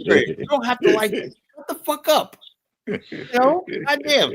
And somebody came up here and said, "Oh, I like the game." Yeah, you're right, Colin. These niggas complaining about Liberia like they be there. Like they be there. It's a bitch ass shit, man. DK. That's bitch. I thought you were better than that, man. Stay in America. That's fucking bitch ass shit, man. Complain like Liberia. I know it's a third world country, but we love it. What the hell? We fight for Liberia, prostitution. Of course there'll be prostitutes. There's prostitutes in America. What's America's excuse, DK? You go to Figueroa and whatnot. You go to fucking Mandani, the new man. That's my point, Kyla. That's my whole point. What's anybody's excuse? Wants to legalize prostitution. I got a question for Dave. Dave said he knows Liberia. If a girl come up to you on the street and asks you short time, what does that mean, Dave? That's prostitution. All right, there you go. It never happened to me. So now we know what to do when we go to Liberia. Nobody came up to me and said, "I'm not doing that if I go to Liberia." I know How did you know that, Elvis? How did you know that, Elvis? You know what it is? They must think because I'm a Liberian. They understood what I said when I asked him. Colin didn't because he's never experienced anything. Everybody knows. Girls only approach dudes that they know this. Shorty never came up to me and said, women recognize who's a trick or not. Africa is a third world or global south. What we doing about it? Huh? So it is what it is. I don't know. That was the African guy. The bottom line, what about the freaking prostitution in America? Atlanta got the highest HIV rate in the fucking world. New women out there because they don't want to work a regular job. That's all. Yeah, that's what I'm saying. There's no excuses. Right now, the new mayor of New York wants to legalize prostitution. Now, it's legal in Las Vegas already. New York, America has no room to talk to nobody about shit. A Muslim mayor. Think about it. A Muslim mayor right now. America's a country that got welfare and everything. And you want that people still go out there and trick. So what the hell's this? What the hell's their excuse? It's OnlyFans prostitution. If a woman is selling her naked pictures and videos and feed pics, is that prostitution? Ain't no excuse. Well, bottom line, look, it's all something like that. Basically, some prostitution in some way or another. Pornography, all that shit's the same thing. Of course, if you selling that shit, it's prostitution. What else is it? But I'm saying this. Exactly, that's my point. So if Dave is saying that he's trying to make it legal, the shit is already legal. Women are selling pics of themselves, selling beating of themselves for money. That's prostitution. It's already legal. No, yeah, he's it's talking about different. It's like different. legal, like you can sell it on the street. That's online. That's You're not online. allowed Yeah, to make it's contact. legal online, but it's legal in Las Vegas. You can sell it on the street. Yeah, but not outside of Las Vegas. Now you can't sell it in the city. It's outside. They got cat outside of Vegas. You can't do it in the city center. I think you better somebody hit the Google, man, because I know they updated the law, man. You could do that shit. I have no idea what they update. All I know is for the longest time, you get caught prostituting. Yeah, they updated Man, that. just leave the prostitutes alone, guys. Prostitution illegal in America. It's illegal. Somebody hit the Google, man. Somebody hit the Google. Leave the prostitutes alone. Anybody in the chat, anybody up here on Hit the the panel. Google, Steve. I know. You like I'm looking not up gonna shit. do all your tricks out there. I ain't gonna mess with your thing, man. Y'all mess around and catch something you can't get rid of, so leave it alone. The bottom line is this. I said you got prostitutes. That's a guilty laugh from Benjamin, nigga. I know Bantu's. Fuck you hoes. I make it rain on you hoes. I make it rain. Ain't no shame, Bantu. We all went through those dry spots, man. Dry spots, my ass. Bantu, you tricking, man. Come on, man. We know you want to get that reparation check so you can trick it off, man. See, this is the problem. Niggas always try to say what somebody gonna do with their money. Don't worry about it. Yeah, man. That's what I'm saying. But what are you gonna do with your money? Don't worry about what I'm doing with my money. Are you investing in education? It's gonna be just like that Dave Chappelle skit. Oh yeah. That's be so funny. Niggas always worried about what somebody else gonna do with their money. Don't worry about it. Man, nigga gonna buy a baby. He gonna buy a baby off the street. Oh what? Baby, he gonna buy a truckload of cigarettes, Cadillac. Nah, I'm buy a truckload of weed, truckload of prostitutes. Hey, motherfucker, day. I don't give a fuck. Don't worry about what I'm doing with my money. Buy it all that and some. Stock market gonna go up that day. Let's take back up. We gotta switch the subject. Yeah, bring back 1776. Let's hear what you gotta say. He's a funny dude. Hey, he has some perspective and insights, man. Bring him. The guy's a fucking 77. He just makes these bombastic statements and shit. Just fucking. He be trying to Google. He be using Chat GPT on you, Carla. That's why you mad. No, he don't be able to chat. If he did that, because it sound like he just talks out of his ass. I'm he never been to a fucking country. How the fuck he knows what he's saying? Tell me. You got virtual boots on the ground, Kyle. Remember that. What? He has virtual group boots on the ground, so remember that.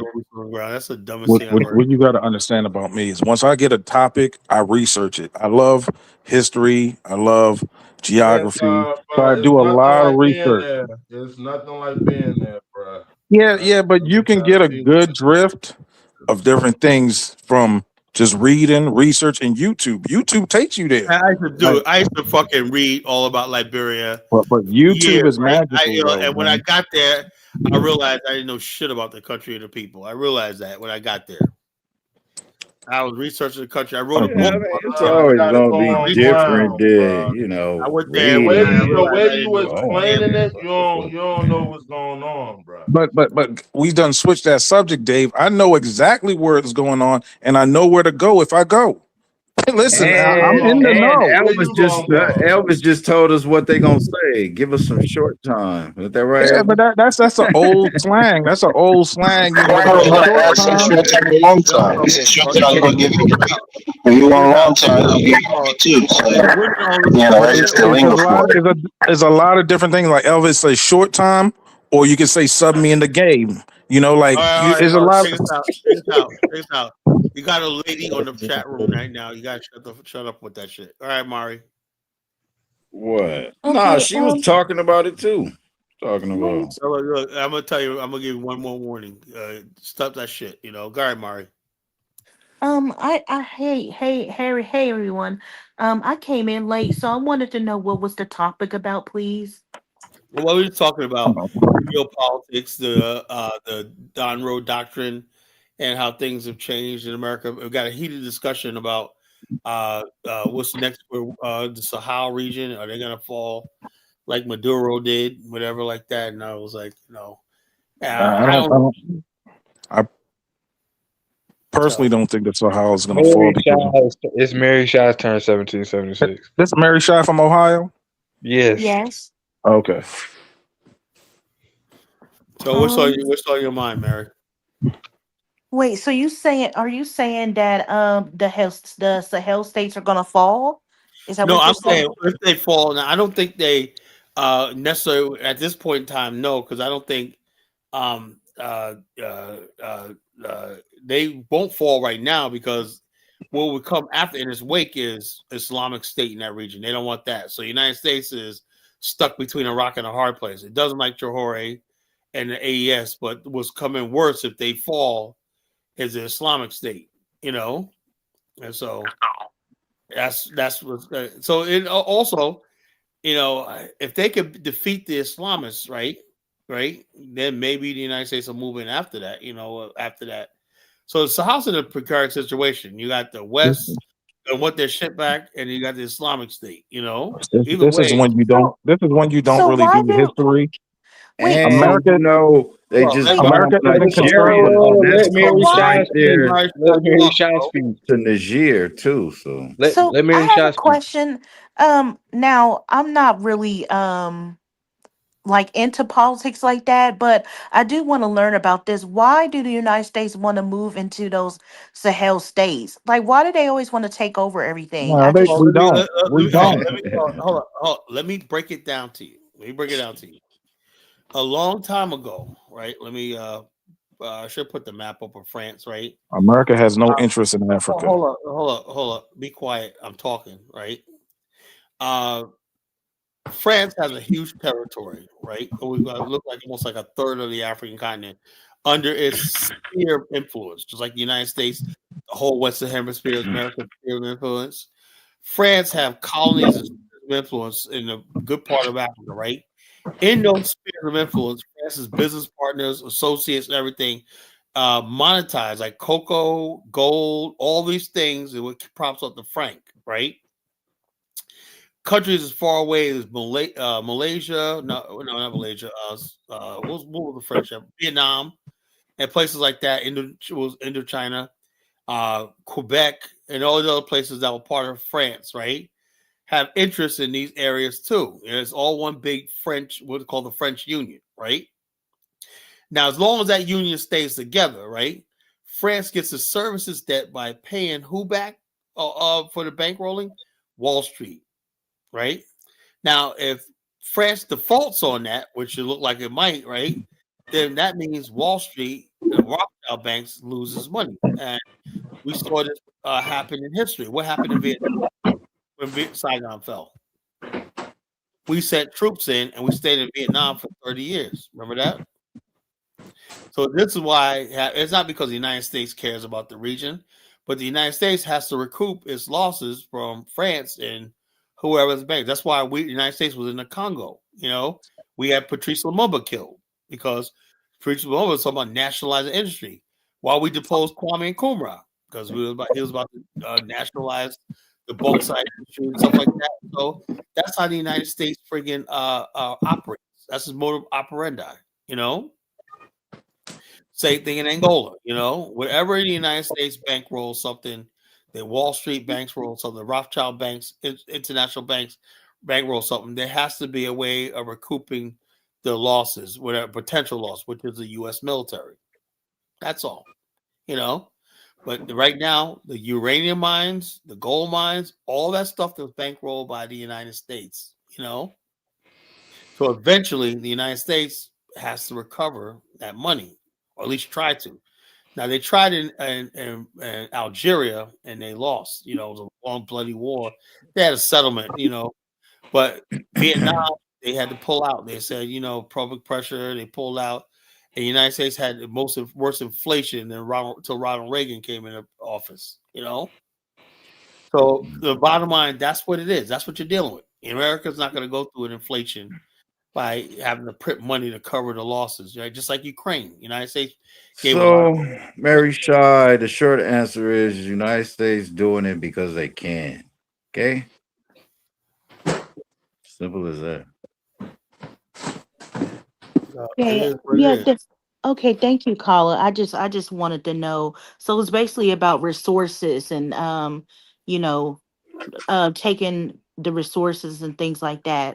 Okay. Well, the resources are being used, but the problem was the Africans never learned how to develop themselves. When you when you have a gold mine and whatnot, the Africans didn't come in, like Burkina Faso countries didn't come and say, you know something, we got all this gold among our feet, right? We got the gold. Now, Immature is like, why is all my gold sitting in a French bank, right?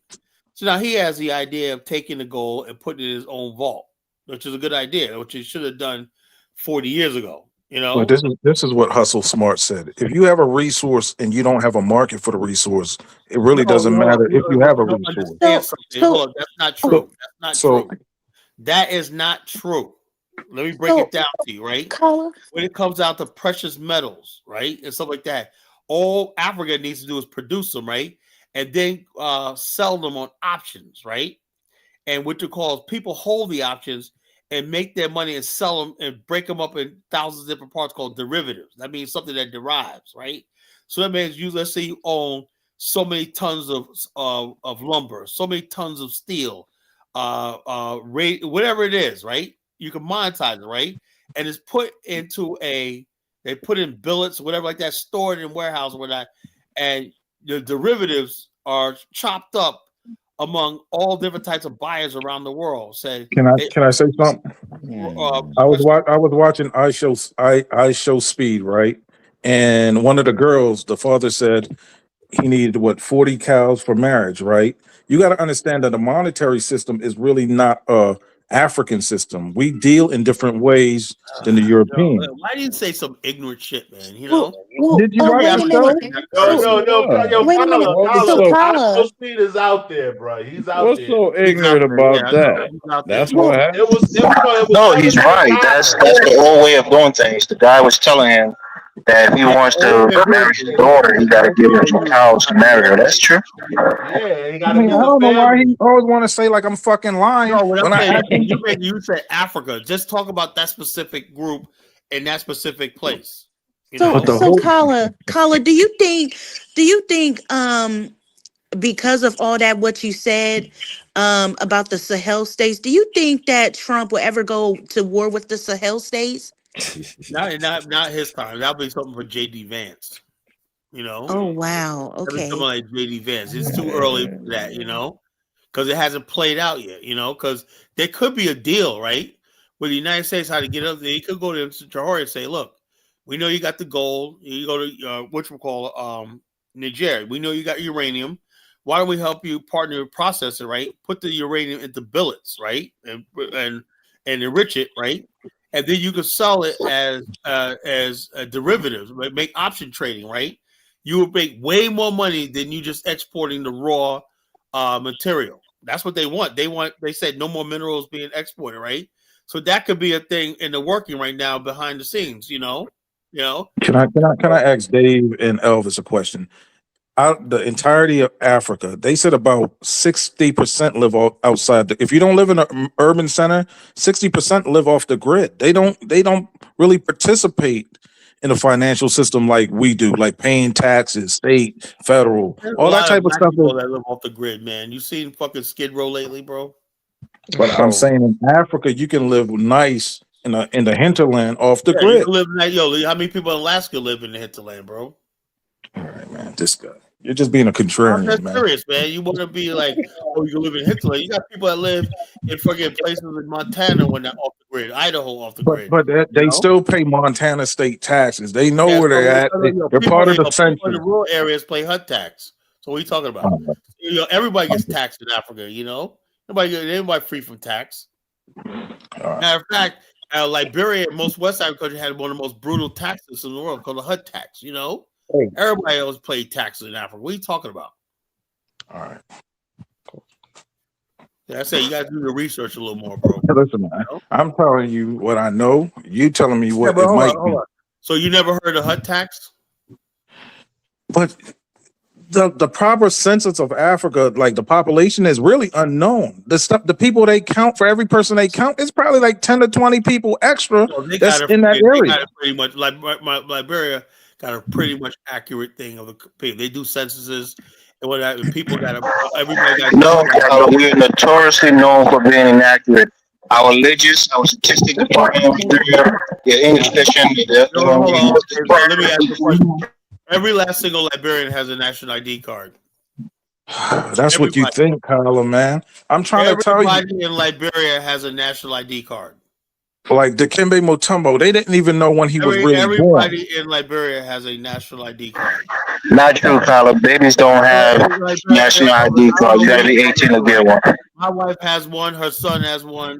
Our cousins all have one. They all show me their national ID card. Everybody have a laminated national ID card. But those people live in Monrovia, the city. We're talking about live all throughout the country. They all, you go to Nimba County, everybody up there got a national ID card. And don't worry, Mari Shai. Hopefully, Traore ain't as stupid as Maduro. But if he is, oh well. America has never taken an interest in Africa. They're gonna work up some chance from this formula.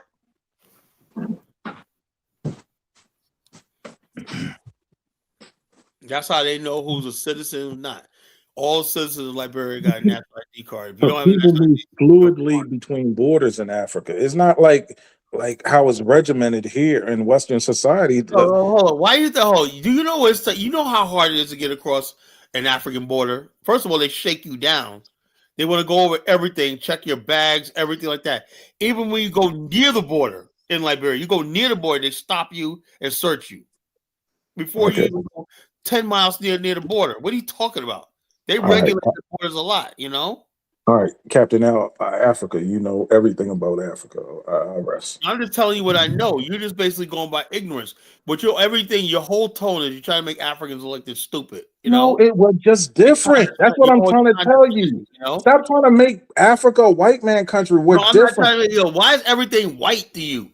You think because Western and whatnot? You know, you think white if you watch I Show Speed, he was in Africa. Bro, it's not that. It was tough. Beautiful. Check this out. Hold up. It's Africa. Building a country is not that tough, man. You know, I Show Speed was in a village. Thinking that it was cows. America is impossible. America is the impossible. It's not. America is just everything is regimented. Everything's to the system. We're slaves. Is one country that everybody else got. Do you know this? You go to Malaysia. There's taller buildings in Malaysia and whatnot that dwarf the Empire State Building and Twin Towers now. What I Show Speed is showing you that there's different types of beauty. Just living in a rural village with your cows, your he's also showing but everybody is talking about Luanda. You can have 4, 5, 6, 7 wives. You know, your wealth. The problem is Cal saying that traditional African way of life is primitive.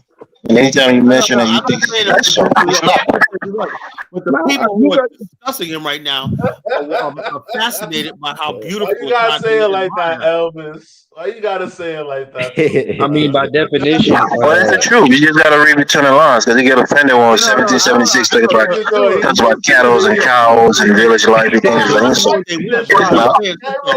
Hey, Elvis, he'll be saying the same thing in the next 5 minutes, man. Let me say this, right? The whole thing is this. Everybody, the response was, I did not know Africa had cities and buildings and stuff like that. Nobody was talking. They were expecting to see goats and fucking 5 lives. Who the hell didn't know Africa had buildings? What kind of there was a lot of young people out there, like 1776. I like the rural part of Africa more so than the city. Nobody was talking about the rural part. They're talking about how beautiful Luanda looked. That's what they're talking. They look like Cape Town. They're like, damn, Johannesburg. Well, I'm not a city person, so I prefer the rural areas. He's like, damn, not what nobody told me about this country, man. I agree with African goddess. Good buildings don't make a good country. Let's talk about access to education, healthcare, and food security. That's up to the government, you know. I like where I Show Speed was at. You gotta have good buildings. Those cows was healthy. It's more important to freaking fly put all that food and healthcare funeral than friggin' take care of basic things in their own country when they're flying overseas for friggin' high level meetings and whatnot. Money they don't really have The former president of Tanzania, he did the less flights out of the country. And I like how clean their clothes was at in the country, man.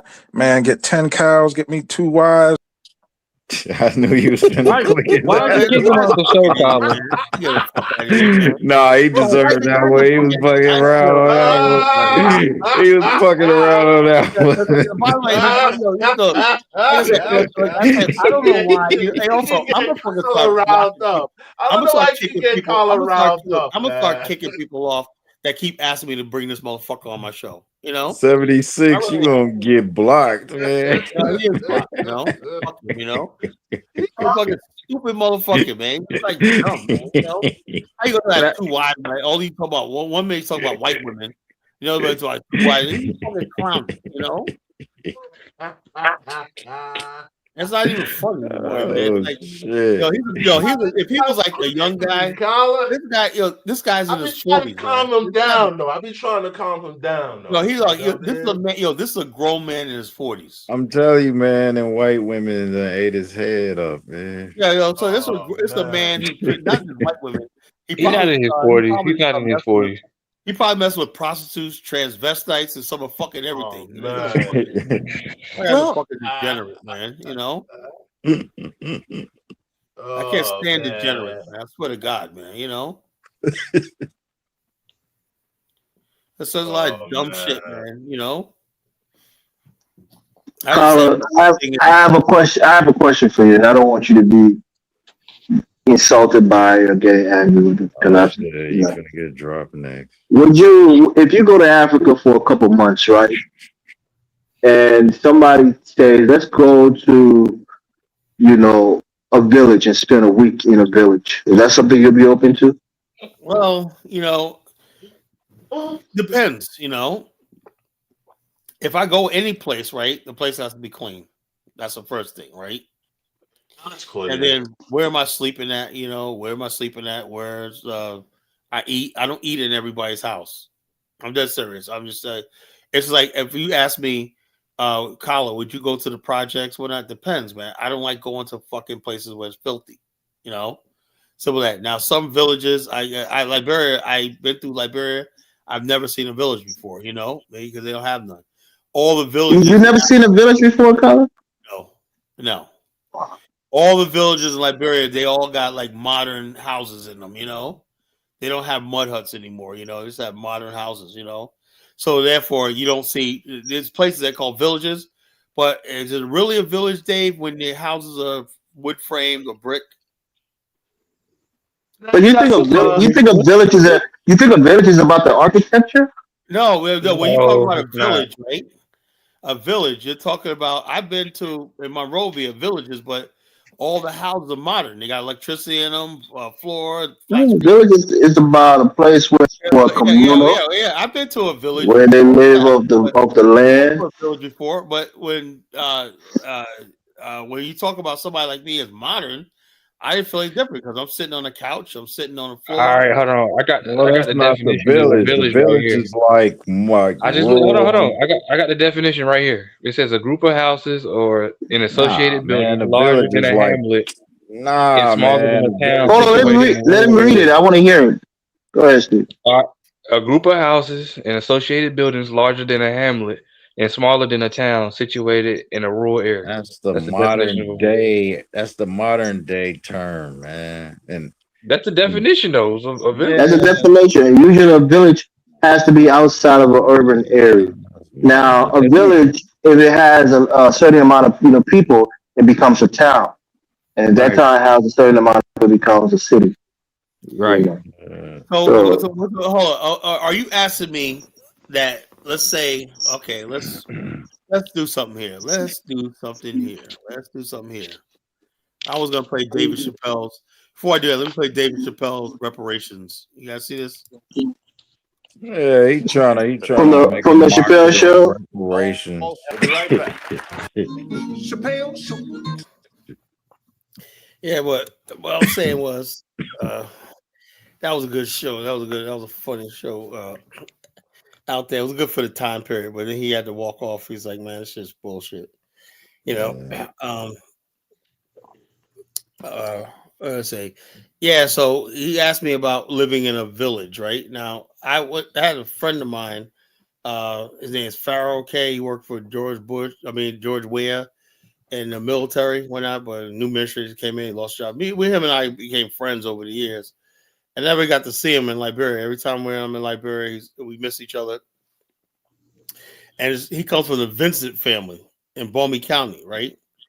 So anyway, he was like, "Yeah, I'm from Vincent County." I was always clowning on his Vincent because I couldn't find it on Google Earth. One time, in 2023, we was going up to Cape Mount, and we said Vincent Town. I said, "Oh shit!" So I got up, took pictures and whatnot. Vincent Town.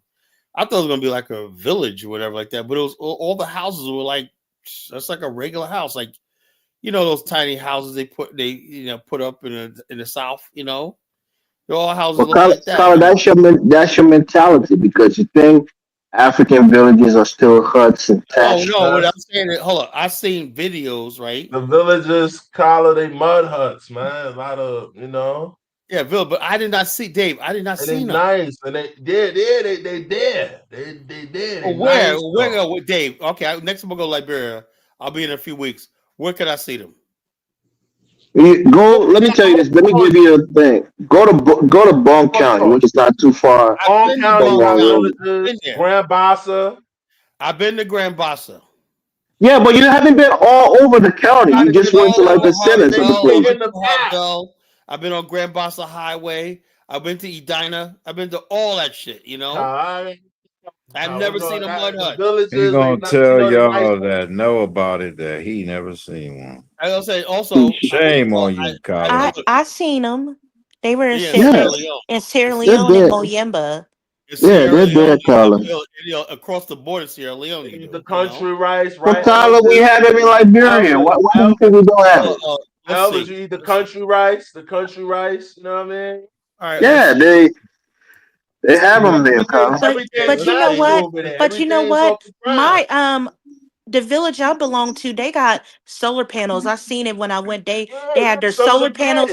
Yeah, they had solar panels in the middle, and then they had the farmland across there, and then all like mud house. Well, I call them cob houses all over everywhere. Yeah, I loved the it. mud houses, they nice. I love the mud house is a technology that people use. It's a technology. I like the mud houses. Cool air. It's like for air. Yeah, it's for ventilation during the hot months. Yeah, if you ask me, would I stay in them? No.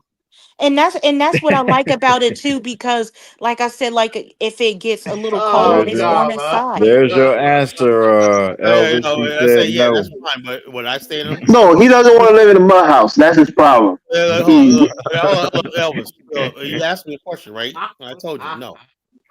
All right. Yeah, you know. You know what I'm saying? You asked me. Tyler believe in the modern world, so You're not getting Colin no mud hut. There's nothing wrong. There's nothing wrong with the. Get your ass to that mud hut, Colin. The fuck out the city. There's nothing They are up there. They are up there. I would, Elvis. I would stay in the mud hut. I wish more Liberians would go back to the mud huts and their rural way of life. It would probably make things like better in Liberia. I wish they would. Oh, Colin, that comes in bigotry. No, Elvis. You complain about that people like this, and I'm saying to myself, why don't you, if you can, Elvis, why don't you come back to Liberia and move into a mud house? And forget about the modern world, right? Did I ever say I was against the modern world? Why would you want me to do something that you are not willing to do? But they're modern mud houses, though. The modern mud houses I don't want to live beautiful. in a modern mud house. I don't want to but live they're in a beautiful, though. I don't care how beautiful they are. Not even for a week, Colin. You wouldn't wait. Hold up. Not even for a week. Not even for a week. If you people want to live there, that's fine. Man. Here's your Pan-African leader right here. We went over this months ago, right? When Colin Colin. 1 second, Steve. Let me say this Elvis, you won't live in that because you live in America. So you can. He made me not. He made me want to live in a mud hut. Let me just say this, Carla. I get it. You're getting angry at it. No. When you go, I'm just saying. Elvis. You know what you should do? If you really want to make a statement, you go there, stay there, and live there, and say, Kyle, if I could do it, you could do it. Okay, I hear you, Kyle.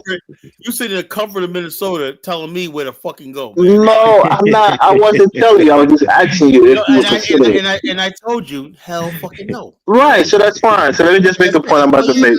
You don't have to, you don't So, have to Dave, be angry about it. Oh, you don't. hold on. I'm not angry. If anything, you're the one getting angry. That's just my opinion, right? I hear you, Kyle. I got something else to say. If I wants to live in that, that's fine. It's beautiful, you know. If you want to do it, which I know you don't, that's beautiful. What do you mean? What do you know me, Kyle? You know what I want to do and what I don't want to do? Me, I'll say you don't even want to do it, but yet you're telling me I should do it.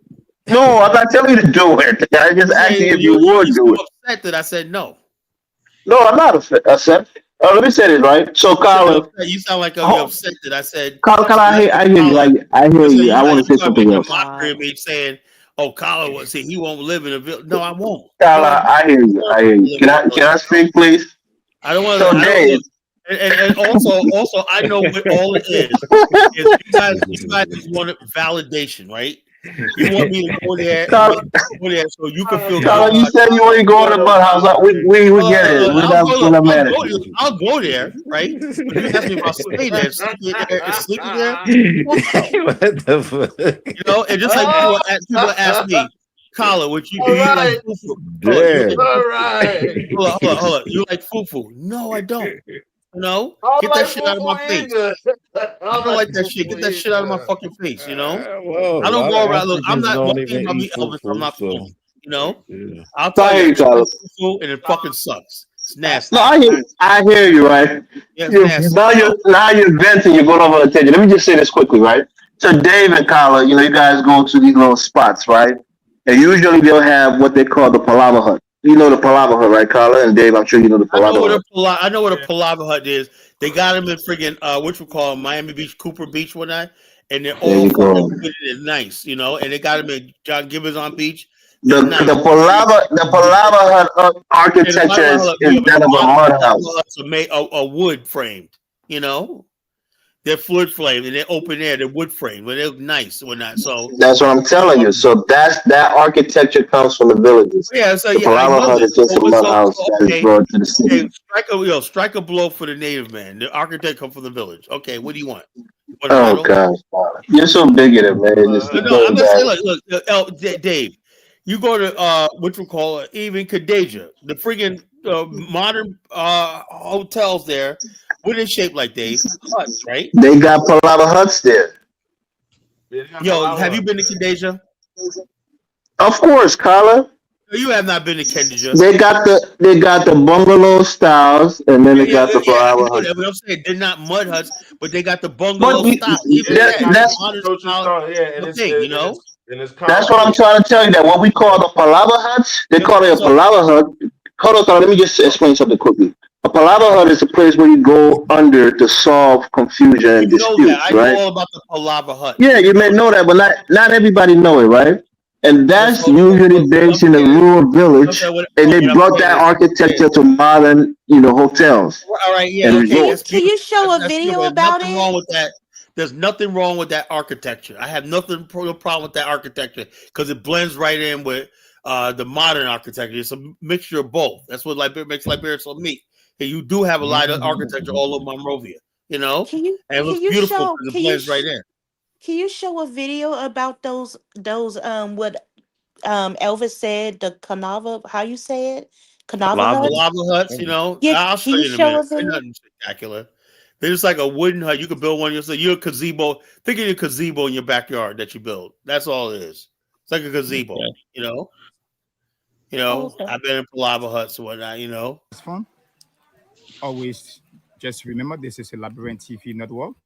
Like I said, we are still here in Grand Bassa. This is a village right here. I'm gonna show you how the houses look nowadays. Even though they're made out of some of them made out of mud, but they're still basically wood frame,